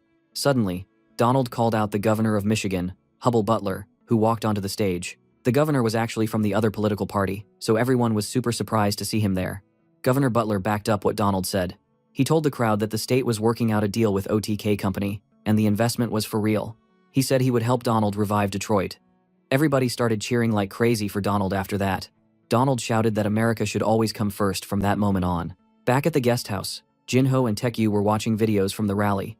Taekyu thought it was wild, kind of like a pop idol concert with all the fans screaming. Jinho said he finally understood how Donald won the nomination. Taekyu said Donald had played his trump card perfectly. He wondered if Donald might actually be able to win. Jinho said it wouldn't erase Diane's lead, but it would shake things up for sure. He wondered how Diane would fight back. Meanwhile, Diane was angry. In her office, she slammed a fist on the desk. She was upset that Donald had met OTK Company just because she refused to meet them first. Diane was mad that a small investment company had suddenly become such a big deal. Her advisor, Joel, reported the mood in the Rust Belt was changing quickly. He thought they should go there right away, even if it messed up their plans. Diane thought about just keeping her leading states instead and wanted to do their rally in Florida as planned. Joel was worried, but Diane didn't want to change her mind. Soon after, Jinho checked his phone and saw an article about Diane heading to Florida. He thought she should have run to the Rust Belt instead. He felt sure this was her mistake. She might lose the support of people in Detroit and Michigan. Now, Jinho was in the CarOS company meeting room. He announced that OTK was really going to invest $20 billion in the American car business. One of their team was even talking with the Michigan government. He said they would still keep their research center but would move headquarters to Detroit. Some of the CarOS team was confused. They wondered if this was just to work with a car company OTK bought. Jinho surprised them by saying they weren't just going to work with someone else. They were actually taking the lead. From now on, CarOS would call the shots, having full authority, not OTK themselves. Daryl, the CEO of CarOS, thought, if CarOS was buying the car company, not the other way around, that's going to be insane. CarOS will be worth over $20 billion by then. Jinho explained that if they agreed, the CarOS executive team would get 4% of the company as equity. Everyone around the table was amazed. Daryl quietly admired Jinho's determination. The executives at CarOS looked so pumped that some of them almost cried. Jinho told them all he wanted was for them to keep building the cars they dreamed of. He asked if Daryl could put CarOS cars on the road for real. Daryl promised he would do his best. Jinho said it was a self-fulfilling prophecy. Now it was real. CarOS was rising, and everyone shook hands and felt great. Jinho explained to himself that CarOS would win in America partly because Americans liked things made at home. Having an American company and an American CEO would be a big deal. Just then, Taekyu said time like this was perfect for some food, like pizza. American pizza, of course. He even suggested trying M-Pizza, a company OTK had invested in. Taekyu wondered if big shareholders got a discount. Jinho thought it was a good idea too. The two friends laughed and started planning what to do next. Sometimes genius ideas come with pepperoni, dude. The next day, Jinho and Taekyu sat together in the guest house, talking about what to do next after Jinho's latest eagle vision. Taekyu asked about a company called Tricer. Jinho explained that the big group called PTA had been trying to sell Tricer for 3 years, but nobody wanted to buy. Taekyu was confused and asked what the PTA group even was. Jinho started breaking it down. After a failed merger with another car group, Tricer was bought by an investment company named PS. People hoped this would help, but it didn't really work out, so that's how PTA ended up in charge. Taekyu said PS was pretty famous. He wondered why two big car groups getting together didn't work. Henry, who was with them, explained that when two weak companies merge, it usually just means double trouble. Jinho checked Tricer's sales and pointed out that the company still sold cars, but Henry explained the real problem. All the brands in the group were so different, they couldn't share parts or resources, so there wasn't much profit. Jinho added that Tricer was so focused on surviving day to day that they forgot to invest in the future, like electric cars and self-driving tech. Suddenly, Taekyu saw the big idea. If CarOS could buy Tricer, it might be huge. Jinho grinned. Yep, that was the plan. While factory plans were moving along, Jinho said it was time to join Hyunju's team. He asked Henry to check the next flight to Detroit, but Henry said that wasn't needed. He'd already booked them a private jet. They headed straight to the airport. Taekyu was super hyped when he saw the private jet. He felt like a superstar. Jinho thanked Henry for coming along. Henry said it was actually an honor for him. His grandpa had told him to learn from Jinho and Taekyu. Jinho, inside, thought Henry would learn more from Hyunju rather than them. After all, his trump card is the Golden Eagle, right? But of course, he didn't say it out loud. Taekyu joked that the jet probably cost 50 billion won. He wondered if they should just buy one for themselves. Jinho thought it would be cool, but maybe not that useful. Inside the jet, the guys relaxed in squishy, fancy chairs. Henry offered wine, but Taekyu wanted beer. They all toasted with beers and chilled out. Jinho suddenly got curious and asked Henry why he studied philosophy if he wanted to do investing. Henry said his grandpa always said understanding people mattered most, and philosophy helps with that. He then asked Jinho if he really, truly believed Donald would win. Jinho asked if Henry thought it was dumb. Henry said no, but he was still super curious what Jinho saw in Donald. Jinho just grinned and told Henry that this year was so insane, nothing could surprise him now. He said to just wait, because something even crazier was about to happen. Henry said he'd look forward to it. Meanwhile, in a fancy office, Hyunju and Ellie were hard at work.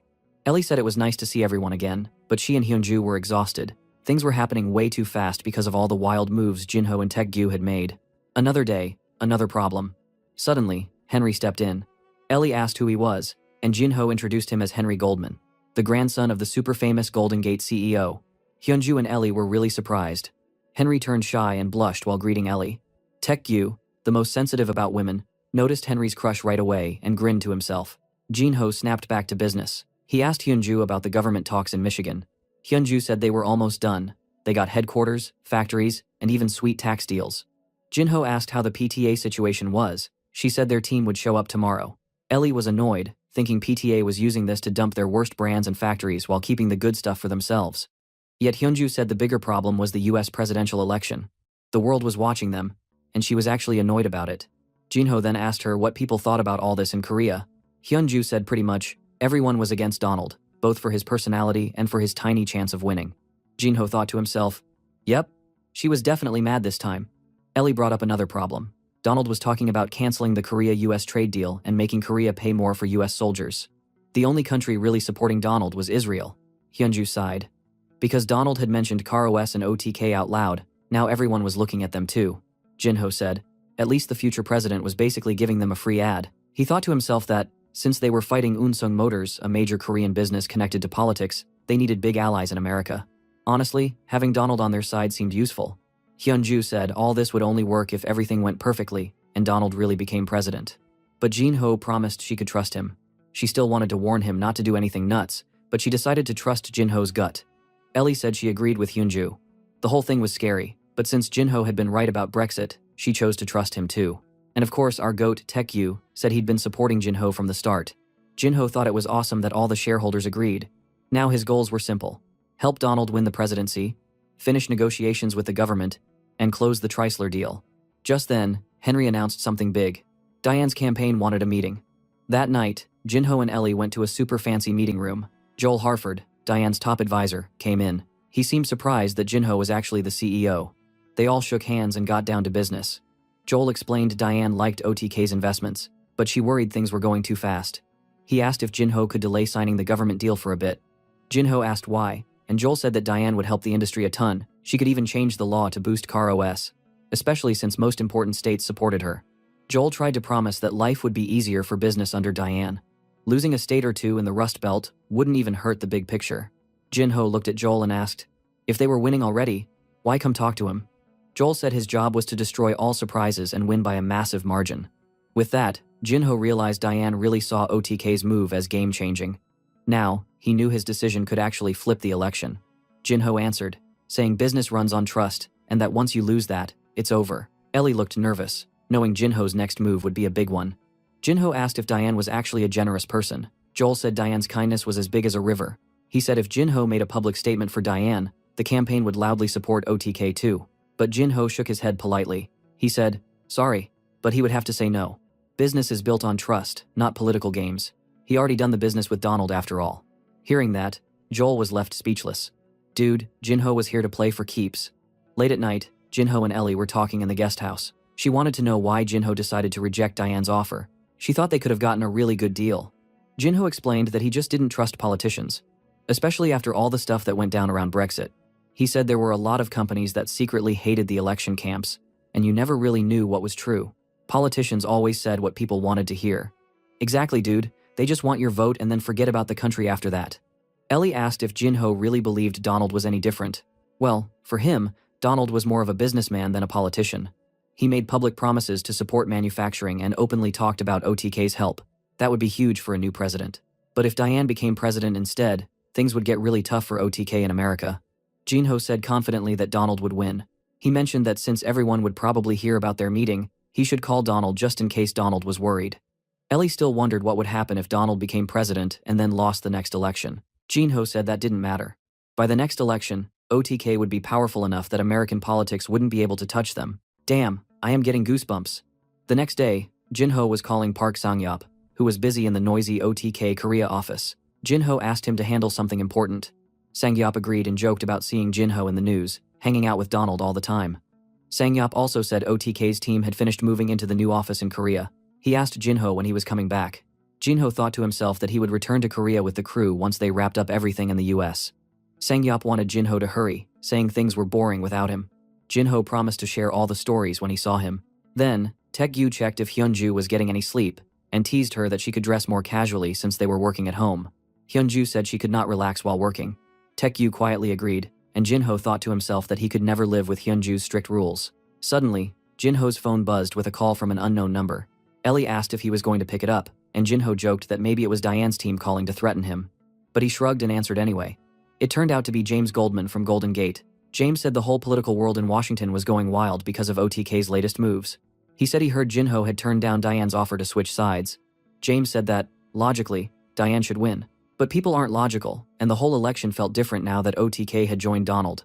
James admitted that earlier he was sure Diane would win, but now he wasn't so sure. Jinho thanked James, saying he never could have met Donald without his help. James said he was happy to help, and now had a favor to ask. He wanted Henry to work at OTK. Jinho was surprised. He wondered if Henry could learn anything from him, since Jinho didn't even finish college. James said, school isn't everything. Sometimes real life and business teach you more. Henry wanted this too, since it's not every day he could work with someone like Jinho, who people were starting to call legendary. Jinho agreed, joking that he might end up learning more from Henry instead. James had one last warning. He told Jinho that because of OTK's wild moves lately, lots of people were starting to look into him. He suggested that Jinho start preparing for that attention. In the end, Jinho thanked him and hung up. After that, Taek-gyu wanted to know who called. Jinho told him it was James, and then asked what everyone thought about inviting Henry to work for OTK. His otaku friend thought it was a great idea. They needed more staff anyway, since the company was huge now. Hyunju added that if James Goldman trusted Henry as a successor, that was enough for her. She said they should bring him on. Right then, Henry came running in looking super happy and polite. He said he heard everything and was excited to join the team. Hyunju shook his hand and welcomed him. But she immediately put him to work, burying him under a monster pile of papers. This woman is full of madness, but I love it. Meanwhile, in Korea's Blue House, President Park Se-young sat at his big desk. He called the director of the National Intelligence Service, Yoon Se-won, to his office. The president talked about all the good economic news lately. The director asked if he meant K-company. The president felt proud that a new huge investment company was rising in Korea, but he worried where did their first money come from anyway. He thought it might be nothing, but he couldn't ignore the small chance it could involve North Korea. He said that would be a serious problem for national security. Later, Director Yoon Se-won sat in his own office, poring over a thick report. It was about watching financial companies for any sign of sneaky North Korean funding. The report showed all the connections. OTK company funded K company, which made huge profits in just 2 years. Park Sang-yup was listed as CEO. The report linked Jinho and Taek-gyu through their college and showed big money transfers. There were notes about them living in the US, owning fancy cars and a luxury home. Director Yoon realized that all these pieces of secret information fit together like a puzzle. The real boss behind all the companies was not Park Sang-yup. He looked at the names again: Kang Jinho, Taek-gyu, Hyunju, all linked by business and friendship. The director suddenly gasped. In his mind, all the evidence pointed to Oh Taek-gyu as the true CEO of OTK company. Because OTK is Taek-gyu name. Bro, I am laughing my ass off. What the fuck? If only he knew how messed up and hilarious the big secret actually was. And look at our otaku. Why does he seem like a gangster in this pic? After that, Director Yoon gives the report back to the president. The president was confused. Director Yoon reports about OTK and K Company didn't make sense. The document said that Taek-gyu, who barely finished high school, was secretly the main man behind it all. They wondered if he was some secret genius or just lucky. Nobody was sure how just a handful of young people could control such a mega company. The president worried there was something fishy going on, but the boss at the spy agency explained that they'd need a US court order to look deeper into OTK's shares. The president thinks he should talk to Chairman Han Ming-gu from Unsung Motors about all this shady stuff. Next day, the chairman sat in his slick office, reading the newspaper. Headlines screamed about CarOS and OTK, grabbing all the attention. Han Chanyoung, his worker, came in and explained OTK's move, how instead of working together, OTK was straight up buying their own car company. CarOS was still ahead in tech, but the law needed to change to make real progress. Chairman Han nodded, saying that if Donald won America's presidency, those laws would probably change fast. His assistant said Donald didn't have a big chance of winning. The investors were worried that their previous investments in Caros would turn into rivals, but the chairman tried to keep calm and just told Chanyoung to watch OTK and CarOS very closely. Right after, the chairman's phone rang with a VIP message. It was the president himself, asking about car factories and investment. Then the president dropped the big gossip, the secret report about OTK's real CEO. The chairman was shocked and quickly agreed to start getting ready for anything. The president was going to do something nasty, shady as fuck, and I hope they both got the bad karma instead. Meanwhile, Hyunju and Ellie looked totally stressed out, drinking coffee late at night. Hyunju joked that working just brought more coffee and more wrinkles. Taek-gyu agreed, saying making piles of cash just made him busier, not happier. He doesn't have time to spend his money for real. Jinho checked his phone and noticed a message from SY.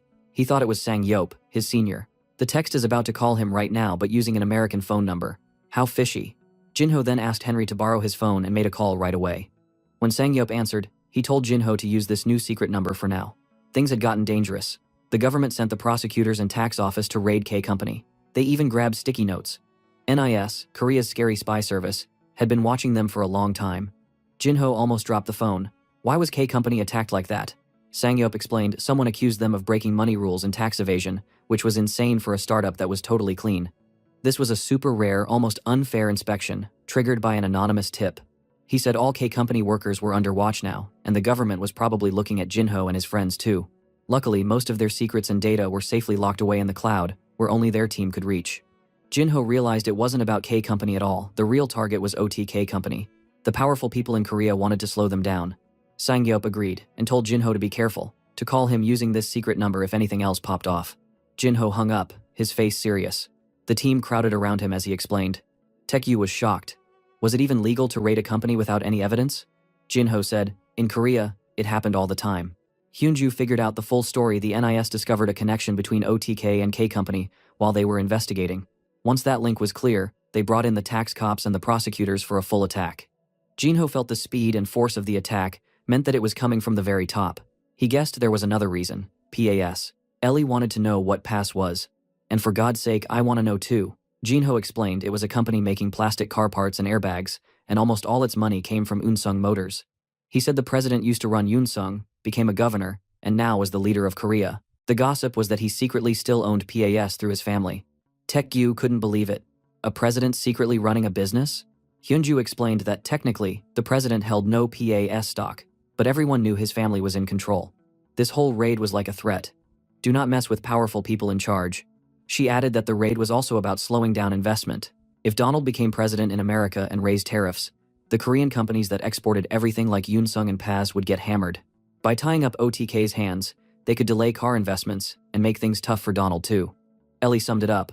They were tying up OTK by attacking K Company, just to slow down American investment, which would weaken Donald's election campaign. Hyunju knew the smartest move was for K Company to work remotely for now, to dodge any more trouble. Henry was angry. He called it dirty tactics. Jinho said no, but then realized, actually, he needed to go back to Korea. With Sang Yop gone, there was no one else who could run things properly there. Jinho said he had to go. Hyunju worried it wasn't safe for Jinho to return just yet, but Jinho said he was ready for this kind of fight. Taekyu said he was coming too, no matter what. Ellie jumped in, saying she trusted Jinho's decision. Jinho said thanks, even if it was all crazy and a little reckless. He was ready to face whatever happened next. He sat alone for a moment, looking determined and fired up. He told everyone to get ready, they were heading back to Korea. Yes, please fuck up Yoonsung Motor. I'm thirsty for war. Dude, looks like the real game was just about to begin. At the airport, Jinho, Taekyu, and their crew were waiting around when the vibe turned tense. Everything felt like a big, complicated mess. Business, politics, and power all tangled up. There were wild connections between big companies like Yoonsung Group, car parts company PAS, President Park, and, believe it or not, the American presidential candidate Donald. Right then, Jinho got a call. It was Donald. Donald wanted to know if the plan for investing was still safe. Jinho said the money would move as promised, and he'd finish as much as possible before the US election. Donald seemed happy and told Jinho to come to his big celebration if he won. Jinho hung up just as Ellie came over and asked about the call. He explained Donald already heard about the trouble in Korea and warned them to be careful. Ellie was kind of freaked out. Even a presidential candidate was worried about them, things were that serious. Jinho explained that Korea's Blue House, that's where the president works, controlled everything. Politicians, spies, police, prosecutors, rich company owners, and even the news. They'd probably already decided to arrest the OTK CEO. Jinho knew this was dangerous. Taekyu and Ellie were shocked. They realized Jinho had known it might happen and still returned to Korea. Hyunju said Jinho was prepared and took precautions. She hated to think the government could be so corrupt, but Jinho just shrugged. He said since he hadn't broken the law, he'd be released soon. Taekyu joked in a silly way that getting arrested was just normal for Jinho. Jinho said it was actually safer for him to get in trouble than for Hyunju, because if they messed with the Korean branch boss at Golden Gate, it could cause major international drama. The group started to move out of the airport.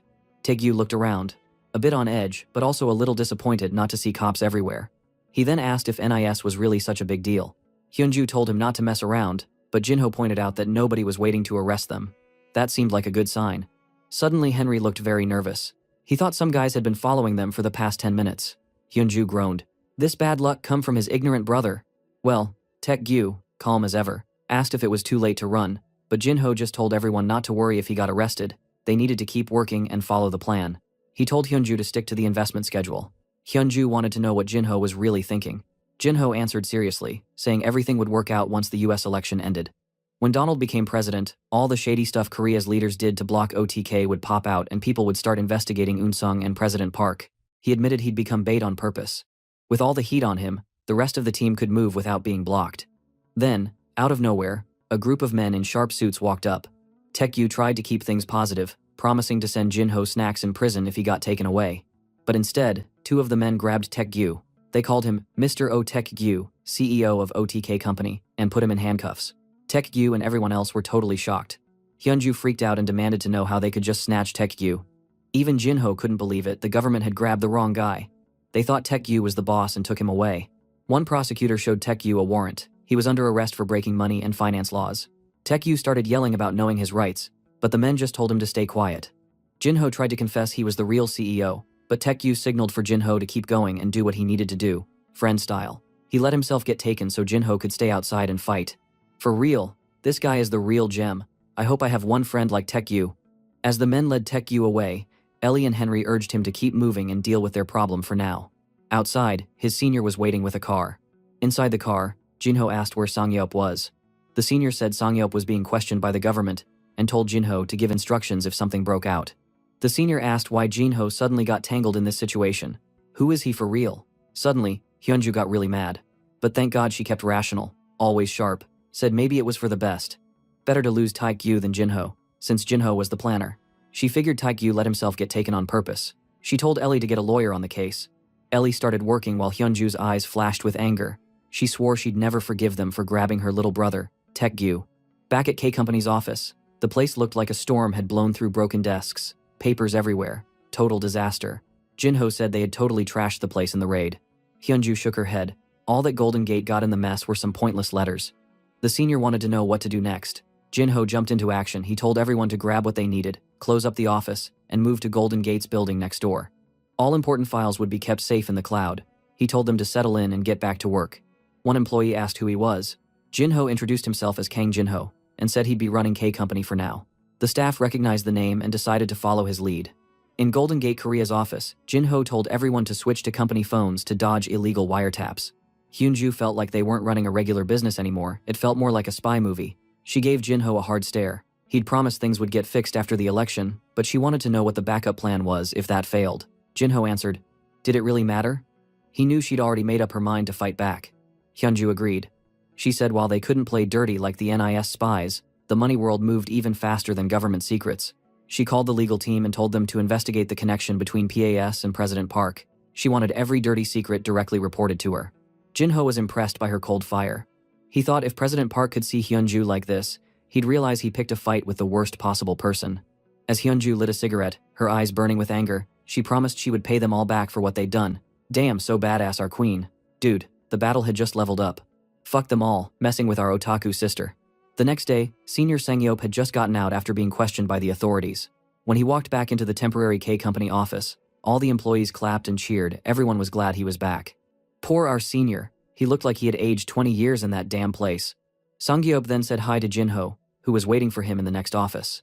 Jinho told him he'd been through a lot, and Sangyop said the accusations were wild and made no sense. He could tell the people questioning him just wanted to mess with him. Sangyop also heard the news about Taek-gyu being arrested by mistake. He thought it was crazy that they could mess up the paperwork like that, and thought the court must be in on it too. He then asked if Taek-gyu was fine. Jinho nodded, said Taek-gyu was keeping quiet and using his right to stay silent, with his lawyer next to him. He then explained the charges for Taek-gyu. The first was about where their money started. The other was suspicion of insider trading about the Samsung Galaxy phone situation. Sangyop got angry. He pointed out that you're supposed to have proof before making arrests. But this time, it seemed they just wanted to keep Taek-gyu locked up until the US election was over, to slow things down on purpose. The only good thing? They arrested the wrong guy, so OTK's team had some time to move fast. Jinho then told Sangyop to stay calm and take things step by step. That night, Jinho joined an online video meeting with Daryl Sagan. Tricer's business was in pretty bad shape because they only focused on emergencies, not on making new cars or keeping quality up. Jinho told Daryl he needed to care about quality first, even if Tricer's sales dropped a little for now. Daryl agreed. He promised that once they used Keros's technology together with Tricer, they'd become one of the biggest 3 car companies. After the call ended, Sangyop noticed things were moving again. Jinho smiled, and he was getting ready to fight back. Instead of backing down, Jinho decided to go harder. He wanted to keep investing, not slow down, and even spend more money right now targeting the US election. He explained to Sangyop that there were some states, like Pennsylvania and Ohio, where the election was really close. If OTK dumped $5 billion more to help Donald's campaign in those places, it could make a huge difference. Right after Jinho made the plan, a news report popped up. OTK was dropping $5 billion into Pennsylvania. The money keeps pouring like water, damn. Meanwhile, in Yunsung HQ, Chairman Han Min-gu got a call from Diane team. He was furious on the phone. He yelled that instead of stopping, OTK's total investment hit $25 billion. He wanted to know if the OTK boss really got arrested. Chairman Han said yes. The CEO was locked up, and even the lawyer's visits were watched. Diane's team didn't get it. How was OTK still moving so fast? Chairman Han guessed it was Taek-gyu's big sister, Oh Hyunju, running things now. Diane's team remembered seeing her name, wondering if Jinho was really tangled with the women. To make sure, using his head, he asked for a photo. Joel then got a picture of Taek-gyu. He stopped, he yelled at the phone, and asked what the hell Chairman Han thought the CEO was a different guy. A man Joel met back then is a Korean in his 20s named Kang. At that moment, Chairman Han realized he had made a really big mistake. Oh Taek-gyu must be just a puppet, with Kang Jinho as the real brains. He was the real CEO of OTK. Thank God, at least you have a decent brain right now to understand. Now, we're gonna see Suna the bitch again. At a fancy restaurant, some rich young people were holding a dinner party. The white-haired guy, whose name I don't fucking remember, and Suna was there. The group was talking about the crazy rumors going around about OTK's CEO. They bragged about how wild it was that a young Korean in his 20s could shake up all of Washington. The other man said Taek-gyu gave his friend Jinho $1 billion and even a new car. They joked that maybe Jinho was just really lucky to be his friend's helper. One girl, So-hee, said it must be nice to get so much money just by having the right friends. Hearing the OTK and Taek-gyu name in the same sentence is Suna's first time hearing. What the hell happened? Is this why Jinho got so much money back then in the restaurant? But Suna, thinking to herself, had doubts. She remembered Taek-gyu from when she dated Jinho. She felt like he didn't seem strong enough to run a beast company like OTK. Suna's ugly boyfriend wondered if Taek-gyu would get released soon. The other man said yes, it's just a warning after all. He thought OTK was staying quiet on purpose until this trouble passed. But suddenly, the bitch Suna spoke up and said, if Taekgyu and Jino worked together, Jino would be the real leader for sure. The others questioned her, but Suna insisted Jinho was not the type to just work under someone else. Oh god. Thank god this trash girl is going to regret her life so much after knowing Jinho was indeed the real boss of OTK. Back in the office, Jinho had made up his mind. He told the group it was time to get Taekgyu out of jail. Ellie asked how they could do that. With confident, Jinho said he would gather the press and get the attention by holding a press conference, using his real name. Jinho was about to take back control, loud and proud. Dude, things were about to blow up. Hell yeah, he's gonna reveal he is the real deal. Now, Jinho was driving with Hyunju sitting next to him. She was busy looking at her tablet, probably doing some important stuff, while Ellie Kim was chilling in the back. Dang, there was a lot going on. Hyunju said they need to inform Jinho's mother. She said that if the mother heard the whole story, she would be shocked, and it was way better for her to hear directly from them, not from some random TV news about Jinho's press conference. Jinho wondered if there was anyone else they should tell. After thinking for a moment, he thought that our best girl, Yuri, would be upset if he didn't inform her first. Clearly she was important. But well, he doesn't have time to call her right now. They soon arrived at Jinho's mother's place. The house looked modern and really nice. Jinho's mother greeted everyone warmly, but she was definitely worried. She told them they should have warned her earlier but thanked them for making the trip. She seemed nervous and asked Jinho what was up and why he came so suddenly. Jinho just smiled and said that it was nothing special, but she clearly didn't believe it. She even asked if he was in some kind of trouble. Meanwhile, at the prosecutor's office, things were getting wilder. A spokesperson was standing at the podium, talking to a mob of crazy reporters. They wanted the scoop on the emergency arrest of the OTK company CEO. The spokesperson said the search at K Company and 2 other places was official and by the books, and the results would come soon. Reporters got really loud when they heard about the emergency arrest and started questioning if the wrong person was arrested.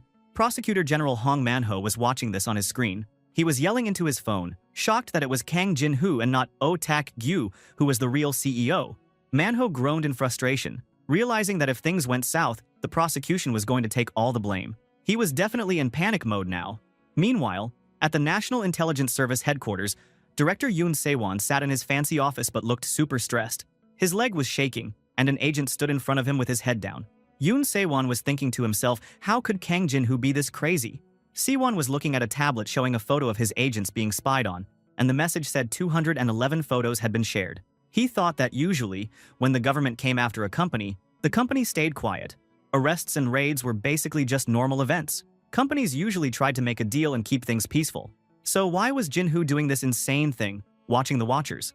He wondered if maybe, just maybe, Jinho was doing this because he actually didn't break any laws. Maybe he was too clean so he could go wild and not worry about anything illegal popping up.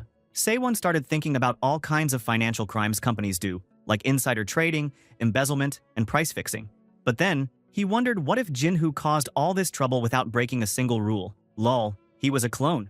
Just then, an agent ran in to say the OTK press conference was in 2 hours. Se-won freaked out, saying they had to stop it before something big was revealed. Back at Prosecutor General Hong's office, Hong was talking to Director Yoon by phone. Hong wanted to know if there was any way at all to stop the press conference. Now that the real CEO was discovered, maybe they could just arrest Jinho. Hong blamed the NIS for making the prosecution look stupid. They have already arrested Taekgyu, and now they need to arrest Jinho too? If that's how NIS's stupid guy thought, maybe they should arrest maybe K Company's CEO Park Sang-yop, or even Golden Gate's Korean branch manager Oh Hyunju. Bro, the man was losing it. Back at the Golden Gate Korea office, Hyunju was standing guard by some doors. She told Jinho that she took care of all the little problems and he could go in now. She asked if he was ready. Jinho replied that if he couldn't come back before the presidential election, she should invest like he told her. If anything changed, she'd hear from the lawyer. Pretty smart dude. He wanted her to let Taekgyu know he rocked when he returned. Jinho finished fixing his tie. Got to look sharp for the cameras, right? Ellie came over, fixed his messy hair, and said that he looked extra handsome today. She told him to go get him. Bro, Ellie was kinda cute too. So, you guys team Yuri or Ellie? Please drop a comment. Anyway, Jinho also turned to his old school seniors, Gi-hong. He apologized for not telling Gi-hong sooner. Gi-hong got all flustered and said that it was fine, though he still couldn't believe it. He suggested having a drink and chatting when Jinho got back. Jinho agreed. Sounds like someone needed a beer after all this drama, dude. Just then, Jinho's phone buzzed from a restricted number. He thought it was obvious who would be calling at a time like this. He picked up, and the person immediately told him to stop the press conference. Jinho asked who it was. The person said it would be better not to do something Jinhu would regret, and that this could be solved by negotiation, without making things confusing. He said he called to negotiate and wanted to know what Jinhu wanted. Jinhu, totally pissed, told the guy that the second they hurt K Company and messed with his friend, any negotiation was over. He said he wanted to see who would win to the end. Then, he threw his phone on the ground and broke it. "Bro, our boy looks so cool now." The voice on the phone tried to stop him, but Jinhu was done. With aura farming mode, our boy fixed his tie, because a boss has to look cool, and walked toward the press conference room and said he would be back soon.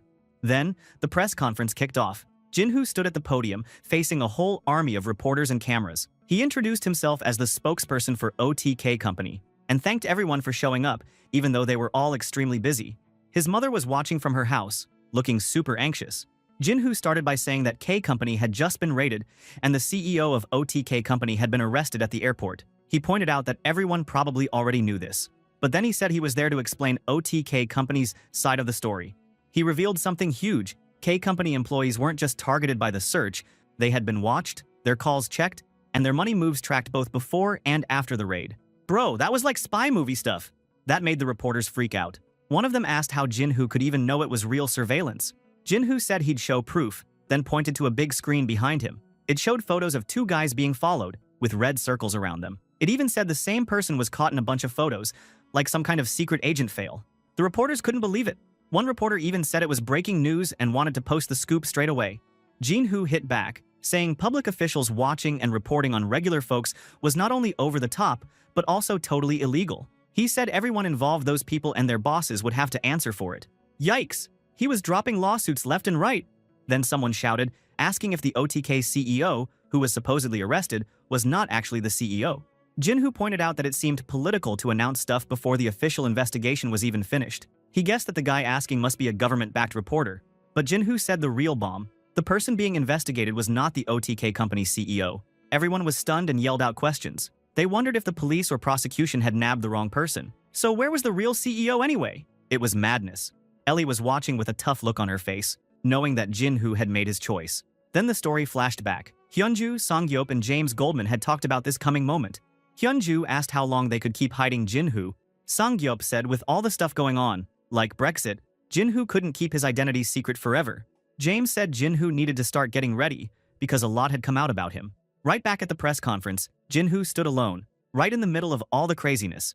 He thought to himself that this was the big moment his mentors had talked about, the day he would finally stand up as himself. He put his hand over his heart and, with the whole world watching, dropped it. He said he was the CEO of OTK Company. For a second, everyone froze. Then, total chaos. Cameras flashed, reporters jumped up, people started tripping and falling over each other just to get the news out. Jinhu said he was ready to take questions, but the first reporter was so stunned he couldn't even speak. Then, everyone started yelling over each other. They wanted to know about his money, his company, the government case, everything. The whole internet who's streaming the case also exploded. Who the fuck is this cool man? Suddenly stated he was the CEO of a big company out of nowhere. Straight out drama cliche. Meanwhile, back at Jinhu's mom's house, she almost passed out, but luckily she had taken her calming pills like Jinhu told her. She said she had never felt the danger before, but seeing her son on live TV made everything real. It was lucky they had warned her, or she might have fainted for real. She asked whose crazy son would do something this big. Dude, he is your son. Over at Hanguk University, things were nuts too. A professor noticed his students all whispering and freaked out. A student explained that OTK was holding a live press conference, and their old upperclassman, Kang Jinhu, just appeared on TV as the CEO. The whole class rushed over to see the live news on a phone. The professor couldn't believe it. His own student was the star of this global news. Other kids said all the news was getting updated about Jinhu, and some students remembered seeing him last semester. Everyone was basically losing it. Shin Yuri, sitting quietly, just smiled to herself and thought about how she now finally understood what Jinhu meant when he said he had a confession. She said to herself she wasn't expecting that confession to be, "I am the CEO of OTK Company." Yeah, this guy never fails to surprise her. Outside on the campus, everyone was talking about Jinhu. Some couldn't believe it, some called out his nickname, others just said it was crazy to imagine. Over in a busy newsroom, Suna watched the news with a crowd. Everyone guessed Jinhu must be worth a crazy amount of money. And this bitch dared to think to herself that if only she had known sooner. She wondered what could have been different. Bitch, writer Nim, please make her die. I want to slap her so bad right now, guys. This fucking gold digger bitch, don't you dare lay a finger on our boy. By the way, in a small news office called News Breakthrough, the boss, Lee Song-gyun, was watching it all while eating a sandwich and smoking.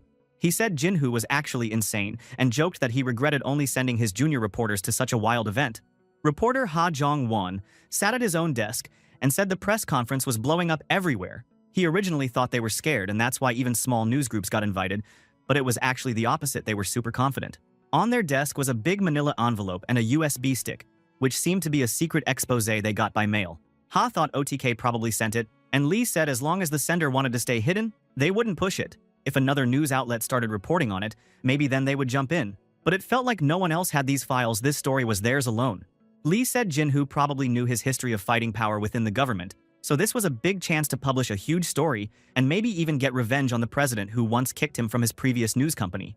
Meanwhile, the literal president, Park Si-hyung, was sitting in his office watching the chaos unfold. He looked furious, saying that he never actually wanted to destroy OTK company, he just wanted to teach them a lesson. If they had just set things up after the US election, maybe they could have been friends. But since Jinhu was so squeaky clean and untouchable, now it made sense why he was so confident all along.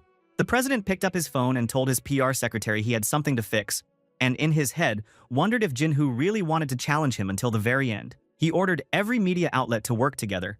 Oh man, now things were serious. He would get wrecked 100%. Back at the prosecutor's office, a huge crowd of reporters waited outside.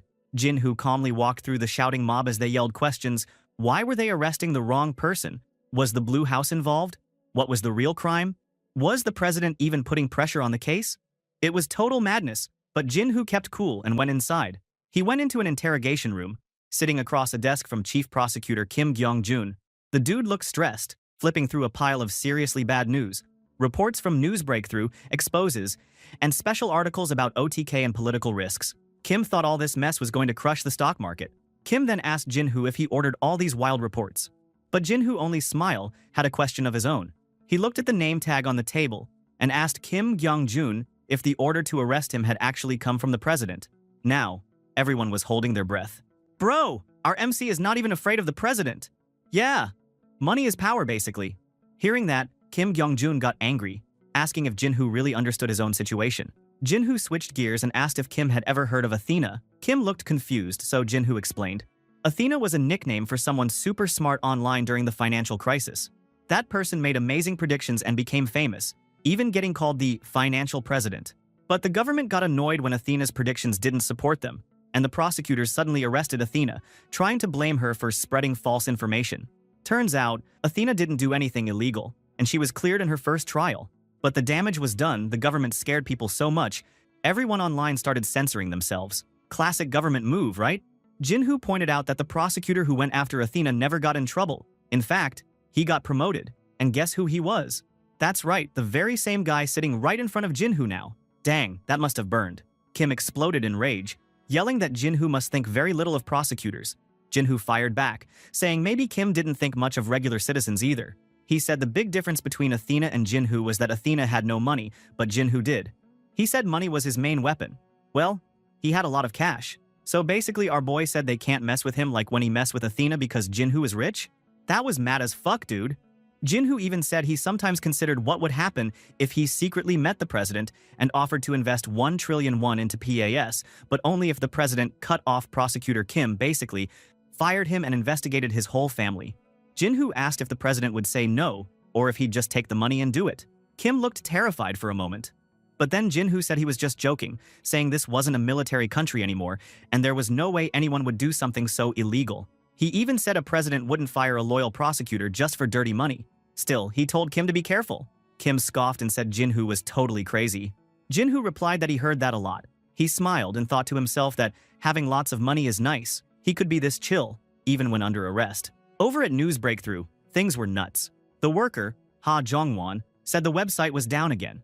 Boss Lee Song-gyun asked if it was another hacker attack, then said domestic servers wouldn't work, so they needed to do something else. Lee was pumped and said to post the article on Facebook and upload the video to YouTube. The article and video exposed how President Park was most likely the real owner of PAS. They explained that PAS depended on Unsung Motors, and that OTK's support for Donald Stamper in the US would hurt Unsung and give the president a reason to slow down OTK's investments. They broke it down real simple. even joking that if Donald wins, the president of Korea would become an enemy of the US president. Lee thought that was hilarious and started laughing. Meanwhile, President Park Si-hyung was absolutely losing it in his office. He slammed his fist down, raging about the NIS illegal surveillance scandal and the fact everyone could see the agents in the photos. He knew the official excuse that a deputy director acted alone was total crap. The public opinion could be swayed from his side. Damn, he thought. There was no way a small news outlet could get that kind of scoop on their own. OTK was pushing things so hard, the fallout was even shaking up US politics. The president could only hope Donald didn't get elected now, because if Donald really becomes the US president, everything is really doomed for him. Then, things cut to campaign rallies in America. Diane was yelling at a huge crowd that OTK was secretly owned by Koreans. Their CEO was in trouble, the company was connected to shady money, and they supported Donald Trump using illegal funds. She promised to bring back justice to the US and fired up the crowd. Donald jumped on his own stage, waving American flags everywhere. He shouted that OTK was an American company because it was made in one of the US islands, and that he didn't care if the boss was Korean. He even teased Diane, saying she was being racist if she didn't like OTK because it had Korean roots. The crowd went crazy for him, especially when he said OTK and its CEO were going to invest $5 billion in new US factories and hire American workers. Seriously, the crowd was chanting CarOS and OTK like the company was a rock star. Back in Korea, the prosecutors were still digging for dirt. Assistant prosecutor reported that OTK's big investment choices actually happened before problematic events, like the LG recall. So there was no insider trading. Then he said the production halt came from someone else, not because of a secret agreement. Even big groups like Samsung weren't going with the conspiracy. Then they called OTK's founding money Bitcoin and said it was sold on a foreign exchange platform that was now bankrupt from getting hacked. The whole thing happened overseas, so Korean law didn't even cover it. Now the prosecution had no solid evidence for any crime. All those tough statements they made to the media, totally falling apart. Kim Kyung-jun was freaking out, no big charges, indictment impossible, game over. He almost fell over, looking finished. Back at Golden Gate, Korea, everyone was working hard but anxious. Park Sang-gyop asked Counselor what Jin-hoo had said. Counselor explained that Jin-hoo told them to just keep moving forward, nothing had changed. Sang-gyop noticed that polls showed Diane was expected to win over 300 electoral votes. That meant she was really likely to become president. Taek-yu said not to worry and just follow Jin-hoo's plans. Hyunju said Golden Gate would join now, and that new scenario modeling said Donald would win. If Donald won, emerging market stocks and money would drop, but gold, yen, and cryptocurrencies would shoot up. They had already invested in crypto ahead of time. Sang-gyop asked if Jin-hoo really predicted all of this. Taek-yu shrugged and said maybe, but either way it was working for them. Hyunju said the plan was for OTK and K Company to take short selling on all those different markets. Because Donald became president was unpredicted by many economists, so that it would shake the US market. Anyway, Golden Gate also bet so much money on Donald to win. She said just one call from Jin-hoo was enough for even the most careful experts from Golden Gate to bet with them. Jin-hoo was seen to be one of the best investors in this generation, so they were willing to believe our boy. Back in the interrogation room, Jin-hoo just sat there, totally calm, even writing things down with a little smile. He thought to himself that the voting day was almost here, and this crazy election was finally reaching its endgame. In another place, Chief Prosecutor Kim Kyung-jun was reporting to his boss, Prosecutor Hong Man-ho. Kyung-jun said it would be tough to keep investigating Jin-hoo while having him locked up, since they just couldn't find clear evidence. He suggested maybe switching to investigating Jin-hoo without holding him. But Man-ho didn't want to let Jin-hoo go. He asked what they would even tell the media. It would make them look dumber. Well, because both of you already dumb. Kyung-jun quickly agreed to keep pretending to look for more evidence while still holding Jin-hoo. But inside, he felt insulted. He knew this pressure must be coming straight from the president, even though the government seemed desperate. He thought that once Diane won the US election, Jin-hoo and OTK would be kicked out of Korea for good. While all that drama was going on, Jin-hoo was just waiting in his cell, arms crossed and looking at his watch. He felt weird, like he had too much free time after being so busy. He wondered if he was turning into a workaholic just like Hyunju. It creeps him out a bit. But then it was already 11 a.m. He guessed the vote counting in America must be in full swing now. An investigator was with him. But this guy was all about following the rules. He told Jin-hoo not to, said useless words, and just answer the investigation stuff. Jin-hoo asked for a pen and paper, but the investigator said no way, those were only for official business. So Jin-hoo said he had nothing to say, there were no real charges anyway. The investigator insisted that he just doing the law to question him, but Jin-hoo was thinking, yeah, right, you're just killing time until the election is over. If Donald really lose, this damned country would turn back on him. Meanwhile, in America, Diane's campaign team was pumped. All the news said Diane was getting tons of electoral votes, crushing it on the coasts. California and New York were hers, and everyone was celebrating. Her assistant, Joel, said there was no way they could lose now and wanted to check Diane's victory speech one more time. Diane was cool as ice, just sipping coffee. Bitch was sure she gonna win. Back in the interrogation room, Jinhu wondered if Donald Trump was ahead yet, but the investigator wouldn't tell him anything. He knew the Rust Belt states would decide the whole thing. He tried to chat about company funds, saying OTK and K Company together still had $9 billion in cash. The investigator was so shocked he even converted it to Korean currency in his head. There's too much zero. Jinhu explained that if Diane were winning, all the financial markets would be happy, but secretly, OTK had been betting against that they were taking a short position on the markets, hoping Diane would lose. Jinhu smiled a bit. He knew all the profit from Diane's lose would come to his bank account in any moment now. Over in the Golden Gate Korea office, everyone was working non-stop. Henry Goldman, Hyunju, Ellie, and Park Sang-yeop were watching the election and making trades. They were frustrated not being able to call Jinhu, but Henry saw that Illinois had gone to Diane. Ellie mentioned that the whole West Coast was for Diane, and she had a small lead in even more key states. Sang-yeop kept selling, betting big on Donald's win, but Hyunju was about to lose her mind from the stress. Crowds in America were cheering for Diane as her vote count kept climbing. Back in the interrogation room, time was ticking. Jinhu closed his eyes and had a moment to think. He said everything had a cause and effect, but unlike most people, he liked to look at the results first, then work backwards to find the cause. He pictured Donald Trump being declared the winner. He remembered talking with Donald in person and thinking the guy actually made sense. Donald spoke for the regular working-class folks in parts of America that felt ignored. He gave them simple, tough answers about jobs and taxes, while Diane only talked about big ideas like justice and peace. Jinhu believed that this difference explained why Donald was connecting with voters. Instead of stressing about things he couldn't control, Jinhu decided to go all in. He thought about exactly where Donald's message would work best and chose to make a cash drop in those places, meaning his companies were moving huge amounts of money to influence the market and the election. He believed OTK is the reason why Donald could win this election. On the other side, OTK and Golden Gate teams keep pouring more money in with stress and adrenaline, just as many votes began flipping. Suddenly, Florida changed to support Donald instead of Diane. Up on the screen, the final map showed Donald winning by a landslide, 306 electoral votes for Trump, only 232 for Diane. Donald had won. Over at the Blue House, President Park Si-hyung stared at the TV, totally destroyed. He cursed and then immediately called Chief Prosecutor Kim, yelling at him for still holding Jinhu in lockup and screaming to let him go or risk his job. Meanwhile, Diane campaign headquarters was in total shock. Joel couldn't believe they lost, especially since they had more votes overall. Another staffer said they should have paid attention to the white working-class voters. Joel said this didn't add up.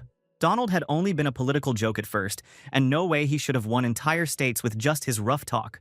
Joel realized that the real power in the election was just one investor, Kang Jinhu. That was why Diane lost, they couldn't beat him. So, Jinhu basically became the kingmaker, totally changing the election with his strategy. Back in Korea, the investigator who had been watching Jinhu suddenly got a shocking phone call. The order came down to drop all charges immediately. He told Jinhu he was now free and walked him out through the release process, his hands shaking. Jinhu walked out, smiling a little.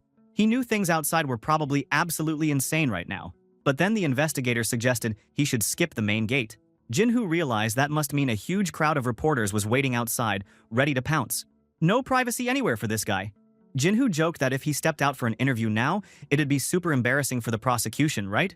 The investigator agreed, looking miserable. Well, our boy is not that petty, so he decided to leave through the underground exit instead, and said he'd had enough of having his face all over TV. One press conference was plenty. Down in the parking garage, Jinhu's friends were waiting for him, Taekyu, Sang-yeop, and Ellie. Taekyu even brought tofu for him to eat. It's tradition in Korea people eat tofu when they get out of jail, as a way of starting fresh. Jinhu found it funny, asking if he was just out of prison, but he agreed to eat it anyway, asking if Taekyu had some too. Of course, Taekyu said he already had his. Sang-yeop praised Jinhu for doing well, and Jinhu asked about his mom. Taekyu said he made sure she wasn't worried. Suddenly, Jinhu noticed Ellie's eyes were a bit watery and asked if she was crying. Taekyu nudged him to comfort her. So Jinhu kinda awkwardly stood there until Ellie broke down and hugged him tightly, sobbing about how scared she was that something bad might happen to him. Jinhu gently patted her back and told her he was perfectly fine. Bro, too many cute girl beside our MC. It's hard to ship. Suddenly, Taekyu wanna puke looking his buddy lovey-dovey in front of his lonely ass, so fuck you guys and hissed them to stop. Looking at them bickering, Sang-yeop said they should head to the office first because there was a mountain of stuff to figure out. In the car, Jinhu asked how much they earned in total from their wild market moves. Sang-yeop replied that they made about $2.8 billion, which was about 3.1 trillion won. Ellie was annoyed because Jinhu was asking about money even at a time like this, but our boy just laughed and said that was the whole point of the job anyway. Then Sangyeop asked, why didn't Jinhu use the super aggressive strategy from Brexit, like selling the Mexican peso? Jinhu explained that the UK was big enough to handle that kind of market hit, but if they attacked a smaller country like Mexico, it would destroy the economy and bring too much risk. He said making too many government enemies was stupid if you made enemies, especially powerful ones. It would come back to bite you. Suddenly, Jinhu saw something wild out the window. A huge OTK company sign was now lighting up the skyline. He asked when they put that beast up there. Taekyu said it went up a couple days ago, now that everything was out in the open.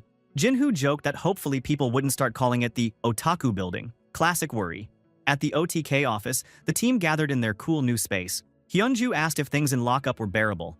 Jinhu joked that no one should go there, especially because they didn't even let you smoke, which is the absolute torture for him. Hyunju said Donald's team wanted a call. Our boy just smiled. Well, at least he knew Donald would never forget him. He then asked if anything else happened while he was gone. Our sister queen said the opposition and civic groups kept trying to meet, hoping they could work together to take down the administration. Jinhu didn't want to get mixed up in politics and said they should keep their distance. He admitted he didn't even know enough constitutional law to play that game and asked about President Park Si-hyung. Taekyu thought just one confirmed charge could mean impeachment. Henry wondered how such a guy became president in the first place, and Taekyu chimed in, saying that no matter what, they needed to stop a mess like this from happening again. Jinhu agreed and said they should use this chance to weaken the president. Hyunju said she'd handle talks. At the very least, the other side needed to pay for going after OTK. Yes, Queen, we want revenge. After that, the news about the president corruption spread like a wildfire. In the end, the president, who was winning from a tight spot before, now getting pushed from all other direction. In the end, he stated that he would protect the country integrity and said sorry for Jinhu and the people. Well, we won, guys. Even Taekyu said this was enough. The president said sorry. He cut down his own people like the prosecutors and closed down the way he could get dirty money from the company. Jinhu agreed. If he pushed too much, it won't be good. So the incident would be wrapped here. Then, Jinhu said he wouldn't be going to school for a while and wanted to focus on building the OTK company into a real powerhouse. First step, hiring new people, starting with a chief human resources officer. The team went through some resumes, checking names and credentials. One stood out: Michael Lee, a famous Korean-American HR executive. Everyone thought he would be perfect, but Jinhu wasn't sure if someone that big would join them. Henry thought he would, saying not many people would pass on a chance to work with a living legend like Jinhu. Jinhu got a little embarrassed. But hey, being famous could help. Just then, Jinhu's phone buzzed. Taekyu pointed out he was always told to turn off his phone during meetings, but this call was from Jinhu's mom, and of course he answered right away. His mom sounded excited but nervous, saying all the relatives were gathered at the house. Hearing that, our MC face suddenly becomes sour. Huh, I bet this family is toxic as hell. In the car with Taekyu, Jinhu drove like he was being chased, looking pretty annoyed. Our otaku boy tried to calm him down and asked if he didn't expect all these relatives to show up. But Jinhu admitted that he had pretty much forgotten they even existed, especially after his dad passed away. The family had lost touch after that, and Taekyu figured it probably had something to do with money issues. After all, Jinhu is freaking rich right now. Many people said after you become rich, all people you barely know would come to see you again. Anyway, Jinhu explained that when his mom asked for help, these relatives ignored her and cut off contact. He said it hurt, but he wasn't really angry with them. He understood that lending money was tough when you were barely scraping by. But honestly, they should not have shown up out of nowhere after all this time. Our otaku boy nodded. It must be upsetting for Jinhu that the relatives came back now after he was successful. He even suggested Jinhu could just have the guards to kick them out. Yeah, I agree, dude. When they arrived, a security guard was waiting outside. Jinhu asked why she let the crowd in, but suddenly his mother come out, and she said she had told security it was okay, they were his father's family, and she didn't want to turn them away. That's just how Jinhu's mother was. Too soft-hearted for her own good, honestly. Inside, Jinhu's relatives welcomed him like some kind of celebrity. They made a big fuss over him, talked about his expensive car, and even pointed at a car he had given to his mother. They called him a good son and crowded around, poking and complimenting him like he was a zoo animal. Fuck those leech. They then asked him about his military service, how long it had been since his dad's funeral, and acted like they were so worried because of his press conference. The uncle even said he used to support the president, Park Si-hyung, but changed his mind after what happened to Jinhu. They all started acting like super supportive family, talking as if they had nothing to do with ignoring him and his mom when times were tough. Dude, some folks have no shame. His mother, watching all this, clearly felt bad for Jinhu. Suddenly, the aunt reminded him to greet some cousins he hadn't seen in forever. The cousin is kinda cute, to be honest, but he wondered why they come here when it's time for school. The aunt got nervous and stupidly said family gathering is more important than school. The other cousin introduced her husband, who said his own company gave him time off just because he was related to Jinhu. Looking at them, Jinhu just found out his cousin Miyong had gotten married months ago, but he never got an invite or even a message. The aunt said she got so busy that she forgot to tell him. The uncle started scolding her, but it all sounded super fake. I don't know why, this made me so mad. I fucking hate two-faced family member. Finally, Jinhu asked what they really wanted. The uncle said they just wanted to see him, but everyone got awkwardly silent. Then, probably exactly as Jinhu expected, they started asking about his money, how much he had, since all the news said he was worth trillions. Classic trash move. They tried to push their kids on him, saying it would be great if cousin Yunhu could work at OTK. Jinhu cut them off, saying that his company wasn't just handing out jobs. Did Yunhu actually know anything about investments, hedge funds, all that business? Miyong, the cousin, tried to sell her husband as the perfect candidate to work with Jinhu because he worked in health equipment sales and apparently understood human psychology and some stock techniques. Her husband tried to show off with stock trading slang, like scalping, but Jinhu knew it was nothing special. That trash probably got all his money taken out from the market. Then the uncle suggested that maybe, since Jinhu had so much, he could just give family members manager jobs or something easy. Hearing all those bullshit, our boy got super angry, his blood literally boiling right now. In his head, Jinhu remembered all those times when his dad's funeral came and these people vanished, or how they didn't help even when his mom begged for just a little money. Now they had come back, pretending nothing happened, all for a handout or an easy job. Talk about crocodile tears. Suddenly, everyone started fake crying, talking about how sad it was Jinhu's dad couldn't see his son's success. They called Jinhu a good son and said his late dad must be watching and helping from heaven. One even said, "Thanks to you, we can finally breathe again." Another relative started hinting about starting a small business, hoping for $1 billion to get going. Another wanted to get into real estate using Jinhu's money. They started begging him to buy a building for one of the cousin's daughters, who also started whining for it herself, calling him Oppa, which just made the whole thing even more awkward. Inside, Jinhu was fuming. He wanted to kick them all out. But he remembered his father always saying, family should help each other, especially his mom. He knows she won't abandon their family, so he had no choice except for forgiving them. But suddenly, a cracking voice yelling and told them to fucking stop already. The room went dead silent. Everyone just stared at where the sound come from. There, Jinhu's mom, quiet until now, stood up with the coldest look ever. She asked if this was the real reason why they come to see her and Jinhu again after all this time. Uh-oh, looks like things were about to get real for those greedy relatives. Then, the uncle tried to talk back, saying they suffered after Jinhu's dad died and tried to play the "We're victims too" card. Jinhu's mom stood there with a knife and an apple, looking scary, and told everyone to go home and to never contact them again. She wants to make them remember how, when her family got bankrupt and the house was taken away, they didn't even help her. When she begged to pay for Jinhu college tuition back then, they started to lose contact. This fucking family shut her and Jinhu all down hard. She reminded everyone how much Jinhu's father actually did for the family, paying for school, supporting everyone through weddings and medical bills, even covering funerals. She asked if any of these people ever even tried to give back just a tenth of what her husband gave them. Instead, they just showed up now, looking for money and jobs, as if nothing happened. Jinhu's mom then said they should just keep living as strangers from now on, no more fake family reunions. Yes, mom, serve them right. What a queen behavior. If you slap them, I will even cheer you up. Then, the relatives freaked out, asking her to calm down and not make a scene. They even tried to use Jinhu's late father as an excuse, saying he would want everyone to help each other. But Jinhu's mom said those responsibilities ended the day her husband died. She made it very clear. Don't expect anything from Jinhu. She then called for the security team, and the guards started escorting everyone out, but the relatives got louder and louder. They yelled that the guards should listen to them because Jinhu paid their salaries and started freaking out about being physically removed. The little kids got scared and cried. Choi Nam-woo, the cousin's husband, yelled that he didn't have anything to do with this and begged for forgiveness. The uncle tried to hand a business card for future favors, but Jinhu had had enough. This fucking stupid family really tires him out. He said if they hadn't all been so selfish when his father passed away, maybe things would have been different. He said he had waited all this time for an apology, but they just didn't get it. Even today, if they had said sorry first when he got here, maybe he could forgive them. But nope, they were just asking for money. He told them it was really over and that it was time to live on as strangers. The relatives tried to fight back, begging for jobs and buildings and saying he was being cruel. One even said he could use helping them to make himself look good. They tried guilt-tripping him and calling him unfilial, and said his dad would have been better. But Jinhu said his father always stopped when his mother was upset, and he was going to do the same. As the relatives were pushed out, they shouted insults back at Jinhu. Choi Nam-woo tried to say sorry and beg for help one last time, but Jin-hoo was stone cold. One aunt shouted to film everything and post it online, saying the world needed to see Jin-hoo's true colors.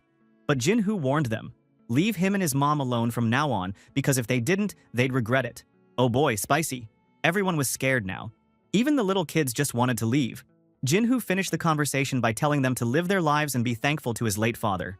As he walked away, the family screamed his name, total chaos. After that storm, the living room was wrecked. Jin-hoo and his mom cleaned up the mess together.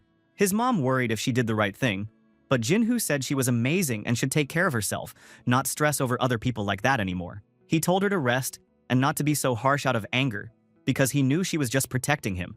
His mom asked if he'd eaten, and when he said he hadn't, she promised to make him food right away. Outside, Taek-gyu, the otaku boy, was leaning against the car. When Jin-hoo came, he asked what the hell had happened inside the house. Jin-hoo said everything was fine and joked that he just had to kick out some relatives asking for cash. Taek-gyu nodded. He had heard all the trash the family talked about Jin-hoo on their way out, so he gave them a piece of his mind. He told the relatives that Jin-hoo was just as rude before he ever got rich. So money hadn't changed his personality at all. Jin-hoo couldn't help but laugh. Bro, this goat friend keep cracking me up every single time. I would die to have at least one friend like him. Sometimes an old friend teasing you is all you need after a totally insane family drama, bro. Meanwhile, over at Samsung Tower, Vice President Im Jin-young was studying Jin-hoo's history. Turns out, Jin-hoo didn't start as a genius, just an average guy at Korea University. No special training or elite background. But after he got out of the army, he and a friend made a ton of money from crypto, then pulled off some insane moves in the stock market, especially when the Galaxy Note 6 smartphone line was shut down. That's when they made hundreds of billions of won. But Im Jin-young remembered it was actually his own decision to end the Note 6 that made everything blow up. He wondered to himself if Jin-hoo was going to be his enemy, or his new powerful friend. Dude, big bosses always think like that. I'm super curious about what relation they could have in the future. Meanwhile, back at OTK Company, Jin-hoo and Taek-gyu were getting flooded with meeting requests. It seemed like every old classmate, army friend, and even random acquaintances wanted to meet them now that the company was famous. Taek-gyu even joked about some Uncle Choi the Snake from his army days, and asked Jin-hoo to just reject those requests and put everything in a file. Then the secretary came in and announced that the guest they'd been waiting for was here.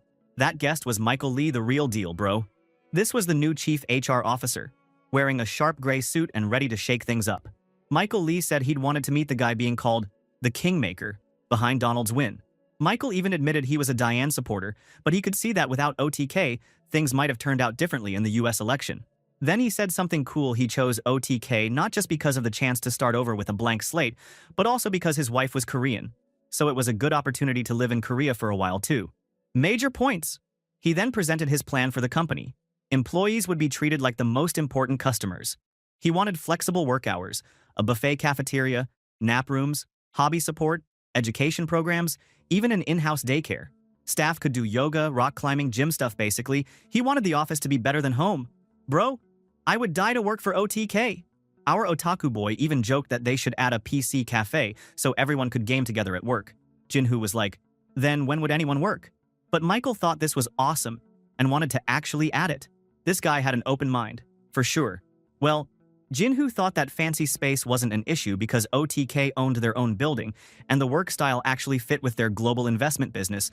No one needed to sit at a desk all day yelling at numbers. Jin-hoo liked it a lot and offered him the job. Michael was happy to join, and they shook hands. Pretty soon, the company was growing fast. New faces from Golden Gate, K-Company staff coming over, and things were getting busy. Then it was time for some old pals to share a meal. Jin-hoo, Taek-gyu, Sang-yeop, and Gi-hong met up for some food. Sang-yeop was joking about losing staff to Jin-hoo's team, but Jin-hoo promised he wouldn't steal everyone, especially not Gi-hong. But realizing how talkative the guy was, Sang-yeop shook his head and even begged Jin-hoo to take Gi-hong. Bro, Sang-yeop is funny. Then Jin-hoo wanted to do a dividend before the year ended because OTK made crazy money, $35 billion from Brexit, $2.8 billion from the US election. Shit, I wonder if that was real money. Anyway, Jin-hoo asked how much to give out, and our queen sister said that was his call as CEO, so our boy chose to hand out 50 billion won in dividends. When the otaku asked how much he would get after taxes, Taek-gyu was shocked when he learned half would disappear. Jin-hoo told him it was simple. If you make money, you pay your taxes, and as long as taxes are used right, it's nothing to regret. But no, Jin-hoo. I always believe taxes are just how the government steals money from its people. But, well, You are the rich one, so let's just say you are right, okay? Then, Jinhu also planned massive bonuses for K Company's CEO, for the staff, and all the workers. Twice their annual salary, extra cash for everyone. The employees, especially Gi-hong, were so hyped that they cheered and hugged him, calling him the best boss ever. Again, I really want to work on OTK. The next day, Jinhu and Taekyu were heading through OTK. He came to the office and asked how long Hyunju and Ellie had been working. He also noticed a bunch of new faces in the lobby. Ellie looked tired and explained that those people were new hires. They were from the Golden Gate Asia branch, and they had been working with her in the US before. Hyunju, stretching and saying it was for a due diligence team basically, an inspection to help with their work. Their private equity fund was forming a large team to acquire a major US security specialist company, XCOP, which was being sold in Korea by the TYPO group. Turns out TYPO was in financial trouble after a fraud scandal, so they started selling overseas assets to raise money. This was a big deal. XCOP was worth at least 2 trillion won, maybe up to 3 trillion. Jinhu and Taekyu were blown away. This was the type of big fish everyone gossiped about in the industry. Hyunju said other huge firms were gunning for it too. This was going to be a war. Then, she dropped the bomb. The leading candidate to buy XCOP was Unsung Group, the very group Jinhu had clashed with in the past. Taekyu was so shocked he almost fell over, and Jinhu just let out a long, dramatic sigh. Bro, one thing was clear. The next big fight in business was just about to begin, and things were about to get even crazier. Taekyu couldn't believe it. Unsung, again! Hyunju explained that Unsung usually relied on DS for security, but they started having beef. With XCOP up for sale at the perfect time, Unsung was jumping in. Ellie broke down the motives. Huge companies wanted XCOP to grow for years, while private equity firms like OTK wanted to get it for a good deal and maybe sell it for more later. But Unsung was ready to pay more than the company was really worth, just to win. Taekyu guessed that maybe Unsung would win just by throwing a big number on the table. But Jinhu said that rushing to buy something for way too much was risky. If Unsung overpaid, it might hurt them in the long run, a classic winner's curse. Jinhu realized that if Unsung won, OTK couldn't trust their security in this country anymore. So, Jinhu decided, why not get in the fight and go after XCOP themselves?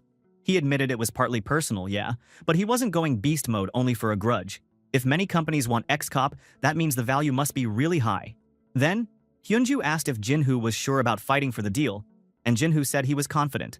Taekyu thought this would be fun, and Hyunju said to go for it, good experience either way. Later, in the office, Taekyu was cracking up at XCOP's price. The company was bought 15 years ago for 500 billion, but now they wanted up to 3 trillion? He called the sellers greedy, but Jinhu said that was just both sides bluffing. Real value was a lot less, but the hard part was figuring out how much all of XCOP's business relationships, reputation, and future were worth. That was complicated, and if you got lazy, you might end up overpaying like a clown. That's why many big companies work like crazy to think about how much they should pay to be smart. Anyway, OTK teamed up with Golden Gate to make the bid as a single team. Hyunju had already locked in how much OTK and Golden Gate would get. The experts would set the price for the first round of bidding, so Jinhu wasn't stressed, at least not yet. But he said their two main strategies were either win XCOP at a fair price, or let someone else, preferably Unsung, overpay and hurt themselves. Taekyu wanted to know if stopping Unsung was enough, and Jinhu brought up something Sang Yop said at dinner. There were a bunch of strong bidders, and it'd be fine if any solid company won, as long as it wasn't Unsung. But at least, they could meet the legendary investment company called RCK Bros. At RCK Bros, two bosses, David Ryu and Shin Byung-do, were chatting. They noticed OTK was jumping into the fight, partly because of Unsung. David said that Jinhu reminded them of their younger days, but at Jinhu's age, neither of them had been that talented. David even joked about inviting Jinhu for coffee, since his own kid couldn't stop talking about him. Back at OTK, Michael Lee was getting the company in order. He said OTK ran super lean, and now they needed to expand at least 50 full-time staff. Jinhu could only say yes. To be honest, he couldn't control how big his company was, especially since all his previous investments in many companies were now too big to handle alone. Bro is suffering from being rich. In the end, Jinhu said to Michael to talk with Sang Yop before making big moves, or when they need more employees. He was done hearing about how many more newcomers he needed. At least, he could feel the company becoming more like a real business. Well, except for one thing. Taekyu was in the office gaming hard. This otaku really hyped up his name.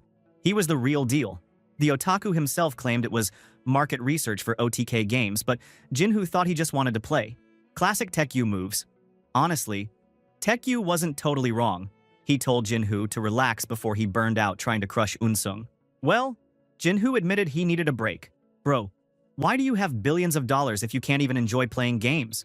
Next thing, Jinhoo was wandering around campus, trying to go undercover in glasses and a turtleneck. Bro thought he was some kind of Jackie Chan. He joked that he was sure nobody would spot him. But suddenly, Shin Yuri found him. Yes, my girl, I've been waiting for this ship. Anyway, she was rocking a white coat and red scarf and teased that she was practically famous herself after being seen with him. They went for a fancy dinner. Yuri said campus life was chaos, everyone only wanted to gossip about Jinhoo, professors included. Minyoung and Kyungil, his close friends, were losing their minds. That's when our boy remembered his close friend on campus. By the way, she said, OTK is now the hottest place to aim for work. The workplace is on par with Google and Apple, of course. Every fresh graduate is crazy and wants to work there. Especially after everyone even knew about OTK's fat bonuses. Well, Yuri admitted she hoped to work at OTK after graduation too. She brought up something wild. She actually had a confession to make. Bro, is my ship gonna bloom right now? Could I see Jinhoo and best girl Yuri kissing? But nope. Dang.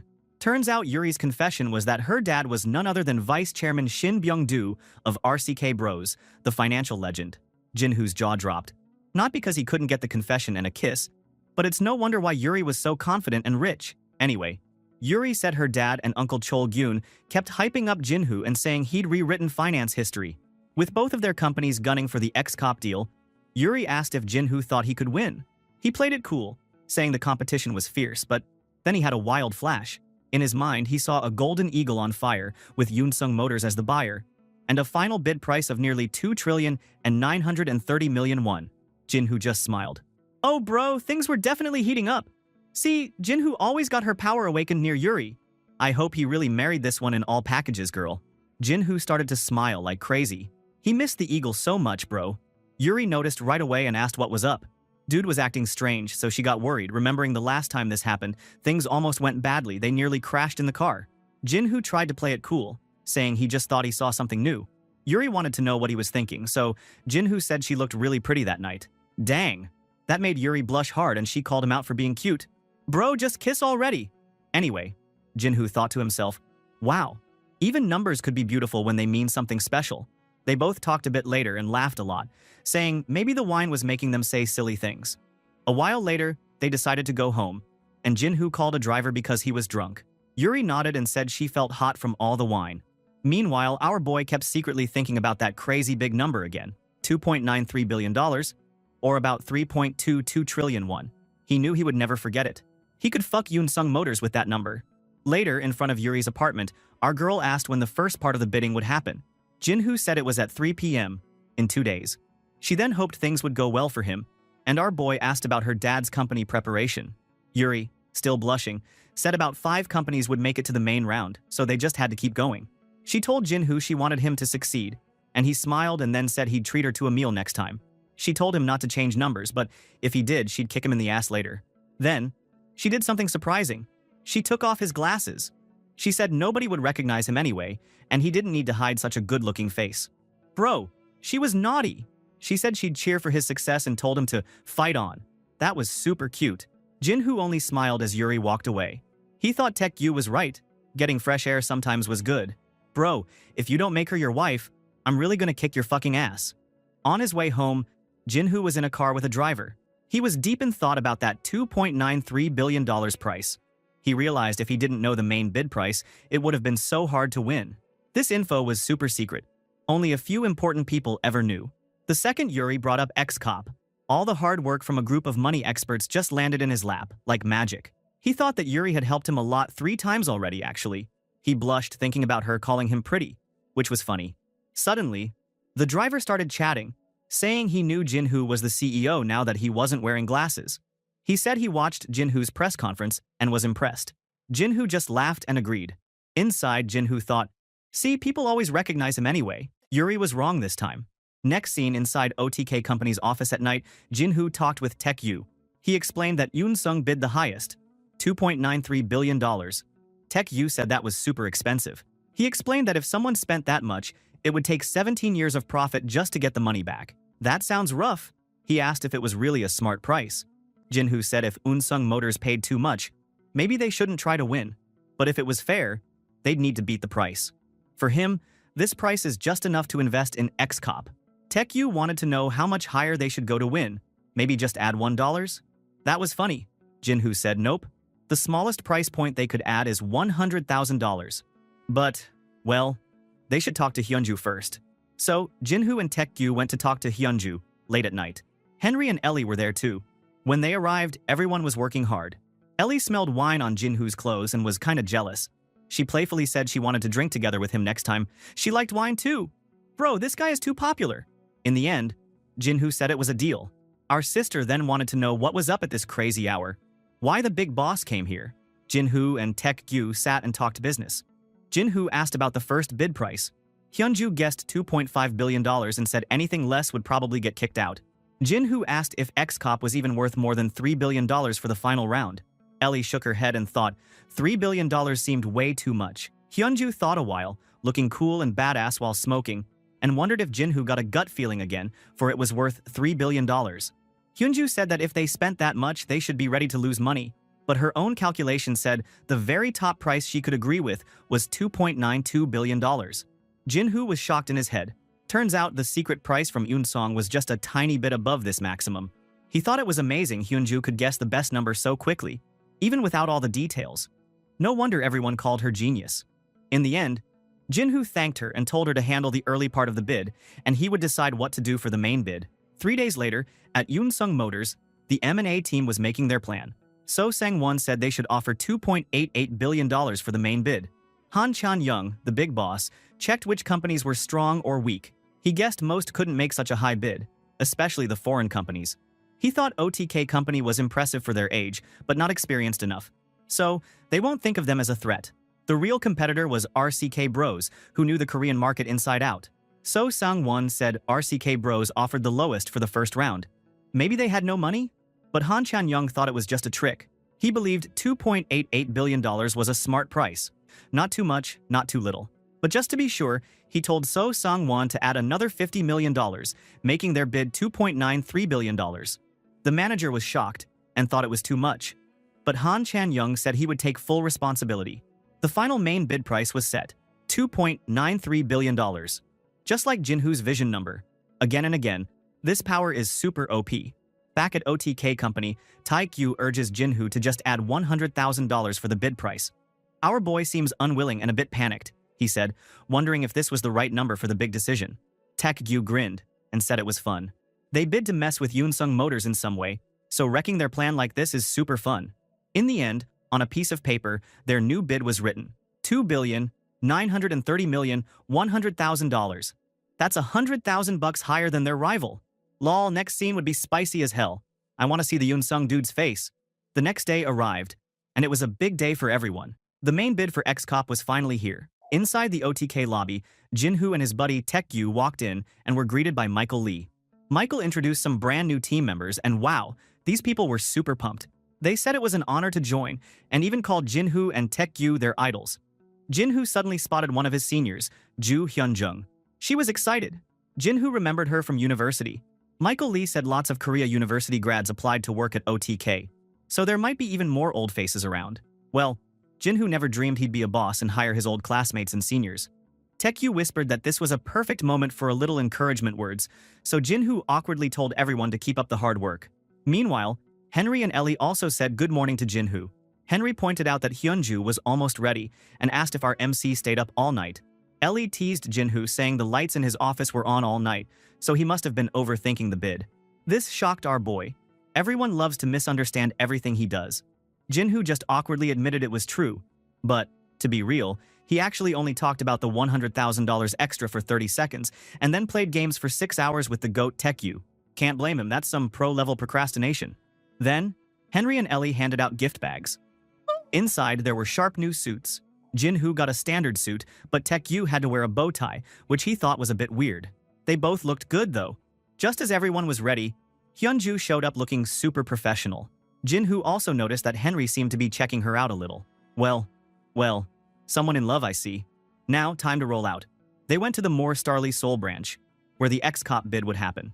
Hyunju asked Jinhoo if he'd been there before. Jinhoo said only a couple times he'd handled research before, but never ran the show like today. He handed Hyunju a sealed envelope with their bid, saying he set the price near her upper limit. Hyunju warned him not to expect an easy win, but said, "Okay, let's go turn in the documents." Inside the building, the lobby was packed. So many people in suits, all thinking they were about to win big. They are basically the richest rich you could see in town. Taek-gyu was surprised at the crowd and how so many were famous in the industry. Jinhoo nodded. He recognized someone from TV, but Ellie pointed out that Jinhoo was actually the most impressive one there. She silently bragged that none of these folks earned more cash than he, though. Well, true. Our MC in this manhwa is basically Elon Musk from Korea. People then started whispering when they noticed Jinhoo. They all recognized him. He looked young, but he was a legend to them. That made him a little uncomfortable. Jinhoo also met a bunch of rivals. Jung Tae-ho from KRR Korea, Lee Jong-ho from Conline Group Korea, Cha Hyun-jin from KNN, and Kim So-yeon from KRR's HR. Everyone then started to talk to him. Jinhoo was glad he memorized their names because things were kind of friendly, which was odd. He also noticed Yuri's dad wasn't there, and he decided to take a bathroom break to escape the crowd for a bit, leaving Taek-gyu to deal with the awkwardness. He realized all the top players were there, and things were about to get serious. Then, the room got tense as Han Chan-yong, the vice chairman of Unsung Group, walked in. Big boss energy. Hyunju noticed right away, and all the staff started talking. He then walked to our boy with a smug face and asked him for a handshake, but Jinhoo just stared at him like he saw a cockroach. This angered Chan-yong. Everyone begins to gossip, telling others it must be true that Jinhoo has a beef with Unsung Motors. Some were surprised why both big players like them showed up in person. Sensing all the gaze, suddenly, Han Chan-yong asked to speak to Jinhoo alone, so they moved off to the vending machine. He said he was happy Jinhoo wasn't hiding and wanted to meet him. He pointed out that OTK and Unsung had a lot of ties. Jinhoo's face became sour. He thought to himself, this wasn't just connections, it was basically a weird, twisted fate between them. Han Chan-yong wanted to know why OTK wanted to buy X-Cop, and Jinhoo just said they needed it, nothing fancy.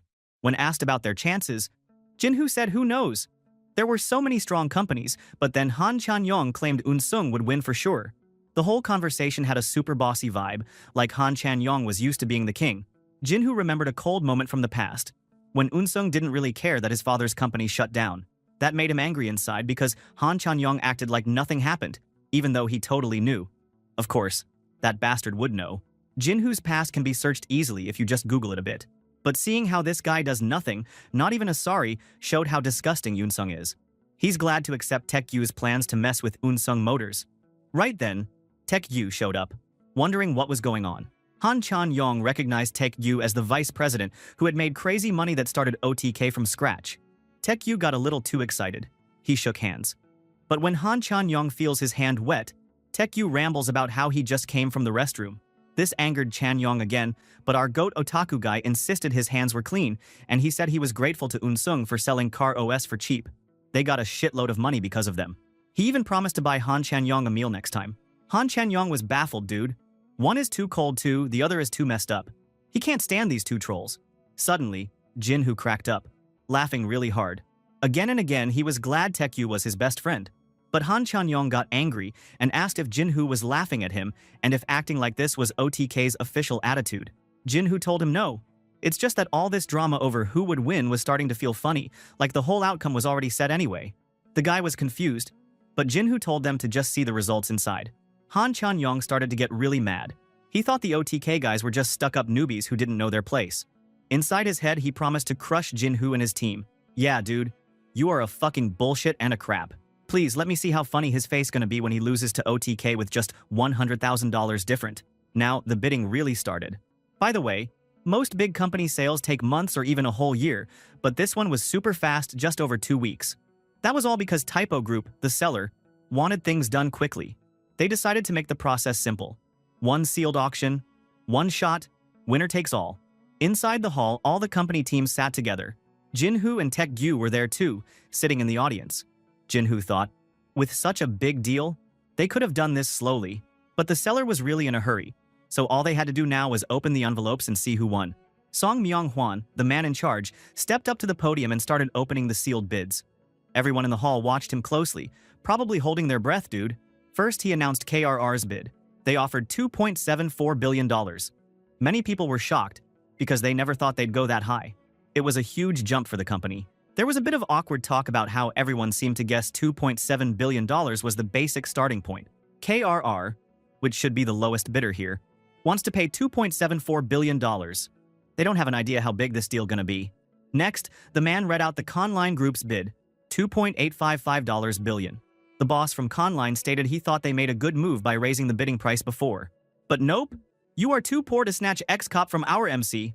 Then, suddenly, RCK Bros came out swinging with a $2.917 billion bid. That surprised everyone, including Conline boss. He was shocked because he hadn't expected RCK Bros to go so high, especially since their boss didn't even show up in person. Some people realized they had underestimated these guys. Now came the heavy hitters.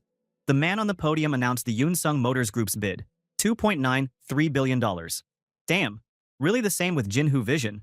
People started whispering, thinking the game was basically over. Even Han Chan-yong, Unsung's vice chairman, was super confident. In his head, he was bored because, to him, no one else could handle this much money except for a giant company like Yunsung.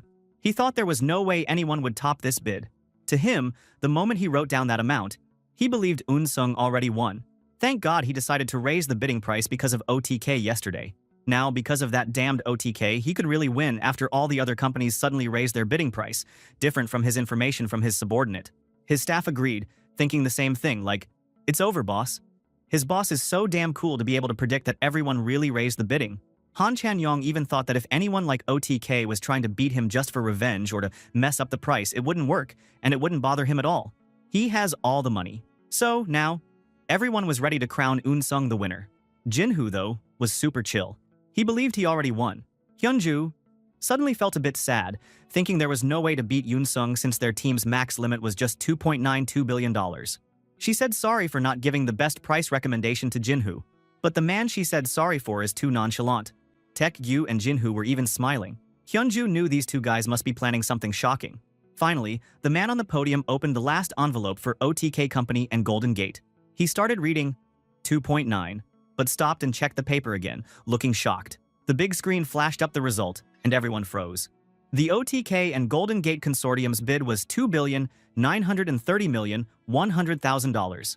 That's $100,000 more than Yunsung Group's $2.93 billion. The room went totally silent. People were confused, whispering to each other like, "Did I hear that right? Damn, OTK is really something else."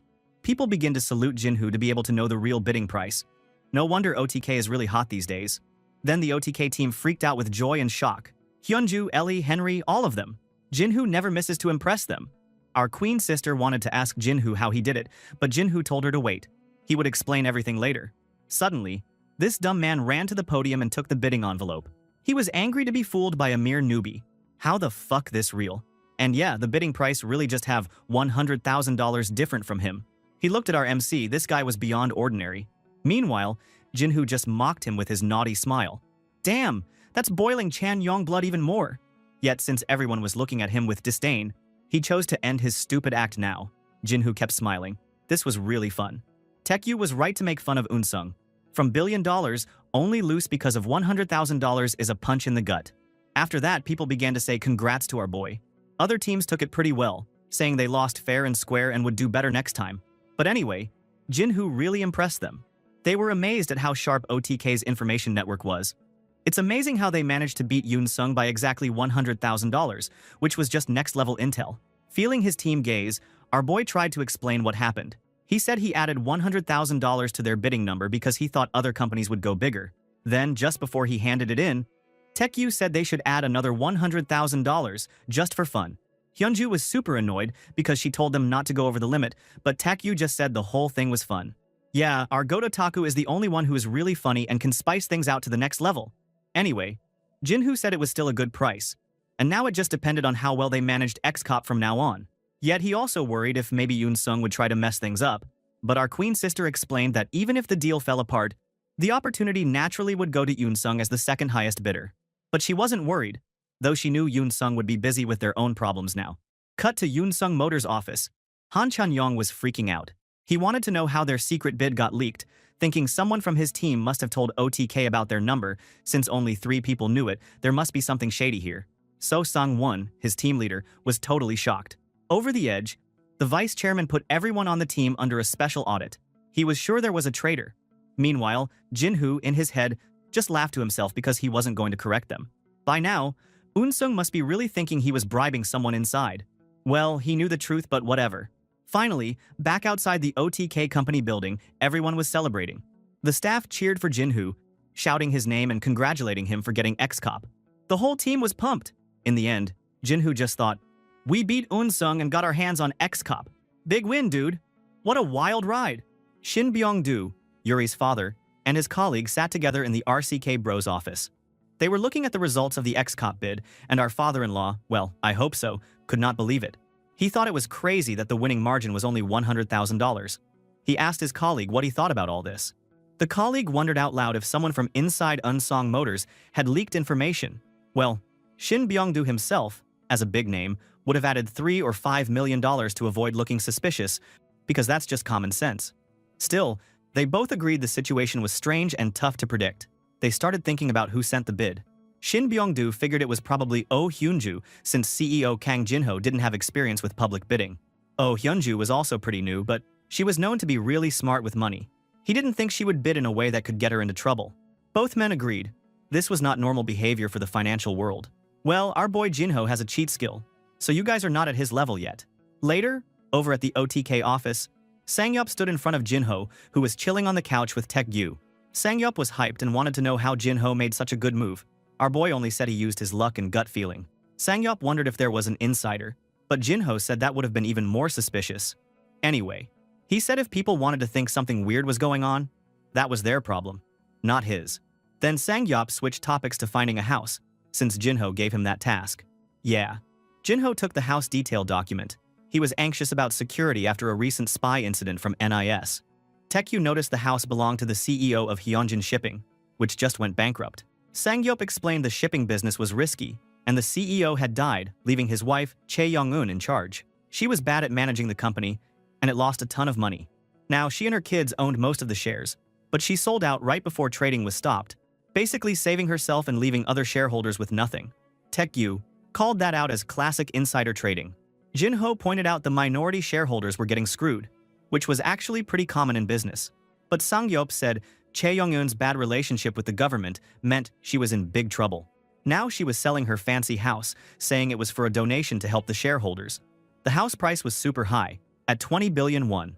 Jinho guessed she didn't want to really sell it, and if she did, she might try to cheat everyone by buying it back through someone she knew.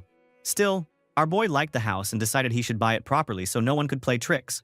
Sometime later, Chae Young-eun sat angry in her office, reading a headline about Jinho wanting to buy her house. She yelled on the phone at her lawyer, Park Dong-soo, since he had said no one would buy the house at that price. Her lawyer explained that Jinho was kind of a big deal now, but Chae Young-eun was not happy at all. He then suggested raising the price to 22 billion to slow things down, maybe giving her an excuse to delay. Chae Young-eun liked that idea, because she could claim it was for the minority shareholders, but she was still worried Jinho might really have the money. Park Dong-soo thought Jinho was smart, but maybe didn't have much negotiation experience, so he offered to meet him in person and make a fool of him. The next day, people online roasted Chae Young-eun for trying to raise the price. Meanwhile, Jinho was smiling to himself. He thought that if Chae Young-eun wanted to act generous and raise the price for the minority shareholders, he would just go along and publicly agree to pay 22 billion. It's just some change money for him. In the office, Ellie suddenly celebrated beating a Taek-gyu at a video game. Jinho reminded them they were in the CEO's office, but things stayed pretty chill until the phone rang. The secretary said Chae Young-eun's lawyer had arrived. Jinho then went to meet Park Dong-soo in a meeting room. Park Dong-soo introduced himself politely, but Jinho just wanted to get it over with because he was waiting for his noodles. Yeah, this dude is not worth as the ramyeon he would have later. Anyway, Dong-soo explained that Chae Young-eun hoped Jinho would take back his offer to buy the house. He said the house had a lot of family memories, but Jinho thought that was pretty weak since the house was only 5 years old. Dong-soo tried to offer Jinho a different house at a lower price, but Jinho wasn't interested. He said he wanted that house only, and he was sure the sale money would help the shareholders. With a flat face, he called out Chae Young-eun for trying to hide her money, instead of helping the minority shareholders. He said the only reason the stock price crashed was because of her bad management, so it wasn't fair that normal people were losing out. Then our boy got really serious and told Park Dong-soo to pass the message that Chae Young-eun should stop playing games and get ready to move out. Hearing this, Dong-soo could only tremble. The CEO in front of him is not a young man, but a real businessman. Whatever he heard from the news is fake. Jinho is the real deal, and never to mess with. Honestly, yeah, our protagonist is cool as fuck. After that, Jinho left the meeting, feeling annoyed by the whole thing. He thought that if he went public about wanting the house again, it should all work out. In the hallway, he ran into Sangyop, who had some documents and news. Sangyop told him that Yunsong Motors had bought another company, JD Caps, for a huge amount of money. But it was like picking a small prize instead of a big one. Because of the ex-cop mess, the main team at Yunsong Motors had all quit, including team leader So Sung-won. Our otaku friend joined and joked that now a family man was in trouble because of their moves, and he patted Jinho on the shoulder. Bro, you are the one suggesting that $100,000 more. Even Jinho could only roll his eyes at his trolling friend. He remembers the guy, Sung-won from Yunsong Motors. He was the stern man beside the CEO when they met to bid on X-Corp. Our boy got a wild idea. He asked Sangyop to set up a meeting with team leader Sung-won, the guy who was resigning. He sounded determined. This next meeting was going to be important. The next day, in a private Japanese restaurant, Jinho and Taekyu sat across from Sung-won. Jinho looked at Sung-won and thought for a moment. He really wanted to meet this guy, even though Sung-won was supposed to have quit his job. He felt a bit surprised that he actually agreed to meet him.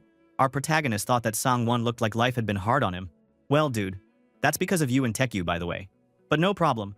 I like how you fucked up Yunsong Motors. Anyway, Sung-won suddenly said he came here because he only wanted to ask something important. The air felt a bit heavy. He had one big question. Was the secret bidding price really leaked by someone from his team? After all, the people who knew the bidding price? It was very few people. Our boy thought Sung-won could be really seen as a traitor when they met. But wow, this guy must be really curious about whether their bidding price got leaked. Jinho asked if maybe Sung-won wondered if someone on his team leaked the number for some extra cash. But Sung-won said that could never be true. Hearing that stern answer, our boy was kind of impressed that Sung-won still trusted his team, even though everyone was under suspicion. What a loyal dude.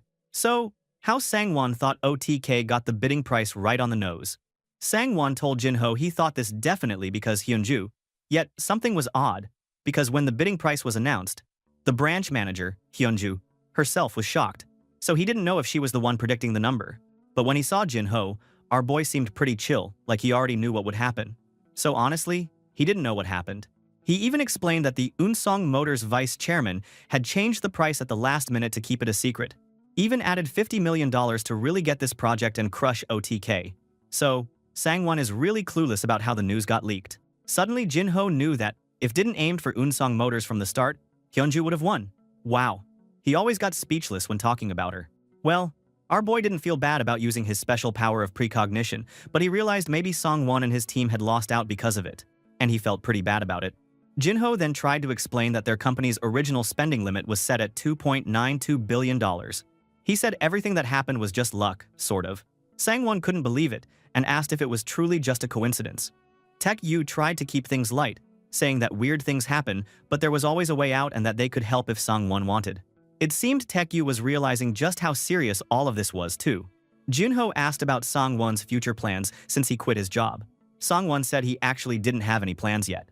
So our boy offered him a job at OTK, but Sang-won instantly said no because he didn't want people to think he was really the traitor. He wanted to keep his honor. He said, thanks for the offer, but turned it down with pride. Jinho saw that this wasn't going to be easy. He noticed Sang-won was dressed pretty messy, probably so it didn't look like they were having a secret meeting. Sang-won also didn't even drink any water there. This guy really tried hard to look innocent. But he respected that Sang-won could act proper and not give up, even when things were really bad. Our protagonist then warned Sang-won that even if another company cleared him of all blame, people would still gossip. His reputation would be stuck with the scandal. He said that he was the only one who really knew Sang-won was innocent. If he joined OTK, Jinho himself would get criticism. But he didn't care, because he had already been hated on a lot. So one more insult wouldn't change anything. He said that what mattered most was how Sang-won felt about himself. Well, there was no need to rush for an answer. He promised that if Sang-won worked with him, his honor would come back. Sang-won asked how that would even work. Jinho said that in the future, when people saw what he did, they would understand that winning by only a tiny gap of money wasn't a big scandal at all. He got 1,000 more things that would be way shocking than this. While Jinho waited for Sang-won's answer, life kept moving fast. Hyunjin Shipping was taken off the stock market, and chairwoman Chae Young-eun, who couldn't keep up anymore, had to sell her big house in Samsung-dong. With money from his business, Jinho bought that house. That was cheap as hell. Living the dream, right? Also, the house was super close to the company, just a 5-minute drive. Now, Jinho moved in, and Taekyu, Hyunju, and Ellie walked around the fancy new place. They were like, wow, there's even an elevator inside. The kitchen was huge. Hyunju thought it would be awesome for cooking. But Taekyu joked she would probably just make ramen or order takeout anyway. Ellie then asked Jinho if he liked the new house. Jinho thought the house looked really good, and maybe Chairwoman Che was talented at decorating, not just with business. Ellie told him that the chairwoman had studied art and even had some shows, so it made sense everything looked expensive. They were all a bit amazed at how fast things had changed, but Hyunju got a little serious, saying that just a few years ago, nobody thought Hyunjin's shipping would fall apart. She said it was a reminder that anything could happen, even to big companies, so they should always be careful. Jinho took her advice seriously and thanked them all for their hard work. Time sped up and the year was almost over. The company got ready for a big year-end party, the first party with all three teams, Golden Gate, OTK, and K Company. Gihong, now a team leader, planned it. He was apparently really good at organizing things. In the car on the way to work, our boy thought about the crazy year. He remembered Brexit, Ronald getting elected, crazy company drama, being called to court, and even buying a house. Taekyu reminded him that they also invested in the US car business. There are too many jobs to handle. As they arrived at work, they saw people protesting outside the building. Some people called Jinho a criminal and told OTK to just shut down. Jinho just said that people could say whatever they wanted, it was a free country anyway. He doesn't mind at all. Then, Jinho saw something weird in the crowd. He spotted a guy with a big sign saying he wanted to see Chairman Kang Jinho. Jinho realized it was Kim Sok-bom, an old colleague of his father. Instantly, our boy jumped out of the car and ran to him. Kim Sok-bom stood outside, shaking in the cold. But when looking at Jinho, he was kinda shocked. People said it was hard to get a meeting with Jinho, so he hoped doing something crazy like this might work. Jinho realized that with all the fame and the new rules, he almost missed a friend in trouble. So, he invited Mr. Sok-bom inside. In the company lounge, they sat together. Mr. Sok-bom was a bit nervous, saying he didn't know how to act around Jinho now that he was such a big shot. Jinho said he didn't care about fancy titles. They could still be easy with each other. Mr. Sok-bom started crying, feeling guilty for not contacting Jinho after his father died. Our boy shook his head and said that just staying with him when his father died was more than enough. But something was off. Mr. Sok-bom stuttered and seemed scared now. He finally told Jinho his sad story. A few years ago, he tried to find a new job with another friend, Mr. Jong-soo. They both got jobs at Woosong Corporation, a car engine company, but work was brutal, and there were big fights with management. They faced unfair lawsuits, and, worst of all, Mr. Jong-soo died. Mr. Sok-bom cried and showed Jinho his head. Under his hat was a huge scar. He had been hurt badly just because he went on strike. Taekyu couldn't believe it, thinking the people who did that were just crazy. Jinho thought about why he worked so hard for money. He remembered someone once asked him why he was still risking so much when he already had enough. He thought, yeah, sometimes money can't fix everything, but maybe it could help the people around him who are really in trouble. So, Jinho told Sok-bom not to worry. He promised to help no matter what. Bro, our MC is a goat. He was way better than Elon Musk. Anyway, our boy, Jinho, put together Uncle Sok-bom's story, and honestly, it was one ugly mess. When he was just a little kid, he used to visit his dad's factory. There were always two guys who were really nice to him.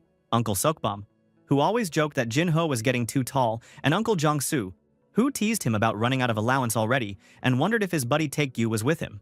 Back then, after his dad's company went bankrupt, those two just started working at this place called Hong Woosong Enterprises. It was a big company, making car engine parts, and they were trying to grow super fast. But to do that, they just made everyone work crazy long hours, even all night, no breaks, no rotation. So people ended up dying from overwork. 6 people, man. That's not just bad, that's criminal. So the workers got together and made a deal with the boss. Switch things up, work in 2 shifts, make it less brutal. But surprise, surprise, the company just kept dragging their feet and nothing really changed. The all-nighter work just kept going. After lots of fights and arguments, the union had enough. They tried to protest by occupying the factory. Of course, Uncle Sok-bom and Uncle Jong-soo joined in. They had guts, bro. But the company wasn't playing nice. Instead of talking, they sent dudes in cars right at the protesters. Like, literally, these guys rammed cars into the workers. That's some mafia stuff. For real. 3 dudes got bones broken, 8 more got beat up. The company just called it an accident, blamed the union, and somehow the police just let it slide. No one went to jail. But it didn't stop there. Later, when people were still fighting for their rights, the company sent in even more hired muscle, like actual gangsters, with masks and bats. Uncle Sok-bom got smashed in the head with a fire extinguisher, and from then on, he couldn't talk right. Our poor guy, man. The police? Total jokes.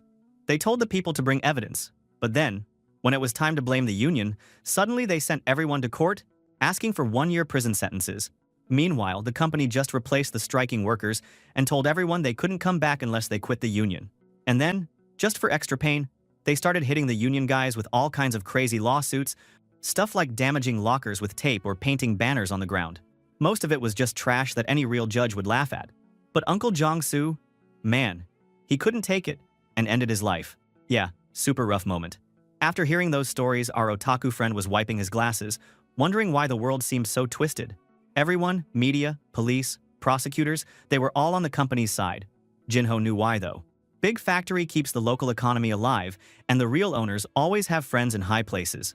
Looking at some documents, he started to feel like maybe there was someone even bigger behind it all. But he shook it off. He had bigger problems to deal with right now. So, our MC turned to Lee Chol-jin, the new ex-cop manager, and asked what kind of company this Chongju Consulting really was. Chol-jin just grinned and said they were famous, but not in a good way. On paper, they were a labor law firm. In reality, full of thugs and gangsters. He explained that his own crew, ex-cop, was made up of elite agents, ex-special forces, even foreign mercenaries. Basically, fighting wannabe mafia like Chongju Consulting was nothing for them. Our MC admitted he wasn't exactly a hero, but he wanted to help those workers, and told Chol-jin they'd get a shot to prove themselves. In another place, the worker is still planning to do their protest. And inside, the big boss, Chairman Hong Woo-song, was freaking out. Isn't Chongju Consulting promised to get rid of half the union in 3 months? And clearly, that hadn't happened. The chairman was mad that he couldn't even give out bonuses, and he hated seeing the union dudes camped in front of his house. But he couldn't fire them directly.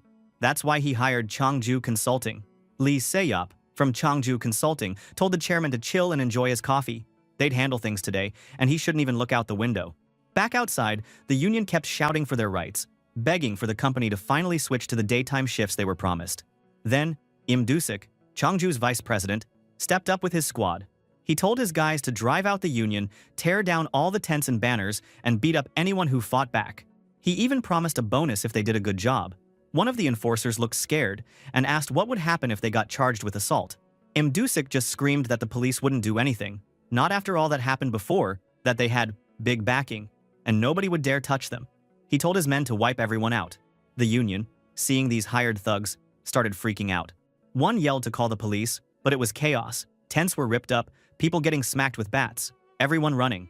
Some union members tried to resist, yelling at the thugs to stop, but it was hopeless. Finally, a police car rolled up, sirens flashing.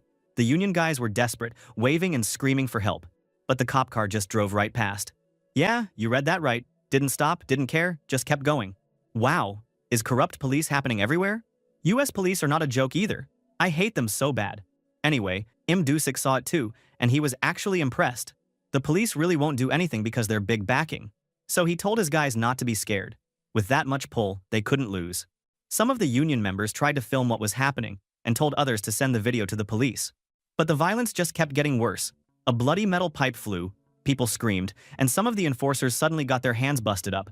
Suddenly, Taegyu come and said, everyone has a plan until they get punched in the face. Then the ex-cop agents showed up, looking sharp in their suits and ties, body cameras rolling. Lee Chol-jin led them, ready to show off. The ex-cop agents started recording, announcing the time, saying they witnessed an assault and were reporting it to the police. They explained they only hit the attacker's wrist to disarm them, and only after giving 3 warnings. Bro, these guys were professionals. Im Do-sik was confused, wondering who the hell these new guys were, and if maybe the union had brought in their own thug. He shouted, asking if they were from the countryside, and bragged that nobody around here messes with Chongju Consulting. But Lee Chol-jin and his ex-cop crew just stared him down. Chol-jin said if anyone got too close, they'd use physical force to protect their VIP. He even joked they'd let Chongju's thugs spend some time in jail for raising a hand against him. Im Do-sik wasn't scared though. He started bragging too, said he had a massive conglomerate backing him, and maybe the name Yunsong Motors would mean something. He said with that kind of power, nothing gets exposed and everything gets buried. Some of the union guys, beaten up and bleeding, heard the name Yunsong Motors and suddenly realized how deep the corruption ran. They cried. So that's why everyone got beaten up, but the police won't do anything. Jinho realized that Yunsong Motor had a big corruption using PAS, which is the family company of the Korean president. And because this Hong Woo-song Enterprises company is also a company below PAS and Yunsong Motor, 2 big superpowers protected it. No wonder why even after people died, nobody ever wrote a real news story about any of this. They never stood a chance. But suddenly, Jinho, cool as ever, just asked, "So what if Yunsong Motors is behind it? What are you going to do about it?" Im Doo-sik, now completely losing it, raised the bloody pipe and told Jin-ho to experience it himself. "Yeah, bad move, bro." Im Doo-sik swung his weapon, but Chol-jin wasn't having any of it. He blocked an attack and told them he warned them not to do something stupid. Then, he absolutely wrecked Im Doo-sik with one punch, sending him flying through the air like a ragdoll. Dude, that was satisfying. Anyway, Im Doo-sik tried to yell something, but all that came out was one long scream as he hit the ground. Blood on his face, ego totally destroyed. His crew freaked out, yelling for their boss. But honestly, these guys were about to get a taste of how outmatched they really were.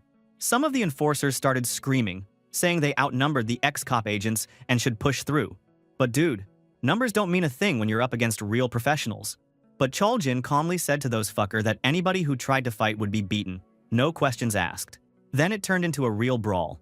Enforcers were charging with bats and pipes, but every time they tried something, ex-cop agents would block and put them on the floor. One of the agents announced loud and clear that this whole situation was dangerous, they had the right to protect everyone, and they were doing it under legit emergency security law. And just so nobody could lie about what happened, they were recording everything on body cameras. Every punch, every swing, all of it.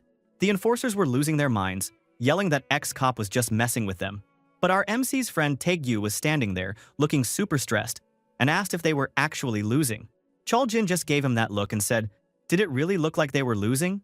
In the old days, this would have been over in seconds. But now, with video evidence and new strategies, things were different. They need to pretend not to be aggressive. Some ex-cop agent stepped on an enforcer's hand and explained that all the false testimony was pointless. Everything was on tape.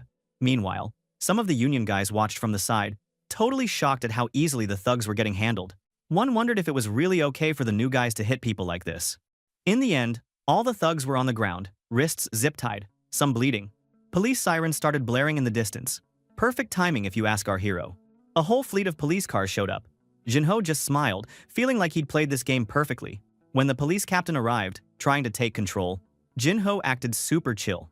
He explained that he was just passing by when he saw some guys attacking people with steel pipes. So he stepped in. Jin-ho said there shouldn't be a problem, since these guys got caught red-handed, and just in case, he had everything recorded on his action cam. He pointed out how, before, the police only sent one car, which just rolled past and did nothing. Now, when he called again and brought some media probably around here, the entire department showed up. Hearing those, the police captain looked nervous, asking if Jin-ho was the guy who filed the report. He tried to tell him to step aside if he wasn't part of it, but our MC was ready with receipts. Jin-ho brought up how, last time, a thug cracked a union guy's skull with a fire extinguisher.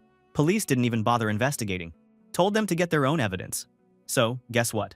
He did just that, analyzing the video with CARE-OS facial technology and location recognition. He found out exactly who threw the fire extinguisher and pointed straight at the thug. The guy lost it, tried to deny everything, but Jin-ho just told him he'd be charged with special assault. If it wasn't him, nothing would happen. But the dude panicked and tried to run, like, "Come on, bro, that was just stupid." Jin-ho called for the police to arrest him, but the captain tried to act like he had to do some procedure bullshit first. Jin-ho tried to take control, saying he really saw some media reporters around and told him to look up at the roof, and yes, there is indeed a news outlet there that has been filming for days.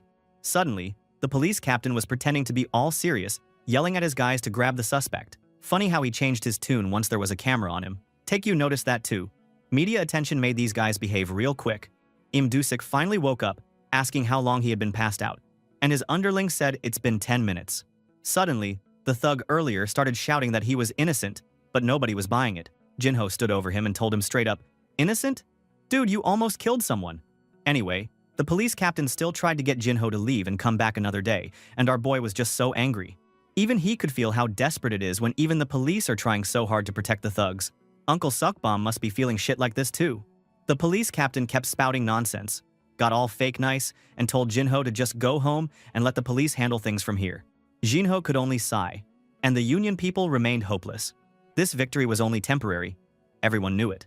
The system was stacked, and the nightmare would just repeat tomorrow. Individuals like them couldn't compete with the conglomerate and corrupt police. Feeling enough, our boy decided to go all out. He said, "From now on, it's company versus company." He was stepping into the big leagues, a real heavyweight fight. He then officially introduced himself loud and clear, Kang Jin-ho from OTK Company. Hearing this name, everyone was so shocked. He then explained that his company would hire a law firm for defense and file civil lawsuits along with the criminal charges. He even listed all the things the thug would go after: surgery costs, hospital bills, damages, even the guy's house and car if that's what it took. There would be no settlement. Not with him. The thug started to realize who the person in front of him was, and suddenly, freaking out, thinking he'd become a target of a global investment company's CEO. He started begging, saying he had a family, but Jin-ho asked why he was apologizing to him. He should be apologizing to the guy he nearly killed, a dude who was like family to Jin-ho. That guy now had aphasia because of the attack, so that thug needed to take responsibility. That bastard tried to say it wasn't his fault. He was just following orders from the top. But Taegyu, who'd had enough, told him to stop acting like the victim. That brat started yelling, blaming the police and the company, saying they all promised him protection. But what they would do now? Hearing all of that, Im Doo-sik got angry and shut his underling down. He got so angry and yelled at Jin-ho that he wasn't getting out of this because he'd used his company men to attack people. He would make sure everything would go public. He tried to sound tough, saying he'd do a press conference and deny ordering violence. But Jin-ho just told him to save it. The lawyers would deal with it, and every word Im Doo-sik said would be repeated everywhere. He told everyone that Im Doo-sik himself admitted Unsong Motors was backing gangsters, hiding crimes, and letting people get buried. Im Doo-sik lost it, screaming that he never said that, but Jin-ho just shrugged. Everything recorded on the tape. Why bother being logical with a guy who beats people for a living? Let's see what happens next. He then told all the thugs he'd analyzed the videos and filed charges against everyone who got violent. The thug were all begging, saying they just followed orders and were promised nothing would happen. But again, who cares? But get this, Jin-ho couldn't believe how messed up everything was.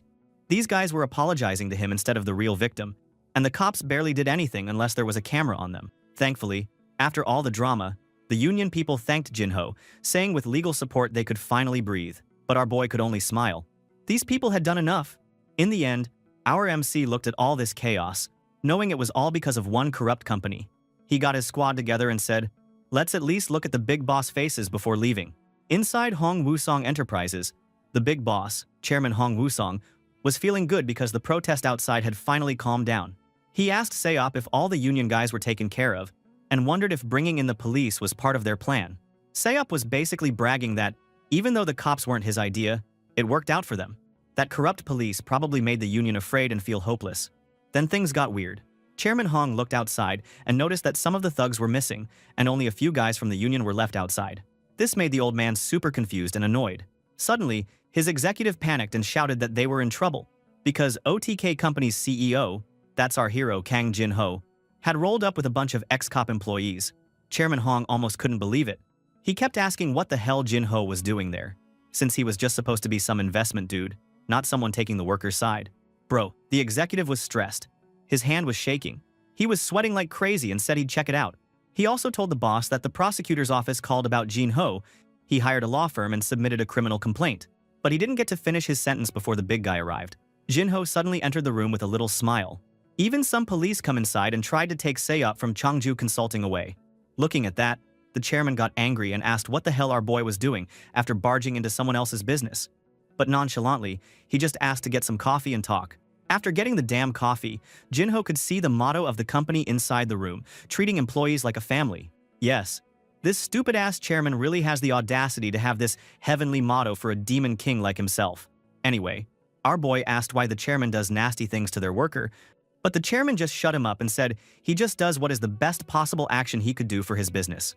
He then tried to play the wise old man. He told Jin-ho and Taegyu that young people these days just didn't know how to be patient. He went on and on about how, back in his day, just getting food and a bed was enough. He said he worked super hard. The boss gave him a raise, so he worked even harder. His idea of a virtuous cycle. He even showed them this missing finger, as if he were some kind of hero from the past, saying it was proof of his hard work. He never blamed his boss, not even on the day he got hurt. He still went to work, ran the machines, and even after the factory went bankrupt and the boss disappeared, he didn't hold a grudge. He said that's why he became the owner of Hong Woo-song Enterprises today. In his mind, if you work hard, you get rewarded. Yeah, sure dude. But our boy Jin-ho wasn't having any of that. He asked Chairman Hong if he even knew that dozens of his workers got hurt, and one even took his own life. The old man just snorted and said it was their own fault. Bro, what the hell? Taegyu was furious. He clenched his fists and looked like he wanted to punch the guy, saying it was scum like Chairman Hong who caused people like Uncle Jong-soo to die. Jin-ho pressed him. So, their own fault. Was that really Chairman Hong's philosophy on labor? He thinks it was impressive that he could endure everything and reach this point. But not everyone could survive hell like he did and not broken. But that stupid old man just said, "Thank you for the compliment." This chairman couldn't be helped. So Jinho hit back. He said that just because Chairman Hong survived like that, he shouldn't force that suffering onto everyone else. Chairman Hong tried to argue that he wasn't supposed to accept everything the union wanted. But Jinho told him, "Of course, but at least he should do so within the boundaries of the law. That's the point." Suddenly, the executive ran in again, looking like he'd seen a ghost, and told Chairman Hong to check the latest online news article. Chairman Hong freaked out, saying it was just some article, but the executive explained it was serious, especially the part where the anonymous informant was now named as OTK Company CEO Kang Jinho. Chairman Hong stared straight at Jinho, asking if it was him. Our MC just smiled. Bro knew exactly what he was doing. He was on par with an A-tier celebrity. Just using his name would make public attention look toward this company. The internet exploded with this new scandal. After that, the executive was on the phone, totally stressed out, saying Yunsong Motor is calling. Chairman Hong just crossed his arms and smiled. He said to Jinho that his backing won't let his company be ruined. Jinho, looking chill as hell, said this whole thing must be an emergency for Yunsong Motors too, since Hong Wusong was their main subcontractor. But he wasn't letting it go. He pointed out that this emergency was because they hired thugs to beat up union members. Chairman Hong tried to pretend he didn't know anything, just blaming his workers for getting too overexcited and saying he never told them to hurt anyone. Bro, does this guy ever take responsibility?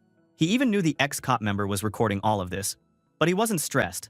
He said he wasn't going to say what they wanted to hear anyway. So what could they do now? Our boy just smiled and just told him he doesn't care about that goddamn recording because he was there in person to handle things himself. He also said that Yunsong Motors won't make themselves dirty just to help this small company. Hearing that, the chairman denied and said it wouldn't happen.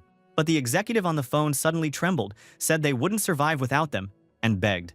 But in the end, he just looked at the chairman and almost cried. That's when the chairman knew his backing won't help. He instantly got scared. Jinho and Taekyu tried to leave, but the chairman suddenly begged to at least remove the article, and he would do anything. Without looking back, our boy just said that the chairman always made good use of the law and his power, until now. So, he intended to use his money and status to do the same, bring this company down. In the end, the public was enraged by the news and urged the chairman to get arrested. As the media kept covering the news, it got larger by the day until all people doing bad shit in the company got dragged down. But still, that damned Yunsong Motors slipped out unharmingly, claiming that the company is just a company they rarely do business with. The problematic all-night shift was abolished, and the union began to work again. After all of that, they came to see Uncle Sokbom in the hospital and began rehabilitation. He could smile now, thank goodness. And looking at the uncle, finally free from that company and having everything he deserved, our boy could only smile. At least, with all his money, he could protect his own people now. But why the hell is this dude crying so much? Taekyu was hugging him and bawling his eyes out, snot everywhere. This dude is always too much. Anyway, after all the drama, the year was ending, and OTK Company was throwing a huge year-end party at their main building. The place was covered in Christmas decorations, pretty fancy stuff. Now, while a bunch of politicians who hated President Park kept blowing up their phones, trying to get some meetings, OTK just straight up ignored them. Maybe they'd work together later, but right now? Not a chance, bro. Suddenly, someone totally unexpected showed up at the party. The crowd was shocked, like, who the heck is that? Turns out, it was Chase Southwell, the investment legend himself. He strolled in with a big smile, looking like the main character in an expensive scarf. He said he was just there to check out the Korea branch. Yeah, right, my dude was just flexing. While everyone was still buzzing about that, our hero Jinho was in his office, looking all serious on the phone. He was talking to someone about a proposal. The other person was Seo Sang-won, who used to be a big shot at Yunsong Motors. In the end, the guy wanted to come work for OTK, but only if Jinho would also bring along his whole team. You could see Jinho smirk, this way better than he expected, so he just said, of course. That's when our protagonist realized he'd just scored a major player thanks to Yunsong's own mistake. Talk about a lucky break. Next up, Michael Lee, the HR boss, started handling all the hiring and firing for the new year. He said things were looking up. Security was tight thanks to X-Cop, and the finance teams were finally getting their act together. But they still needed more accountants and, apparently, a real legal department. Right now, the lawyers were all outside hires, but they wanted an in-house squad soon. Our boy also said, oh, by the way, that Yunsong Motors' old M&A team was joining them too. Michael was hyped, and you could tell he was finally starting to relax a bit. But there was still a lot to fix, for example, OTK's reputation outside. not so good. Protests everywhere. People waving signs like OTK should give back to society and shove off. Michael pointed out the obvious. The company started in a no-tax country and kept wrecking the global markets. So, yeah, people were salty. They didn't even have any plans to sell things directly to customers, but Michael said eventually they'd need a proper media team. Somehow, Jinho smiled, because he had someone in mind. Jung Gi-hong, the senior dude who just loved to talk, like non-stop. The kind of guy who'd tell the whole school if you farted near him. Everyone agreed that Gi-hong was kind of a blabbermouth, but also really good at getting people on his side. He never spread any nasty rumors, just the stuff that made people jealous or impressed. In the end, he got the job as PR team leader. All smiles and thumbs up. Jinho said he was perfect, and honestly, who's arguing? After that, it was time to pick someone to lead the planning and coordination team. Our MC called in Henry. Yep, the same Henry who was related to the Golden Gate CEO. Henry was surprised, since he thought he was just there to get experience before heading back to Golden Gate. But Jinho told him, until that day comes, they were all on the same team, and he was counting on him. Henry looked nervous at first, but then agreed, calling Jinho boss. Now, right when things seemed pretty chill, a new face showed up. Lee Chol-jin from X-Cop. He was put in charge of private security for Jinho and Taek-gyu. Normally, his team never did private protection, but this time he volunteered because he thought it'd be fun to work for these two. Now, with personal security locked in, the whole company restructuring was finished, or so they thought. Even after all that, things just got even busier. Jinho and Taek-gyu were standing outside, tired as hell, watching new employees run around like lost puppies. Taek-gyu said it'd take months to train all these newbies, so they'd just have to keep suffering for now. He was being dramatic, but he wasn't wrong. Then Taek-gyu asked when Jinho was heading to the US. So Jinho said he was leaving tomorrow. Our boy was surprised, whining about how Taek-gyu was supposed to get the CarOS management report and also got invited to Donald's inauguration as the US president. Taek-gyu, looking half dead, said he was feeling sick and wanted to just stay home, but our boy immediately shut that down. He said if he had to go alone, he'd be bored. Poor Taek-gyu. The next thing you know, the two were on a plane to Detroit. Inside CarOS headquarters, a bunch of executives were having a tense meeting. Daryl Sagan, the boss of CarOS, said dealerships were mad because their incomes were down and they wanted more money for selling the cars. Some were even threatening to boycott sales altogether. Our boy Jinho was sitting there, trying not to roll his eyes, thinking this was bound to happen sooner or later. Basically, a dealership is like where people got influenced the most to buy a car. With this system, if they really boycott CarOS, the loss will be huge. The CarOS team explained the real problem. They'd bought another car company called Tricer, but its sales were dropping, and all their dealerships were pissed. The executive argued about whether to spend more on sales incentives, but Jinho pointed out that'd just make things worse if the cars still didn't sell. If the dealerships ditched them, they'd be stuck with giant empty factories burning through money. Taek-gyu was cranky, asking if they had to keep kissing up to these car dealerships. Jinho said there was only one company that didn't have to do that: Tesla. They sold electric cars online, so customers could buy directly from them. Taek-gyu suddenly wanted to know why their own sales were dropping. So Jinho hit him with the truth. Other companies' cars were just better. Ouch. Our boy then asked how much money they had left. Turns out, after all the big spending, CarOS still had $10 billion. Another executive suggested just making a new model and doing a big promotion, but Jinho said that was just a band-aid. The real issue was that their car's design and engines were old news, and they couldn't stop building the new factory, or the politicians would freak out. Jinho, looking dead serious, said there was only one answer left. Our boy stood up and told everyone they were thinking backwards. Chrysler was old news. The future was CarOS cars. The real question was if they could survive the pain until their self-driving car was ready. The CEO argues that if they got into a war with the dealers, future sales would also tank. But our protagonist just slammed his hand on the table and told them he only invested in CarOS because they had dreams big enough to break reality's limits. If they needed more money, he'd get it for them, even if he had to sell other companies or go public. Hearing all the CarOS executive was literally touched, even the CEO. Our boy finished by saying not to worry about the dealers. If they built cars that were actually awesome, customers would show up on their own. No need to beg people to sell their stuff. After the meeting, Jinho and Taek-gyu walked out of CarOS together. Taek-gyu teased him, saying the speech sounded like something Donald Trump would say. Jinho admitted he borrowed a little inspiration, then joked around that it was a compliment. Just as they were heading out, our otaku friend remembered that Golden Gate's CEO, Grandpa Goldman, tried to call Jinho but couldn't reach him. Apparently, Grandpa Goldman told them to cancel his plane ticket, whatever that meant. Hearing that, Jinho was shocked. Is something big going to be happened later? Next thing you know, the boys were flying in style. They were chilling on a private jet that Golden Gate sent just for them. Man, talk about an upgrade. Jinho took a sip from his can and started thinking about the old days. Remember that time they went to Japan? Total budget trip. The two of them were squished into those tiny airline seats, Taegyu sleeping like a log while our boy Jinho was dying from the lack of legroom. The only thing that came back heavy was Taegyu's suitcase, which was stuffed with all his nerdy treasures. Classic otaku move. Back in the present, Jinho was looking tired, while Taegyu said those times were fun. Our boy disagreed. He thought it was hell. But then the talk moved to business. He asked how the public was feeling about Donald these days. Daryl said Ronald was still super popular in the Rust Belt, but not really anywhere else. At least that was something. Jinho wondered why support didn't rise when people usually get more excited after a big win, because Donald had to hang in there for OTK's plans to work out. Then Daryl got a little businessy, talking about launching their next car, with the new self-driving tech, hopefully by the end of the year. Sounded sweet. Jinho also knew that electric cars were the real future. The problem? Batteries. He explained that all the big car companies were afraid to go electric because they couldn't make enough money sharing profits with battery makers. But then a new company, Tesla, did a partnership with a Japanese battery firm and started killing it, leaving everyone else in the dust. Now automakers are all chasing behind Tesla. Jinho explained that it was like when Kodak stuck to film and totally missed the digital camera revolution. Or when Nokia misses its chance because Apple rises. Taegyu got the hint and said so. In the end, they also had to go electric. Jinho agreed, thinking out loud that maybe they needed to buy a battery company or at least team up with one. But, as always, the main problem was money. No surprise there. Fast forward to Washington, D.C., and our crew was standing at Capitol Hill, all dressed up like they belonged in a magazine. Taegyu was geeking out, spotting big-name politicians left and right. But Jinho told him to stop staring like a tourist. But honestly, even our protagonist couldn't help it.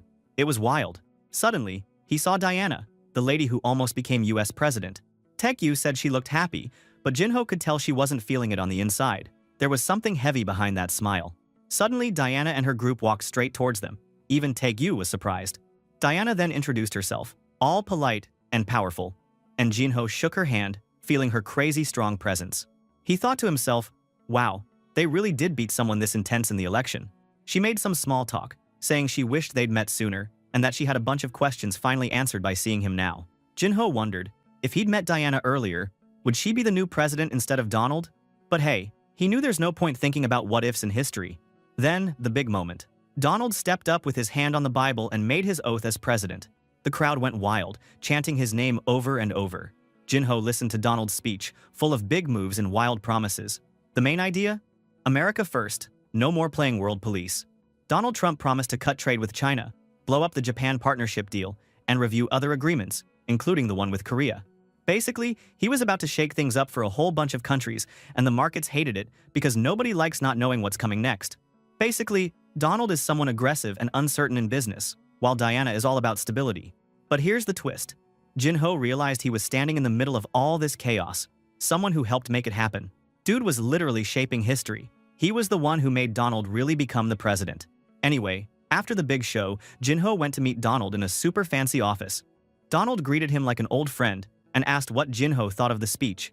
Jinho, being smooth, called it the best one he'd heard, even though, inside, he thought it was more like grade school level compared to Kennedy's classic speech. Hearing that, Donald laughed it off and then got serious, asking about OTK's plans. Our MC explained it straight.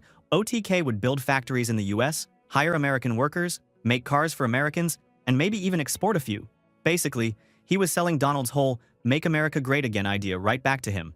Well, because of taxes and labor costs, most companies avoided the US, but Donald's new taxes and tariffs would force them back, just like OTK was already doing. With their business done, Donald told Jinho if he ever had trouble, to come ask for help. Our boy thanked him, but in his mind, he wondered how long that kind of friendship would last.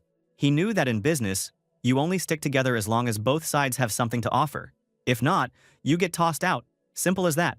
Later that night, Jinho and Taegyu were back at the hotel. Our protagonist was stretching, finally out of his suit. Taegyu was chilling on the couch, asking if Daryl, the car OS boss, got sent off okay. Apparently, Daryl was still thinking about Jinho's big advice to build the car of his dreams, and he was super grateful for the private jet ride. Suddenly, the hotel phone rang.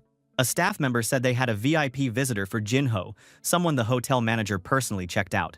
The secret passcode was Galaxy Note 6, which caught Jinho's attention right away. He told the staff to let the guy up, and Taegyu started to get nervous, wondering if maybe this was someone coming to get revenge for OTK's past wins. After all, they got so much money because Samsung phone batteries were exploding. Maybe they should have brought their bodyguard, he thought. Suddenly, a knock came at the door. Tae-gyu told Jin-ho he looked like a mess, and Jin-ho just groaned. The door swung open, and in walked Lim Jin-young, looking sharp and confident. Turns out, he was the guy behind Samsung, the CEO, and that got both Jin-ho and Tae-gyu's attention. Tae-gyu blurted out that he'd only seen Lim Jin-young on TV, mostly for rumors and scandals, not for business.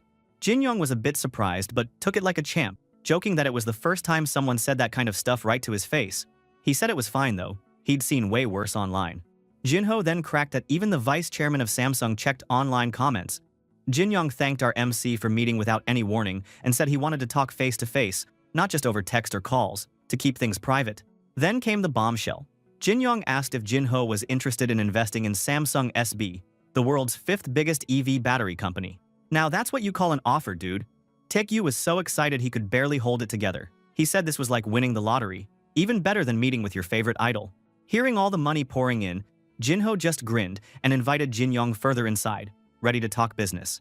It's sweet how when he wanted to buy some batteries, the big boss himself came crawling to him. Inside the room, Jin-young brought drinks for everyone. He even had hot chocolate for Tae-gyu instead of coffee. Gotta admit, that was weirdly thoughtful, maybe even a little creepy, because he got the brand just right. Jin-ho thought it was impressive, but also, how did this guy know their drink preferences?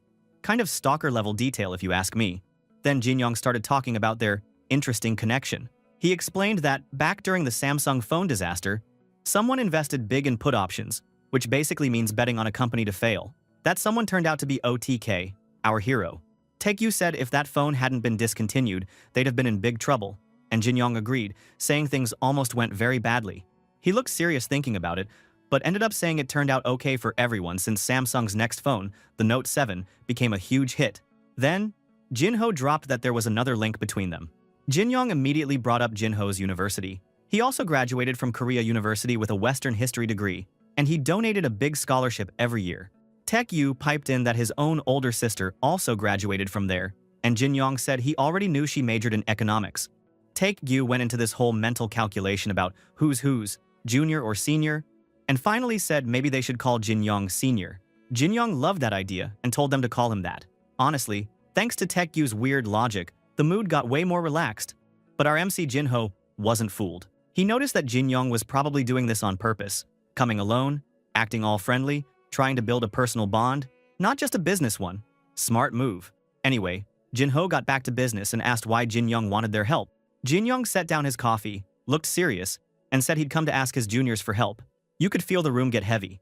Our boy was like, wait, the vice chairman of Korea's #1 business group wants our help? What kind of help does a guy like that need? Jin-young said before he could ask for help, there was something important he had to share. He finally admitted his father, Chairman Lim Il-gwon, was in critical condition and probably had only about 2 weeks to live. Yeah, the air pretty much left the room. Even Tae-gyu almost dropped his drink. He said he'd been expecting this day for a long time, and he'd be alright, but you could see he was struggling to hold it together. Our hero Jin-ho thought to himself that no matter how rich or powerful someone is, they can't avoid death. That truth hit hard for everyone in the room. So, our boy asked if it was okay for him to tell them such personal stuff, but Jin-young said everyone would know soon anyway. He explained that, just like in regular families, a father's death brings big problems, except in a rich family, it's even crazier. He said that even normal families fight over inheritance at funerals, so you can imagine the chaos when the richest man in Korea dies. His dad was always #1 in the country's rich list. He only lost that spot after our genius boy Jin-ho, the Brexit king, appeared.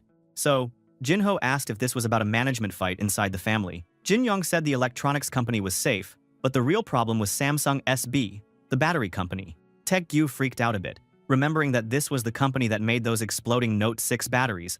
Jin-young confirmed it, but told them not to worry. Even his car used those batteries and should be safe. Sure, bro. Back to business. Jin-young explained that his mom and younger brother were both after control of Samsung SB, and behind them was, you guessed it, Yunsong Motors. Tae-gyu just lost it at this point, saying Yunsong Motors was popping up everywhere lately. Couldn't blame him. Jin-ho wanted to know how Jin-young's mom was connected to Yunsung. Well, Jin-young said her younger sister was actually married to Yunsung's chairman, so yeah, these super rich family trees were completely twisted. Tae-gyu tried to process all those blood and marriage links, but Jin-ho told him to stop overthinking it. Our boy then asked about shareholding, who had how much. Jin-young explained, his mom had 5.8%, his brother 4.7%, and he himself only 0.8%. Taegyu was shocked at how tiny that was. Samsung Electronics owned 15.9%, so with Jin Yong's shares, that was 16.7% on their side, which beat his mom and brother's total 10.5%. Sounds safe, right? Wrong. He said there was still a problem if the biggest shareholder joined his brother's side. Jinho asked who that was, and he dropped the bomb. The National Pension Service, NPS. These guys managed over 600 trillion won and usually owned big slices of lots of major companies. Over the last year, NPS had quietly bought up 16.1% of Samsung SB. Jinho and Taegyu were both shocked. That was way more than normal. Now, Taegyu was totally lost and asked why NPS would support the brother and what this even had to do with Yunsong Motors. Jin Young explained that his brother planned to marry Yunsong Motors' vice chairman's cousin and would sell 6.3% of Samsung SB's treasury shares to Yunsong Motors if he became CEO. Then he brought up the stewardship code that President Park Si-hyung had been talking about, a rule that said big investors like NPS should get more involved in company management. But the truth was, NPS's top people were close to the president, and the whole thing was a sneaky plan. The public liked it, thinking the president was protecting their pensions, but really it was just a way to help Yunsong Motors grab Samsung SB after the chairman died. This Yunsong shit is really pissing me off. This guy is so dirty. Anyway, it was a huge, nasty trick. Yunsong Motors and the president's crew would use NPS to tip the vote, marry off the right people, and buy up shares, all while regular people cheered them on. After the deal, NPS would be left holding the bag and probably lose money, but Yunsong would own everything. At this point, Jin Young looked exhausted. He couldn't win this fight alone. Yunsong Motors wasn't interested in peace. They wanted control.